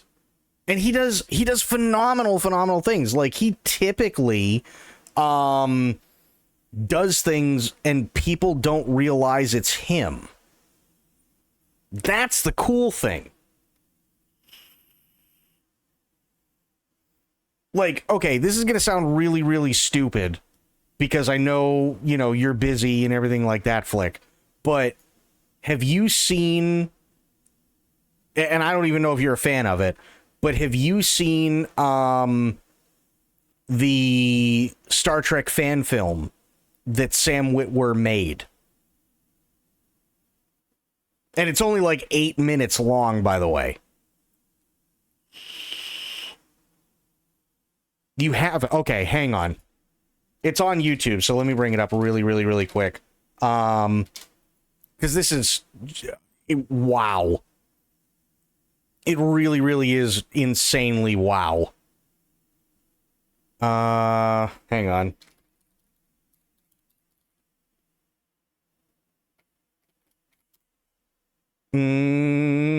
Where are you? And again, it's fanfic. We get it. You know what I mean? But, like, it's so good. It's so good. I'm just trying to find it. Where are you? Okay. 30th anniversary. Aha, here we go. And then I'll go to YouTube. Okay. This made me cry. This again, Captain Kirk is literally my childhood hero. And we all know, even if you're not the biggest Star Trek fan, you know that Kirk and Spock are best friends, right? This is insane how good this is. The technology that went behind it is insane.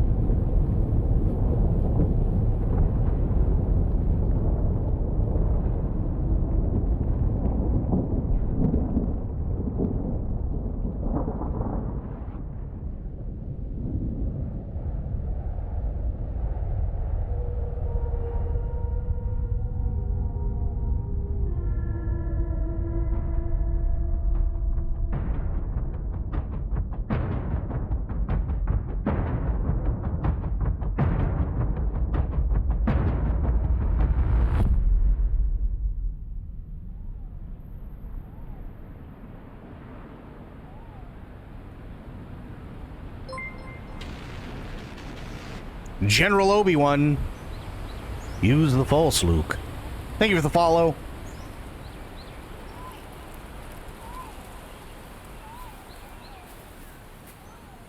This is Star Trek, yes. But this is a fan film.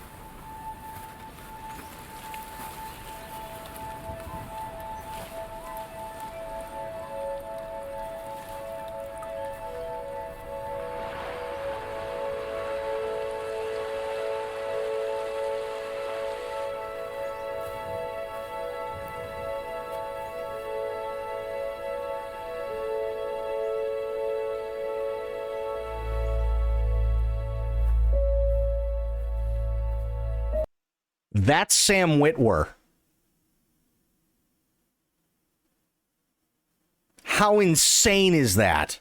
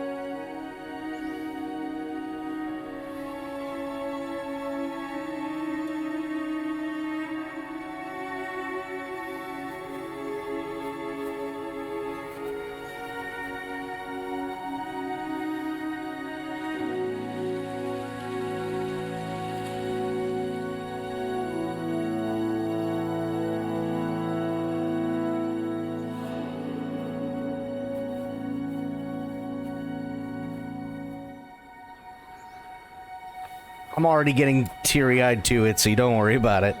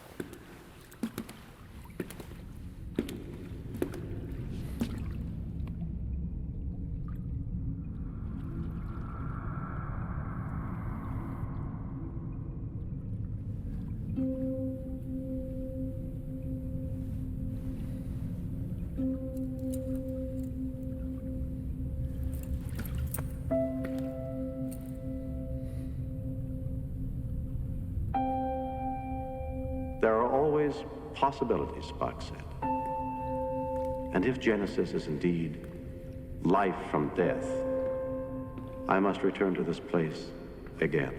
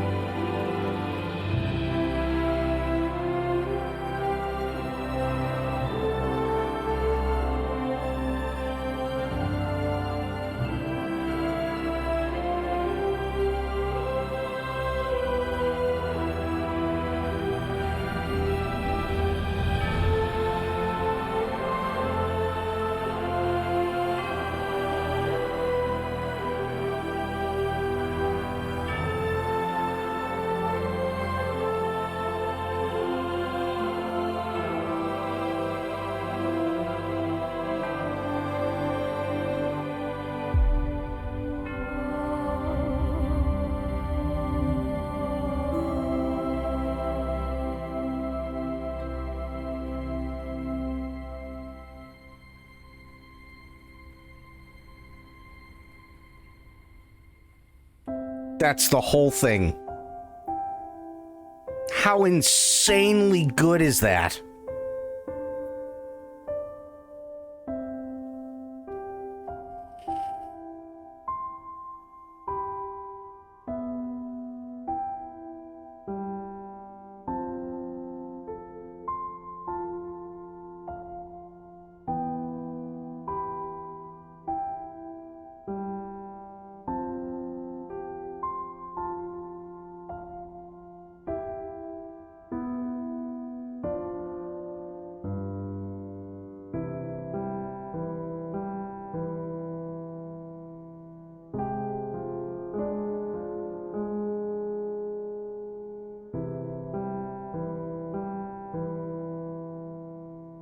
Looks like rain again.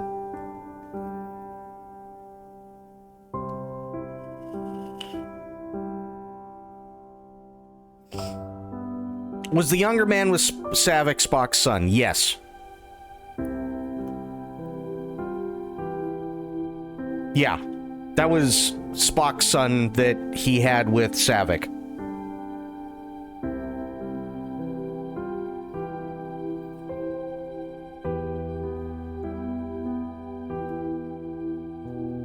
Did they use AI? No. No, that's actually the really, really interesting thing. So what they did is they took old pictures of William Shatner from all the movies, and they took William Shatner's mannerisms, because he was actually part of the whole thing, and they recorded Shatner doing everything, and then Sam dressed up as Captain Kirk, and he had a mask on, yes, but in real time, while they were recording, his face was digitally modified to match Captain Kirk.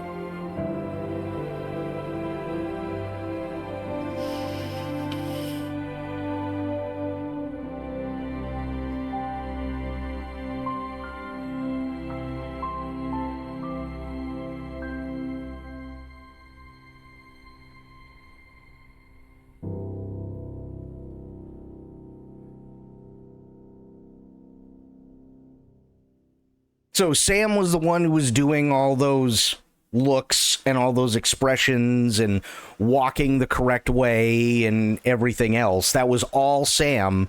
And William Shatner did everything, but he did it on a sound stage. And then they literally just digitized Captain Kirk onto Sam Witwer in real time.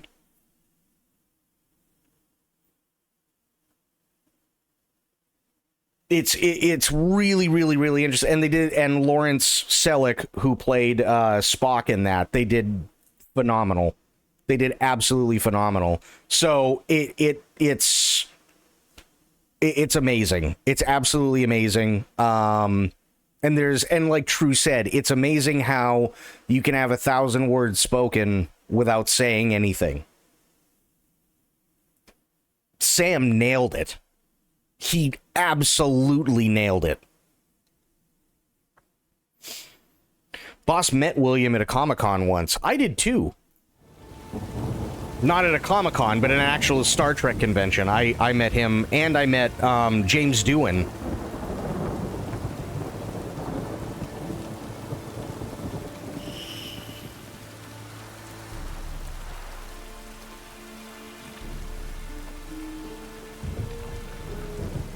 Which was really... James Doohan was really, really cool. I really like Jimmy Doohan. He did something that... And I was really, really, really... I was really young. I was like 6, 7, something like that. And my parents took me to a Star Trek convention because I was a big Star Trek fan. And they had the TOS cast coming in to talk about Star Trek 6. And I was dressed up as, Sophia coming in and gifting a sub to General Obi-Wan Kenobi. Thank you so much, Sophia. I really, really appreciate that. Thank you, thank you, thank you. My mother made me a Season 1 replica uniform. Sophia Fantasy gifted a tier 1 sub to General Finish it in a second. Obi_1_Kenobi_. They have given 150 gift subs in the channel. Thank you so much, Sophia. Really, really appreciate that. So my mother made me like a replica Season 1 Geordie LaForge uniform where he was still wearing the red, he wasn't in the yellow. And my dad picked me up because there were a couple of people ahead of us that were watching all of them come down, because there was just like this line, this barrier that we weren't supposed to cross, because obviously they don't want anything to happen to the actors. And James Doohan sees me sitting on my dad's shoulders, and he looks at me and my dad, and he motions. My dad told me this years later. He motions for us to come forward, and he kind of like gestures as if to say, can I say hi? And my dad took me off his shoulders, and James Doohan picked me up and looked at me, and in his Scotty accent, "Oh, well, looks like we got another engineer on our hands, don't we?" And then just gave me back to my dad.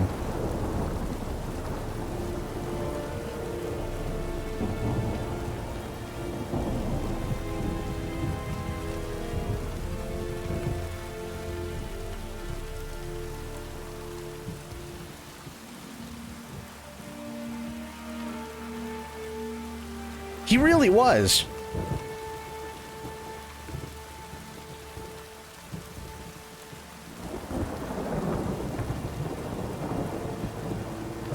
He really, really was. And then apparently, apparently, same convention, by the way. Apparently I tripped. Right? Apparently, like, when I was trying to get back through and everything like that, behind him was DeForest Kelley and then William Shatner.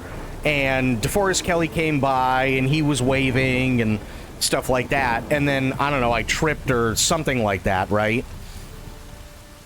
And sure enough, my dad is trying to help me up. And my dad looks up and I look up and there's William Shatner. And he looked at us and kind of smiled. And he goes, "Future captain of the Enterprise." And then just kind of gave that, like, that curled half smile that he does. And then just patted me on the head and kept going.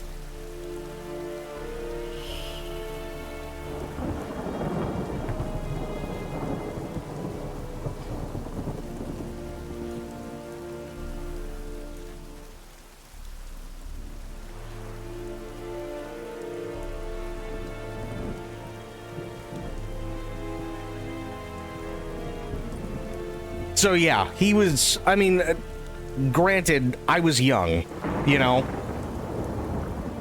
I was really, really young. It was also 1992, so a little bit different of an atmosphere. James Doohan seemed like a really stand-up guy. Oh yeah, he was. He was very, very smart, too. Very smart. And he was a war hero.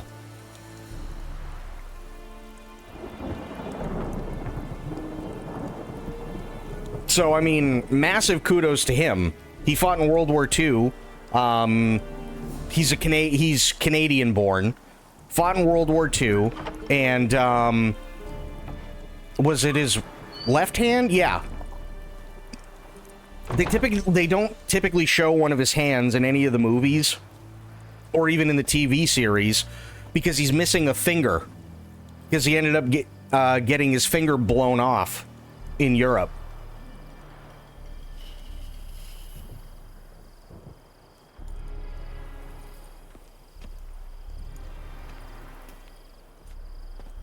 So yeah, they, again, those are the only interactions I ever had with the two of them. Never saw them again, but I'll always remember just James Doohan picking me up and then just looking up and thinking, oh my god, it's Captain Kirk. Fulfilled my end of the bargain. Your turn. Where'd Yennefer go? To Vizima. She was a day's ride from here the whole time? Under my nose? Might have said so. Yes, I might have. But you would not have killed the Griffin. Tit for tat. Need a drink after all these emotions. We are not done. It's yours, this gold. I would not want you to say you were inadequately compensated. You're a little farther? Hell yeah. What is this? Some dialogues demand you make a quick decision, choose your reply before time runs out. Oh, good. We're not done. It's yours, this gold. I would not want you to say you were inadequately compensated. Why would I turn down the coin? Take it. Yeah, this is my first time ever playing through this. Whoa. Bro, you, oh no, you're getting flogged. Answered my own question there. No, oh god, Jesus. Okay, we're good. You're fine.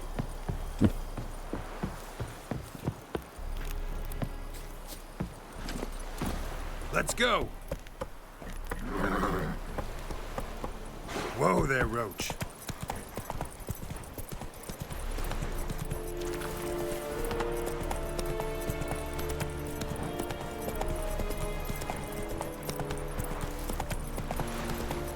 So yeah, that Otoy fan film.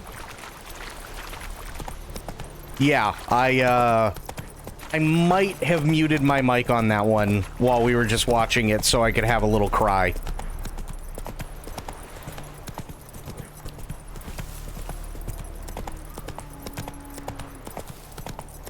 With a tornado warning currently going on. What?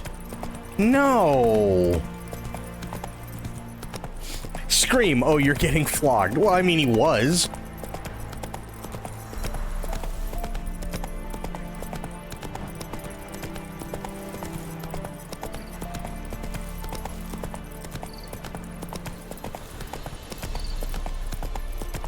Wait, all three of you? Oh my god.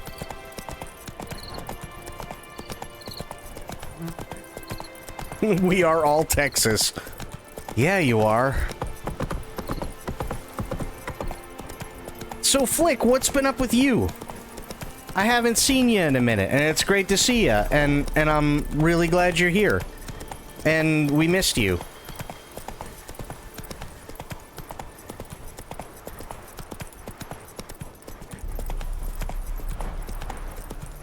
And I'm going the completely wrong direction.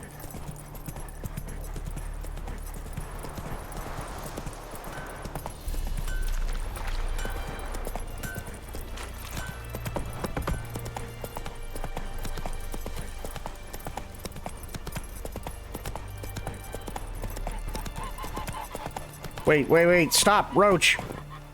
Jesus, bro. You just stay there and stare at the fence, because I'm really bad at this. Yay, goose.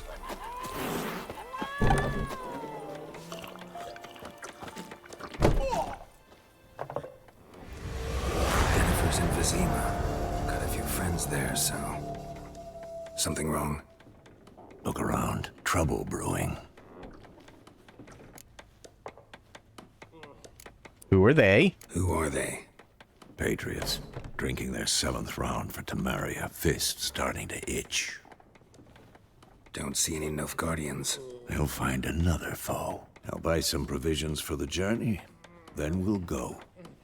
Geralt, we should stay out of it. Just this once.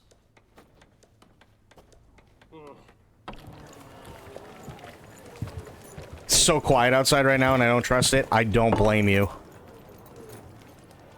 What happened to the lilies? Took them down. Took them down to hang a golden sun there now. I cannot show Temerian colours. They'll come and burn the tavern down. Maybe it's true what they say. You fond of the Imperials? You Nilfgaard's whore? I'll let that pass. I know grief eats at your heart. You know shit. They hanged my sister, dragged her out the cloister like a dog. Said Nilfgaard's no place for superstition, that they don't fear the wrath of the gods. And you, do you fear it? If not for Annie, your child would have choked in its navel string. You owe your son to my sister attending to the birth, and you don't fear the gods' wrath. You don't fear it, you cunt! Jesus! Leave me be!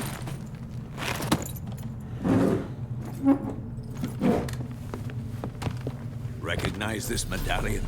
You know what it means. Back off. You all right? They say witches steal young'uns.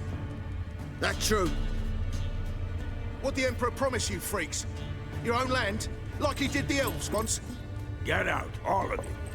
We ain't going nowhere. And neither are you. They won't back down now.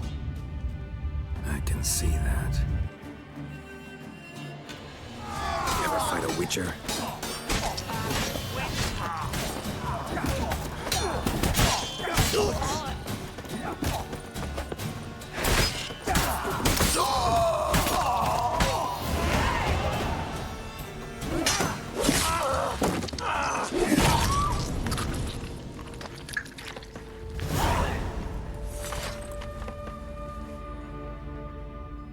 It's all right. It's over.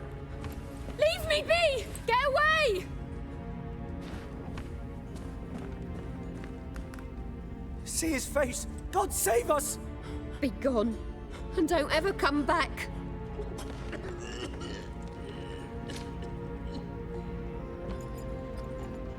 So much for not getting involved.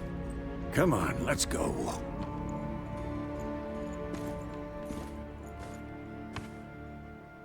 Is that signs that a NATO is coming? Yeah, check your weather forecast.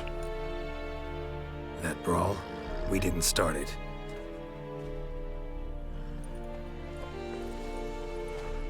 Oh, there she is. Excuses, excuses. You've not changed a bit. Yen? How? I received a report about a witcher who'd appeared in White Orchard. I knew it was you, looking for me. I might have waited until you found me, but... well, you know me. Patience has never been my strong suit. It's... good to see you, Geralt. I'd even embrace you. Were you not covered in blood? Sorry. He's covered in blood. Expecting to see you. To be honest, this isn't at all how I imagined we'd meet. How did you imagine it? You didn't imagine you'd have a Nilfgaardian escort. Don't get me wrong, Yennefer. I'm glad to see you.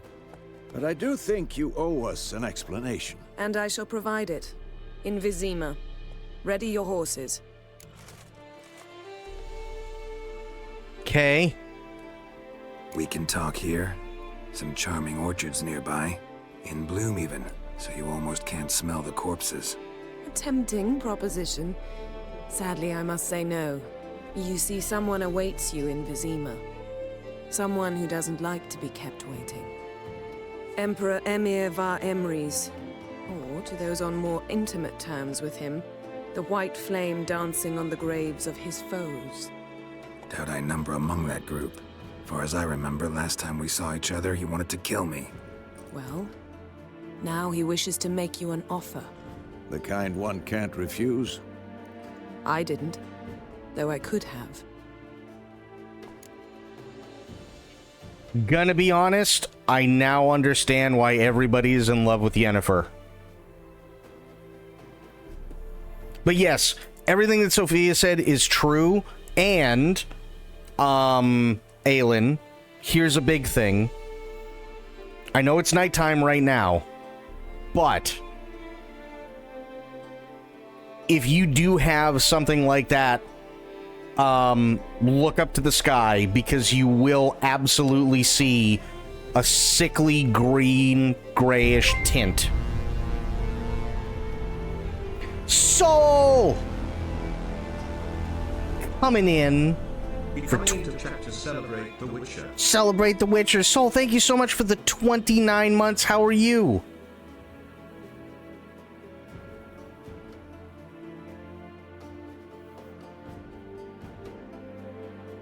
Yay!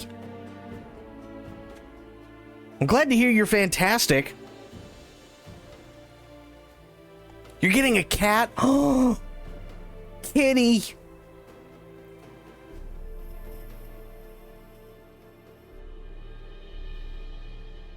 That's awesome. How's Nan doing? I know we're getting derailed left and right, but it's a great night, so I can't not get derailed. This is why it takes me like 7 million hours to complete a game.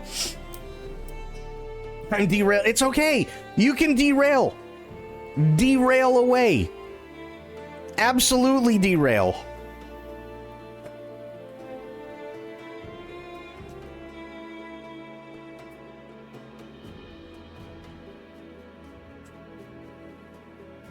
She's playing Minecraft? Oh, wow. Friends derailing. Absolutely.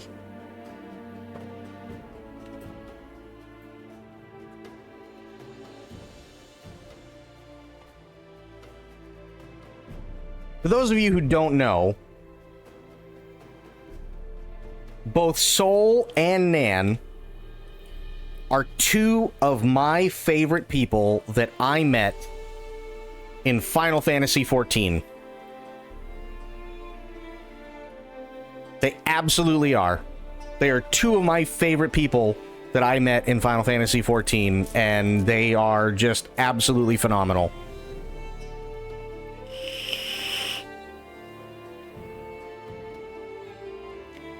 Here for chat anyway. Nightshade, what's going on?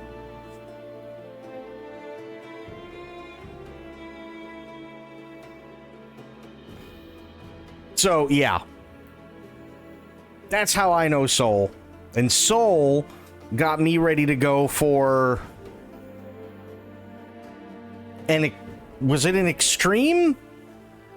I think it was an Extreme. That we never ended up finishing. But it's fine, because it was really fun anyway.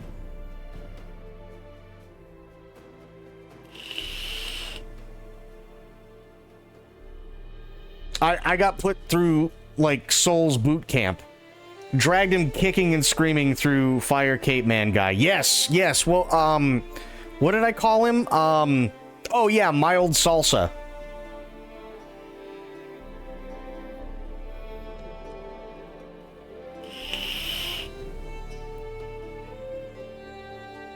I'm trying to remember his actual name.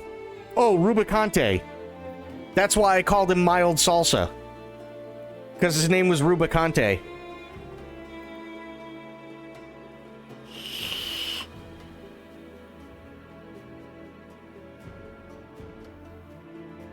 And it was 4 hours. And I sat here for 4 hours, and it was myself, and it was Soul, and Nan. And we're in Discord, and I'm on stream, and I'm trying to learn how to do my rotations for Dark Knight. And it felt like it took forever. And then finally I got the rotation, and so I was like, great job, do it again. I'm like, okay, and then I couldn't do it again for like another 2 hours.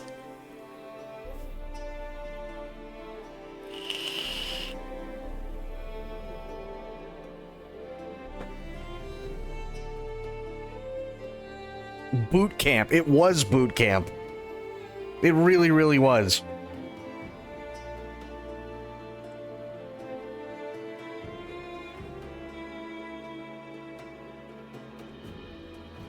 You're not even playing FF right now? Fair enough.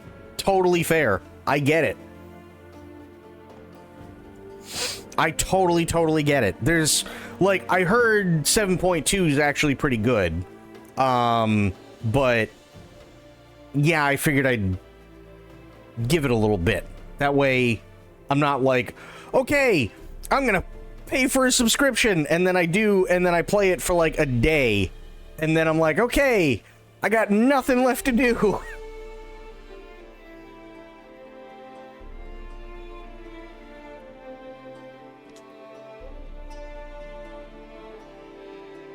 So I totally get it.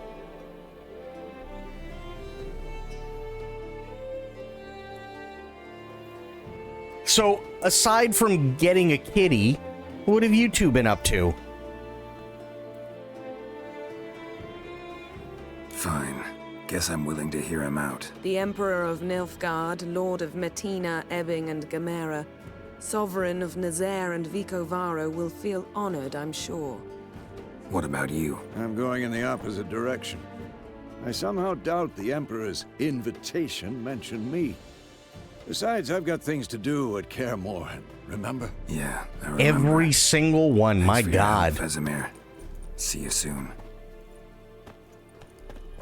How's your horse? Swift? Can't complain. Why do you ask? I'd like to be back behind some thick city walls as soon as possible.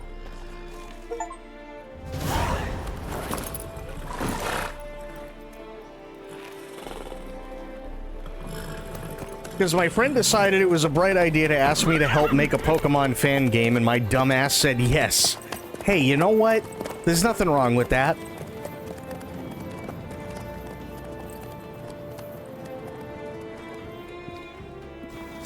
Wait, does this mean that there's gonna be a cutscene coming up soon where Geralt and Yennefer do the sex?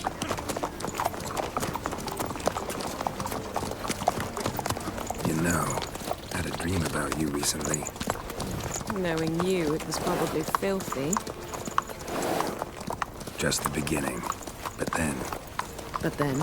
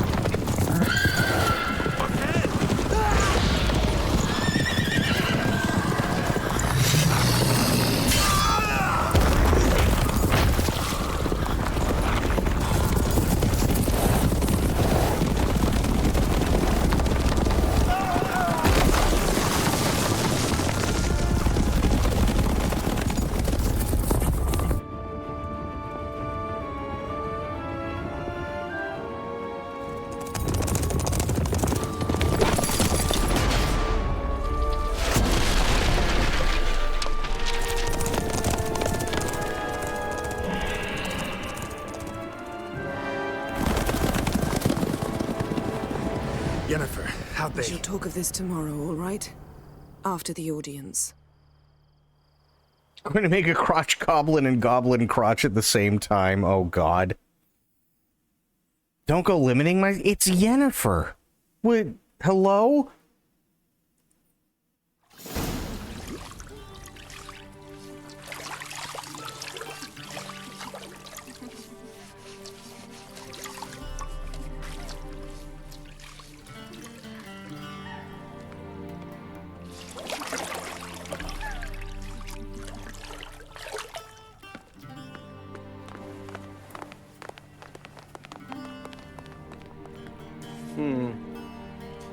It must suffice.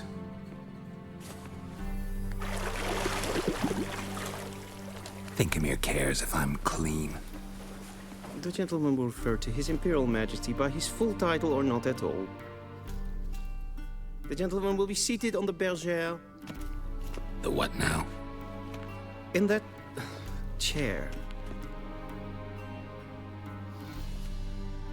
Cutwin, please shave the gentleman's I want to turn that guy into a cape. That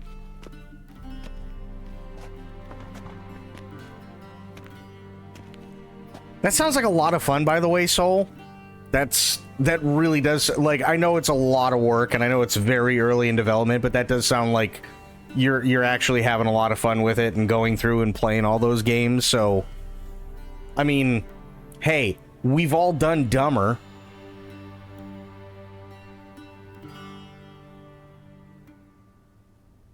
What's wrong with my beard? Always thought it added to my dignity. It does.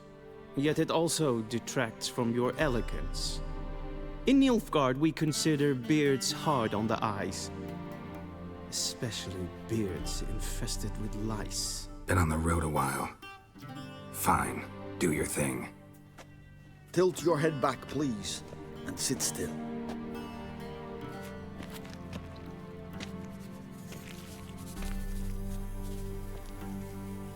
And prepare to answer some questions.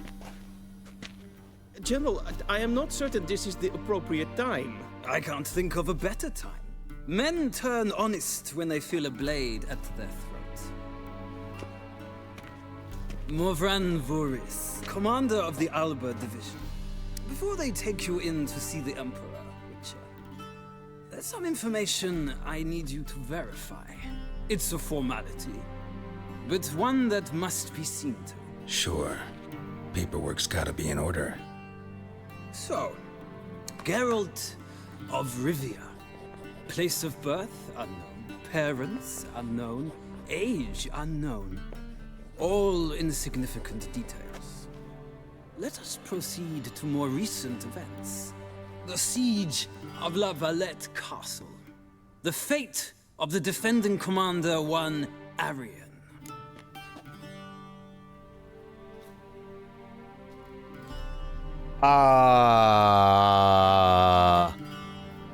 Well, I mean, I never played Witcher 2, so what did I do?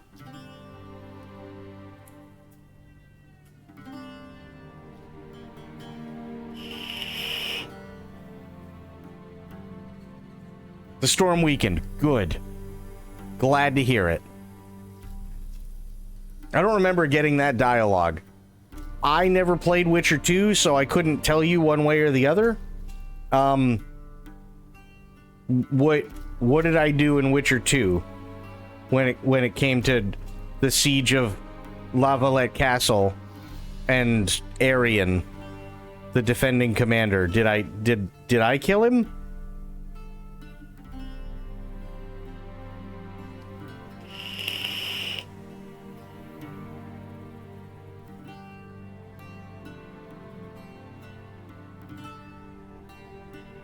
Well, I have no clue either, and unfortunately there's no option that says, sorry, I didn't play Witcher 2.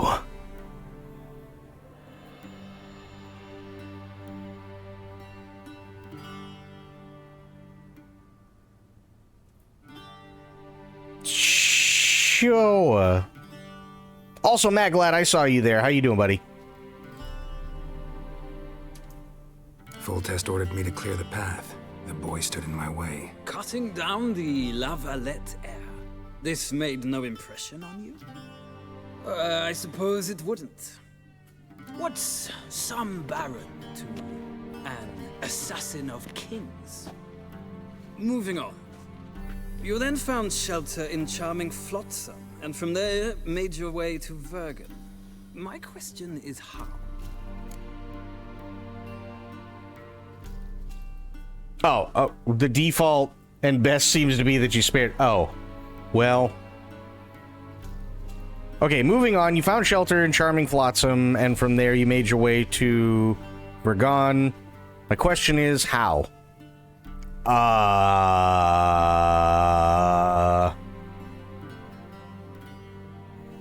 Default and best seems to be that you sided with Roche. Or Vernon Roche. Okay. I got out of Flotsam with Vernon Roche, commander of the Blue Stripes, and... A murderer of non-humans. We know this gentleman well, Witcher. You forge interesting alliances. Something tells me my most interesting is yet to come. Go on, next question, before my beard grows back in. We shall shave you again if it does. Very well. The infamous summit at Loch Muin. You were there. And once again meddled in the affairs of the mighty. Hang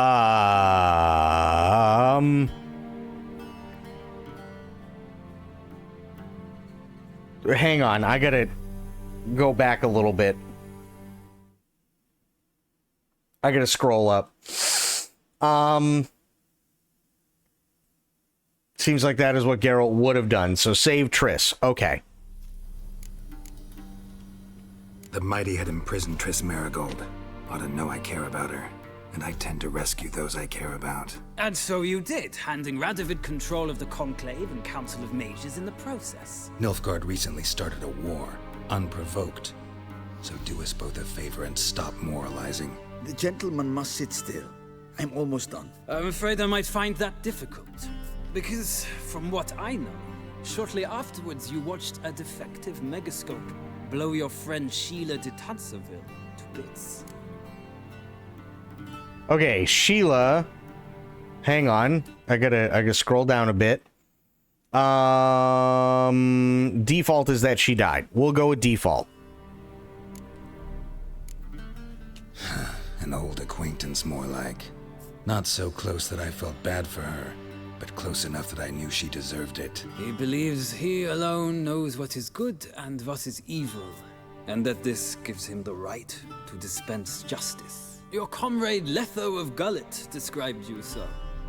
Quite accurate, I'd say. My comrade, your agent. Well, national interest calls on one to forge difficult alliances at times. Alliances with witches included. Okay. Hang on. Did you kill Letho or let him live? This may be the biggest decision to make in the interview. The default seems to be that you killed him. If killed, then he is not in Witcher 3 and a quest line is not in Witcher 3. If you say that you let him live, then a secondary quest titled Ghosts of the Past becomes available and he helps you. Let him live may be the best for the extra quest. Okay. That an ongoing alliance? What's Letho up to? I had hoped you would answer that question. Ah, so Letho's hiding from you. Must have a good reason. Was there a shift in national interest that might have caused that? I don't know where he is. Wouldn't tell you if I did anyway. Blade or no blade to my throat. I believe that is all. Your signature, please, affirming you stated the whole truth and nothing but the truth on pain of imprisonment or death, etc., etc. Here and here. With these formalities seen to, I would ask the General to leave the room. We shall be choosing the gentleman's attire. An important matter, but one that does not require the General's assistance. Shame. I might have given you some advice. So long, Geralt. Yeah, you might have also Good put me in luck with your assless orders. chaps.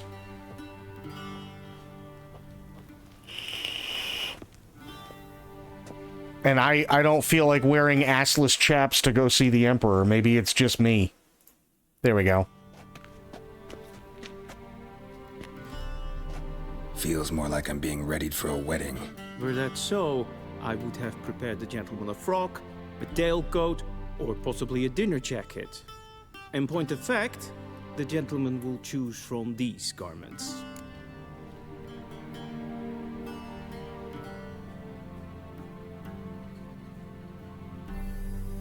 Yes, Ice Cream.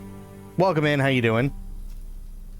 You don't have to have played them. Just say yes to important choices at the beginning. Oh. It's far too late, but how would I have done that for PS4? That's a good question. Any color as long as it's black? Black, black, or black? We do not like garish colors in Nilfgaard. The gentleman will tell me once he has chosen an outfit.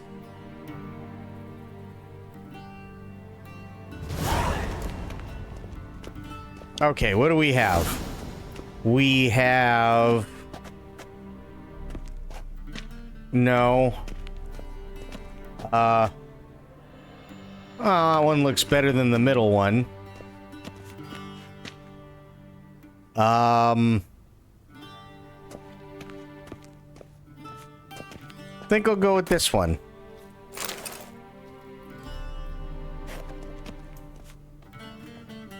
Oh, I gotta get dressed first. How does one get dressed? That's not how one gets dressed. No, don't. Oh, God. I don't. No. No, no, no, no. Okay. Inventory.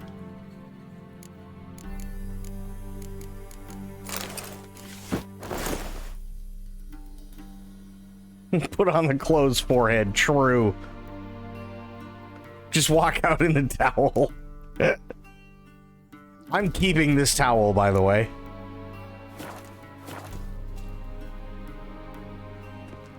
Black suits the gentleman. Does the outfit satisfy the gentleman? Suppose so. A studded doublet and a sword on my back. That's what would satisfy me. But tough. When in Nilfgaard. Yes? It's a saying. So what now? Powder my nose? No need. The gentleman's complexion is light enough. The gentleman is to stand before the ruler of the North and South. I must confirm that he knows how to bow. Will only run when. Confirm away.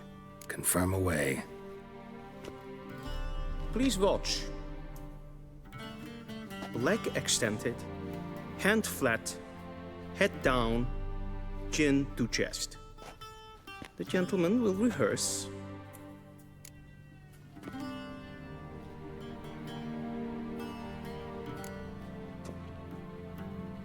Middle one. Lacking fluidity and grace. But we've learned to expect less of Nordlings. Did he just dab? Come with me. Okay, hang on. I just gotta... Just... There we the go. Gentleman will address the Emperor only when asked to, and using the appropriate title. Your arch-magnificency? I see the gentleman is in the mood for jests. I fear the Emperor might not share his disposition. Your Majesty will suffice.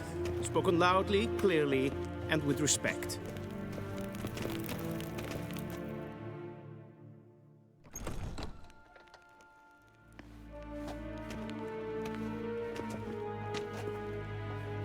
Im grimi eb art ketzer. Daifen aden in karn eb marvut. Emir var emreis. Bow.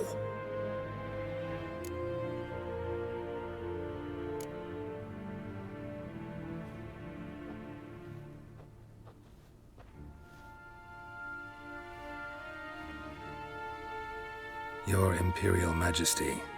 Arer ep do orde. Velian namen, vatkan favort.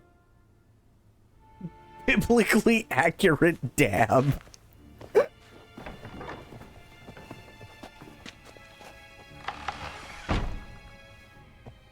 I thought you bowed before no man. Didn't want to disappoint the Chamberlain. We're friends.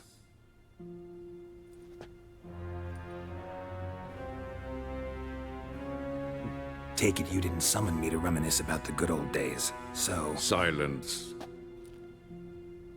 My daughter Cirilla, she's returned. And she's in danger. The Wild Hunt pursues her. You will find her and bring her to me. I mean, if that's your daughter, she's got a lot bigger of a problem than the Wild Hunt pursuing her, because she looks like a cupcake. How many men in your army? 20,000? 30? So why me? You know why. Because she trusts you.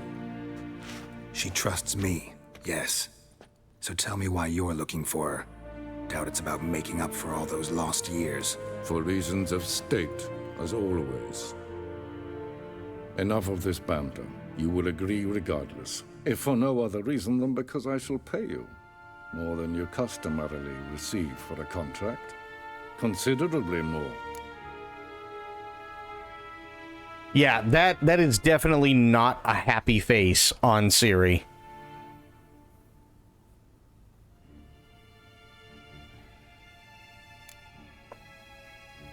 Second I saw that painting, I was like, oh, she is pissed. True. Yeah, Ciri looks like a frowny face cupcake. I would feel the exact same way she does in that picture if I was wearing that dress. Save your generosity for those whose homes your armies have razed. I'll do it for Ciri, not for your gold. Your motives do not interest me. Only results. Yennefer will tell you the rest. This audience is finished. Mererid! Take him to the sorceress.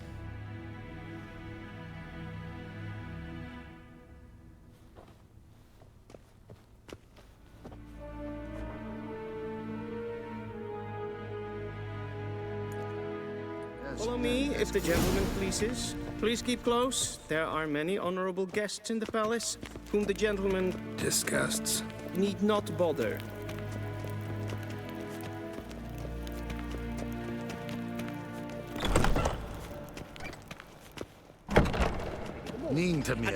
That's a very angry door. What? Do you know who you're talking to, soldier? I'm Herivard II, Prince of Elandel. Not only am I made to wait here like some supplicant... Ratsliden enecht es tun es saur an Neelfire.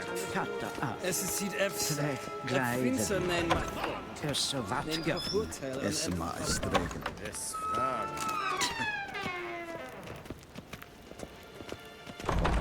It is a full-on frown, that's for sure. Kin we braine gat en selfit den gatte. Esse plenten knot mache. En selfit den sigjad hefet. Kasper ken guvelle der. Once the gentleman is done, he should see me to retrieve his possessions. Karten dukas vicovaro. Glen esse lasse.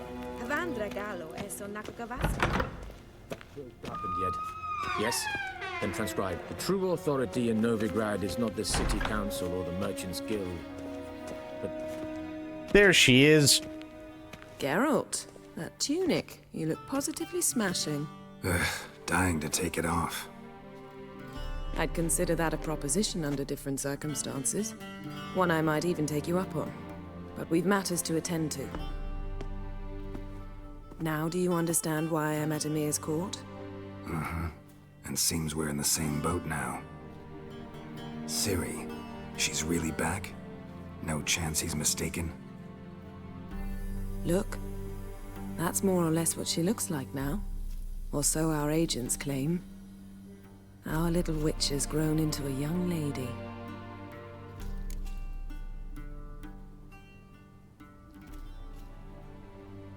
All grown up. How about that? She's grown up?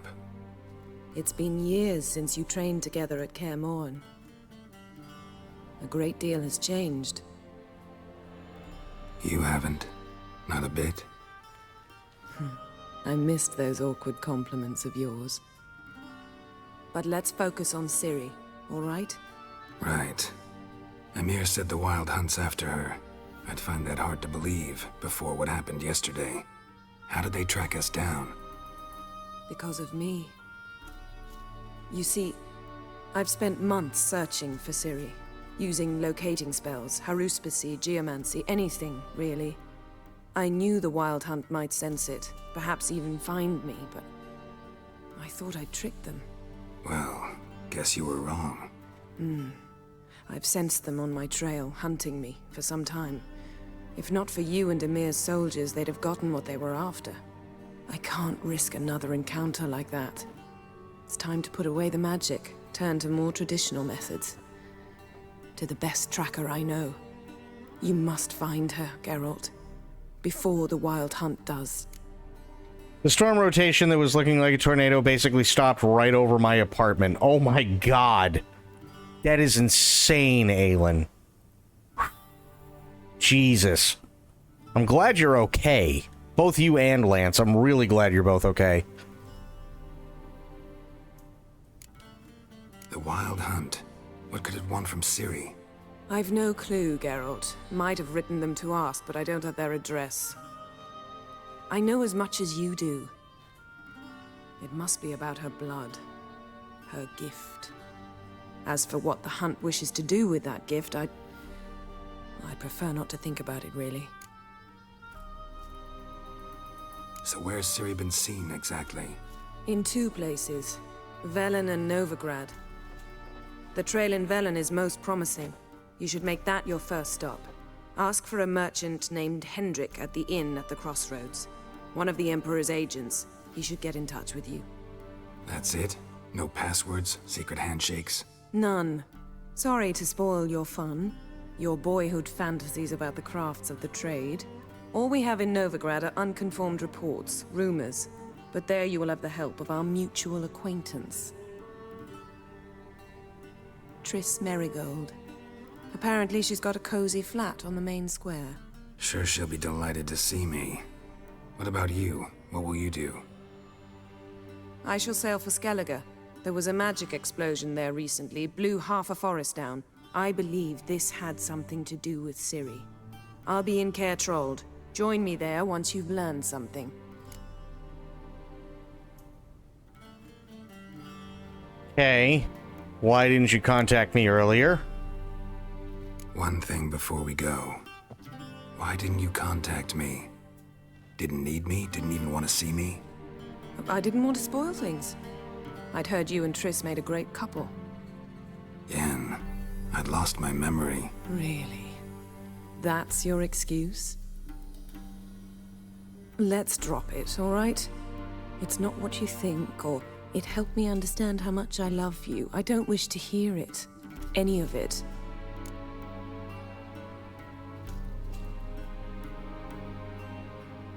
There's a box by a window. Unless it's part of a DLC, you should find some good loot in it. Oh, you mean in here? I'll definitely take a look, for sure. Give me 1 second, hang on.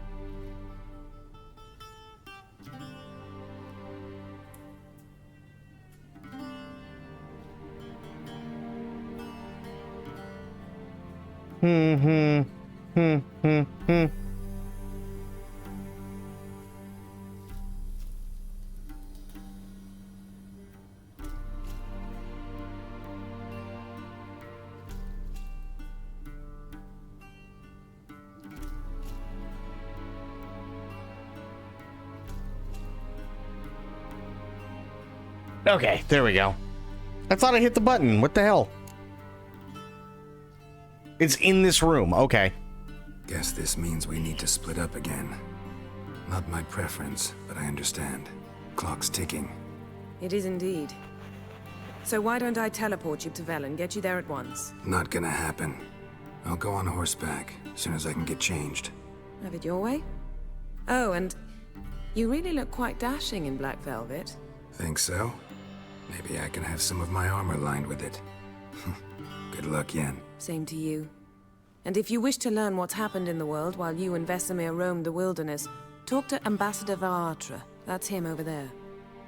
And Geralt, I know it's wartime, but try not to be a hero, all right? Just check those leads and come back to me, in one piece.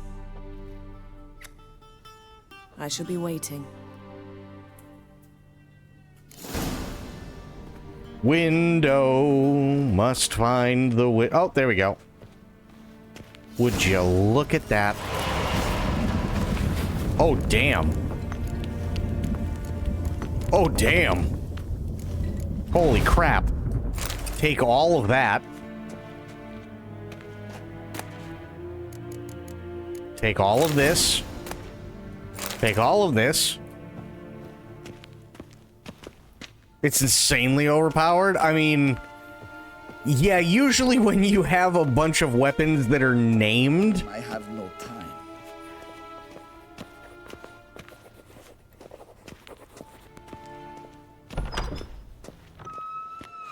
How might I serve the gentleman? By returning my things.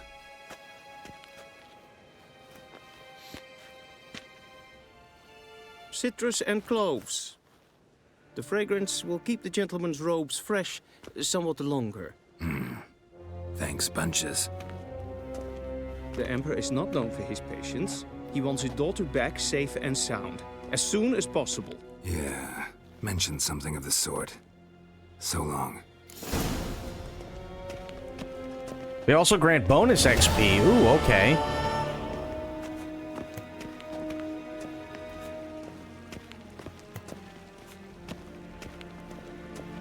I know there's a thing over there, but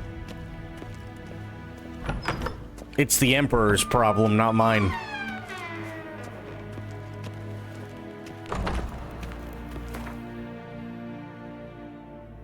Fast travel. Oh, I gotta wait. Yeah, okay. Oh, I'm trying. Okay, there we go. Yeah. Got it. Open the map of given region. Yep. I know how to navigate.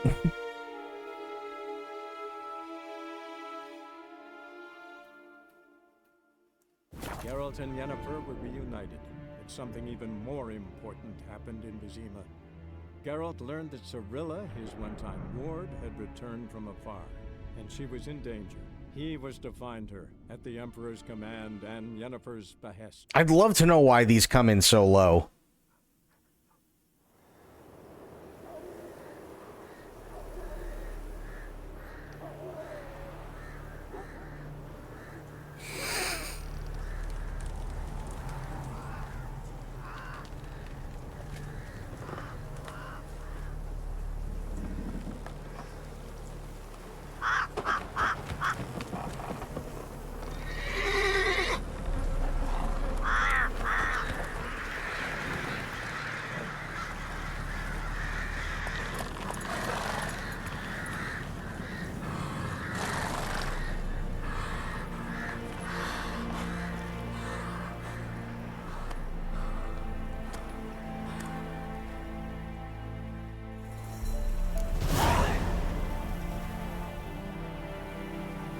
Currently, track quests can be changed to the first quest in Hearts of Stone, yet we only recommend starting if your character is at least level 30. That's actually really good to know. Okay.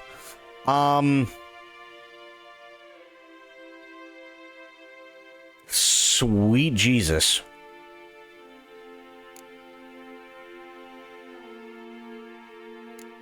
So I need to be level... Okay, yeah. So level 7 and level 11, and I'm level 3. I got a little bit of a ways to go, but worth it.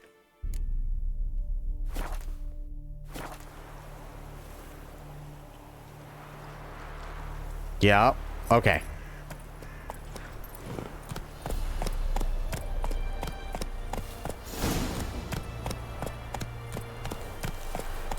Looks like a lot of baddies up ahead. It's a lot of baddies.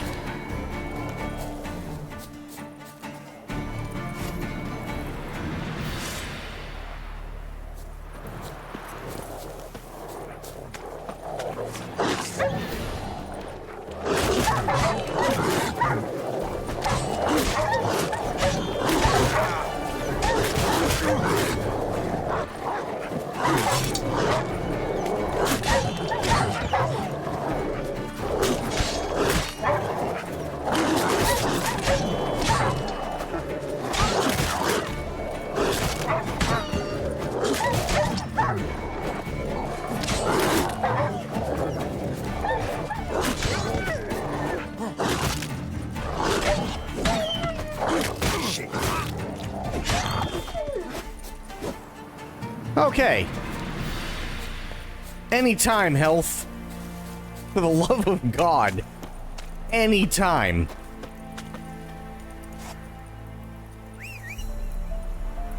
Got to level 4 before leaving the first map because I did all the side quests and say, gotcha.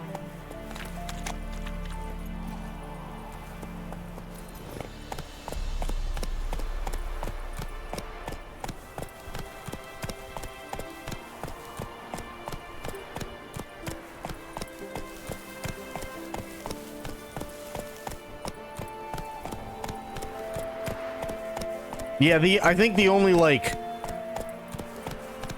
The only real side quest I did was, help the lady get her pan back. That's about it.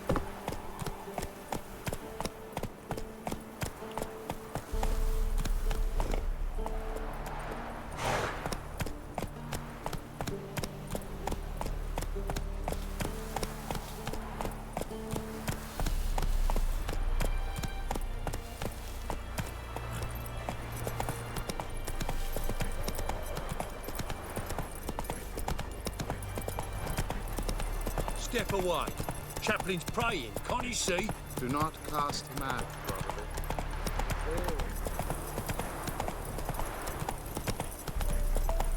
This is a really pretty game, gonna be honest. Nets you a lot of gold and good loot, or items to make good loot. Yeah.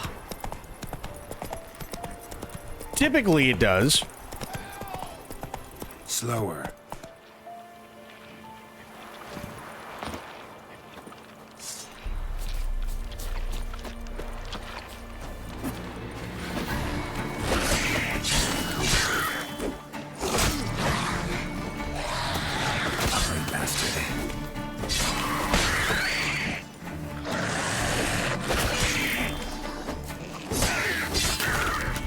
Ooh. Come back, you prick! What do you mean? On, quick, unbind me! Unbind me before the next ones come! When they come, I'll tend to them. Meanwhile, let's you and me chat. Like to know who I'm untying. John Verdon. Served in the 10th Maribor Division. Long way from your army. My army don't exist no more. Black One smashed it to bits. I scarpered off into the woods just before that happened. Joined a group of refugees, fucking bursting with patriotism they were. Soon as they learned I'd abandoned Temeria in her hour of need, they beat me down. Tied me up like a turkey, left me to the drowners. Okay. Fine, I'll help. Oh, thanks. For a minute there, I was almost sure you'd leave me to die. I'd like to thank you somehow, but I've not a chip crown to my name. Tough. I'll take the loss. Thanks, Witcher. May you prosper on the path. You give me, like, just a boot. I'll take one of your boots. It's fine. That would be payment enough.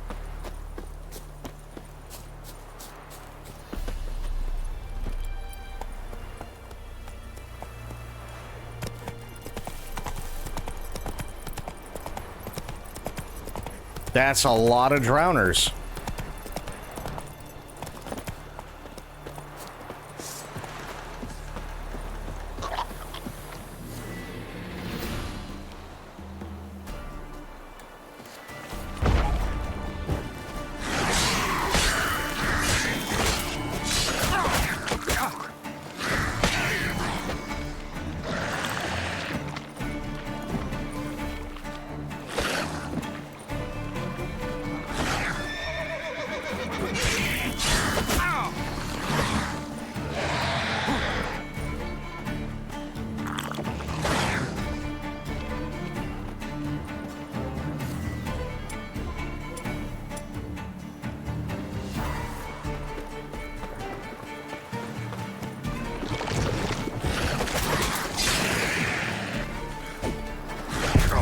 Oh, really? He wasn't even, like, halfway through. He wasn't even halfway through the animation and I got hit. What is that?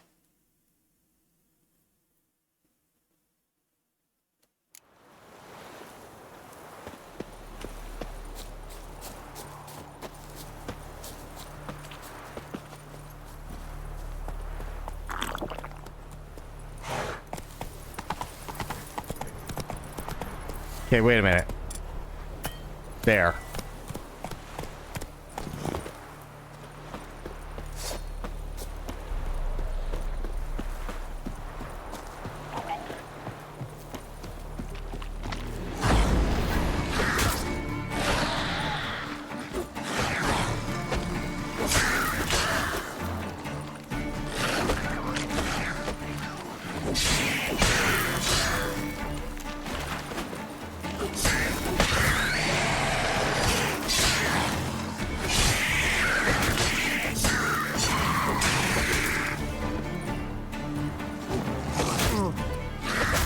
Ow.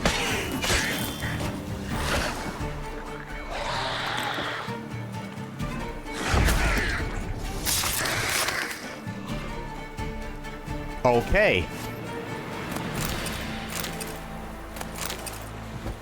No, don't punch the air.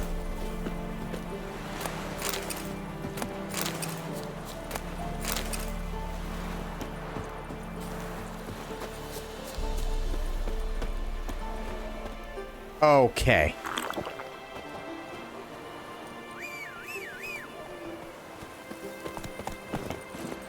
Oh yeah, I still have that thing's head on my horse.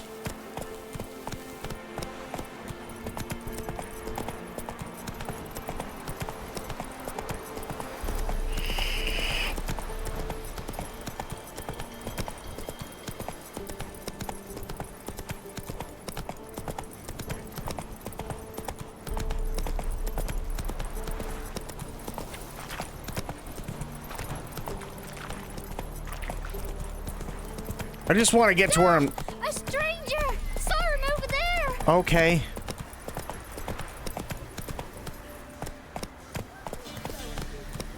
Yeah, all I wanted to do was get to here so I could, like, save. Not on me life. Hear her squealing. They'll kill us and take her all the same. So I'll slaughter her myself. Hide her corpse neath the floorboards. Those bastards won't have her. All right, all right. We'll cover the... That was one hell of a conversation to come into the middle of. Gonna be honest.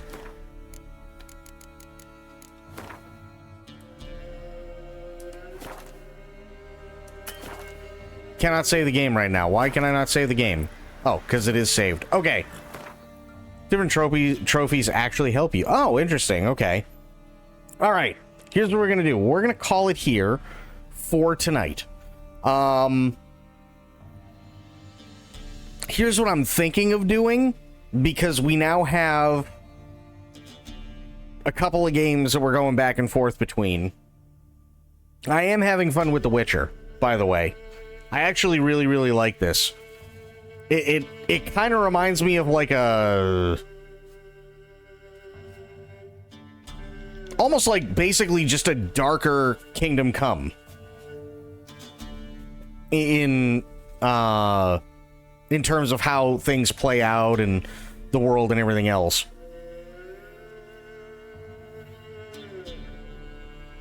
You have a question? All right, go for it.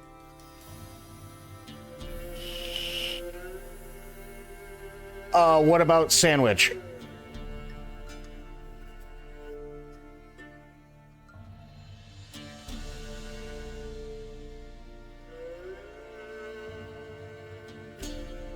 I don't understand the question.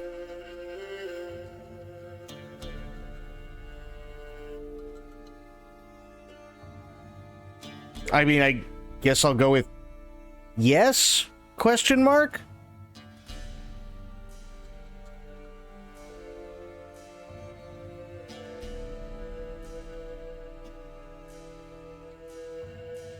It's the right... I mean, everybody loves sandwiches. It's the only reason why I said it. I'm like, I mean, yeah, I like sandwiches. But, yeah, we got a couple of games that we're bouncing back and forth between. I don't know what we're going to do tomorrow. I'm enjoying this. I'm also enjoying Remember Me, which is a lot of fun, too. And we still have to go back and play Signalis as well. I'd like to see how confused people get. Oh, fair enough. Yeah, so we've got this, we got Remember Me, and we got Signalis. All vastly different from one another, but all really good from what I've seen so far.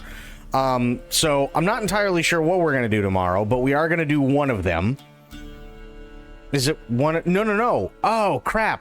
Wait a minute. Hang on. I got to check something before we go. I do have to check a thing because I wrote it down. Hang on.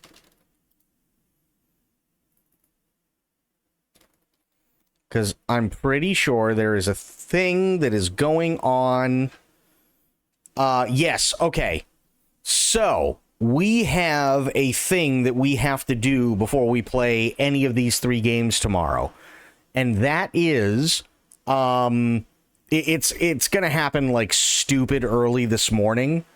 But we're actually going to watch it like 12 hours later. It's the Konami Press Start game news release. And currently they have highlighted Metal Gear Solid Delta and Silent Hill F. And people are speculating that there is the possibility that we might hear news about Metal Gear Solid Master Collection Volume 2. So I'm for those of you who don't know, I'm a massive Metal Gear Solid fan. Silent Hill F looks really, really good and really interesting. And I played Silent Hill 2 Remake, which was fantastic. And yeah, Silent Hill F is not part of the Silent Hill universe that everybody already knows, so it's a good way for people to get into it. So potentially really good horror game, plus Metal Gear Solid Delta, which I'm calling it now. I think it's going to be fantastic. But we do have news on that. I don't know how long it's going to last, though. So we're going to watch the Konami Press Start later on today. When I start streaming, we're going to do that first thing. And then one of these 3 games, whether it be Witcher, Signalis, or Remember Me, that's what we're going to be doing. But I do want to thank everybody. I got some people I have to thank here because it's been one hell of a day, actually. So we had Aylin coming in with 1,000 biddies. Thank you so much, Aylin. Really, really appreciate that. We had Gina coming in with a raid. Thank you so much. We had Sophia gifting a sub to Decrepid. Thank you so much, Sophia. We had General Obi-Wan Kenobi coming in with that follow. Thank you so much. We had Sophia gifting another sub and this time to General Obi-Wan Kenobi. And then we had Soul coming in for 29 months. Also, it was so great to see not only Soul, and we love Soul. Soul is amazing, and I hope you are doing really, really well. And I'm glad to hear that you and Nan are doing well. And please send Nan my love, because you two are amazing, and you're two of my favorite people. And I'm not only just happy to see the both of to see Soul, but I was also really happy to see Flick. Again, for those of you who don't know Flickerclad, Flick is an RP god. And I immensely enjoyed all the time that I got to spend with Flick when playing Wild. And hopefully we can do it again someday. I really, really do. I really hope we can, and I hope to be able to catch some of Flick's streams. We had General Obi-Wan Kenobi, we had Bloop, we had Aelin, we had Lance, we had Sophia, we had Spoiled here for a little bit, we had Itzy, we had Myth, we had, yes, Ice Cream, we had a bunch of awesome people tonight. We had Corgi here. We had True. Nightshade. It was good to see you as well. Let me see here. Yeah, I think I got everybody. Oh, we had Decrepit. How could I forget Decrepit? We also had Pixel Pixie. Can't forget Pixel Pixie, that's for sure. I did see Matt Glad as well. It's good to see you, buddy. Hope everything's going well with you. And I think I got everybody this time. I think I did. Did I miss Itzy? I totally did not mean to miss Itzy. That's for sure. Everything sucks. It's like Andor over here. That's totally fair, Matt Glad, and I hope you're safe, buddy. I really, really do. So General Kenobi wants a joke. Okay, I can give you a joke. It's a quick one, but it's good, and I know there's going to be a lot of people that are going to moan at it because they've heard it many, many times before. There is a man, and he is in a grocery store, and his job is to stock the produce. So he's at one of the shelves, putting the produce, putting, cans and stuff like that on the shelf, and a woman comes up behind him, taps him on the shoulder lightly. "Excuse me, sir." He turns around. He says, "Yes, ma'am. How can I help you?" She goes, "I'm looking for the broccoli." And he goes, "Well, I'm sorry to tell you this, ma'am, but unfortunately, we are all out of broccoli right now. We will have more tomorrow, so if you show up at 9 a.m., broccoli will be here." She goes, "Okay, thank you." He nods, turns around, goes back to stocking the shelves. About a minute later, gets his tap on his shoulder, turns around, same woman. She looks at him, she goes, "Where's the broccoli?" "Well, ma'am, I just told you we're out of broccoli right now. If you come back tomorrow 9 a.m., the broccoli will be here." She goes, "Okay, thanks." Turns around, walks away. He turns around, starts doing his own thing again. 30 seconds later, he gets this angry tap on his shoulder. He turns around, it's a lady again. "Where's the broccoli?" He goes, "Okay, ma'am, could you do me a favor? Just entertain me for a moment. Could you spell cat as in catastrophic?" Woman looks confused, but she says, "Yeah, C-A-T." He goes, "Great, perfect. Could you spell dog as in dogmatic?" Again, the woman looks really confused. She goes, "Yeah, D-O-G." He goes, "Perfect, awesome, great job. Could you spell fuck as in broccoli?" And she looks really confused for a second. She goes, "There's no fucking broccoli." And he goes, "That's what I've been trying to tell you, lady."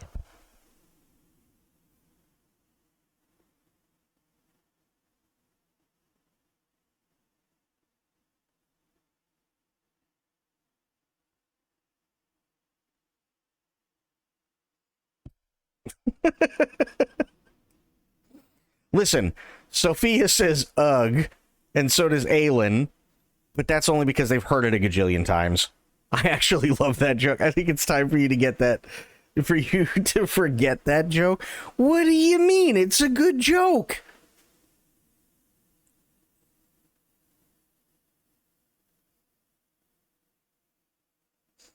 I'm gonna eat you tomorrow. What the fuck? Okay. Thank you, everybody, for hanging out. Thank you for watching. I really, really appreciate it. You guys are all awesome. It was great to see Flick. It was great to see Soul. It was great to see Gina. General Kenobi, thank you so much for the follow. Really, really appreciate it. Sophia, thank you for the gifted subs. Soul, thank you for the 29 months. Aelin, thank you for the 1,000 biddies. I really, really appreciate that. Yeah. You guys are great. So I really, really appreciate it. I'll be back later on today, but until I see you all then, have yourselves a great day, great night, wherever you are. Be good to yourselves, be good to one another, stay safe, stay frosty, and of course, the #1 golden rule around here, try to remember some of the basics of CQC. And I will be seeing all of you later on. Thank you so much once again, everybody, for hanging out. I really, really appreciate all of you. And yeah, I'll be seeing you later on today. All right, I am out. Have yourselves a good night. Take care.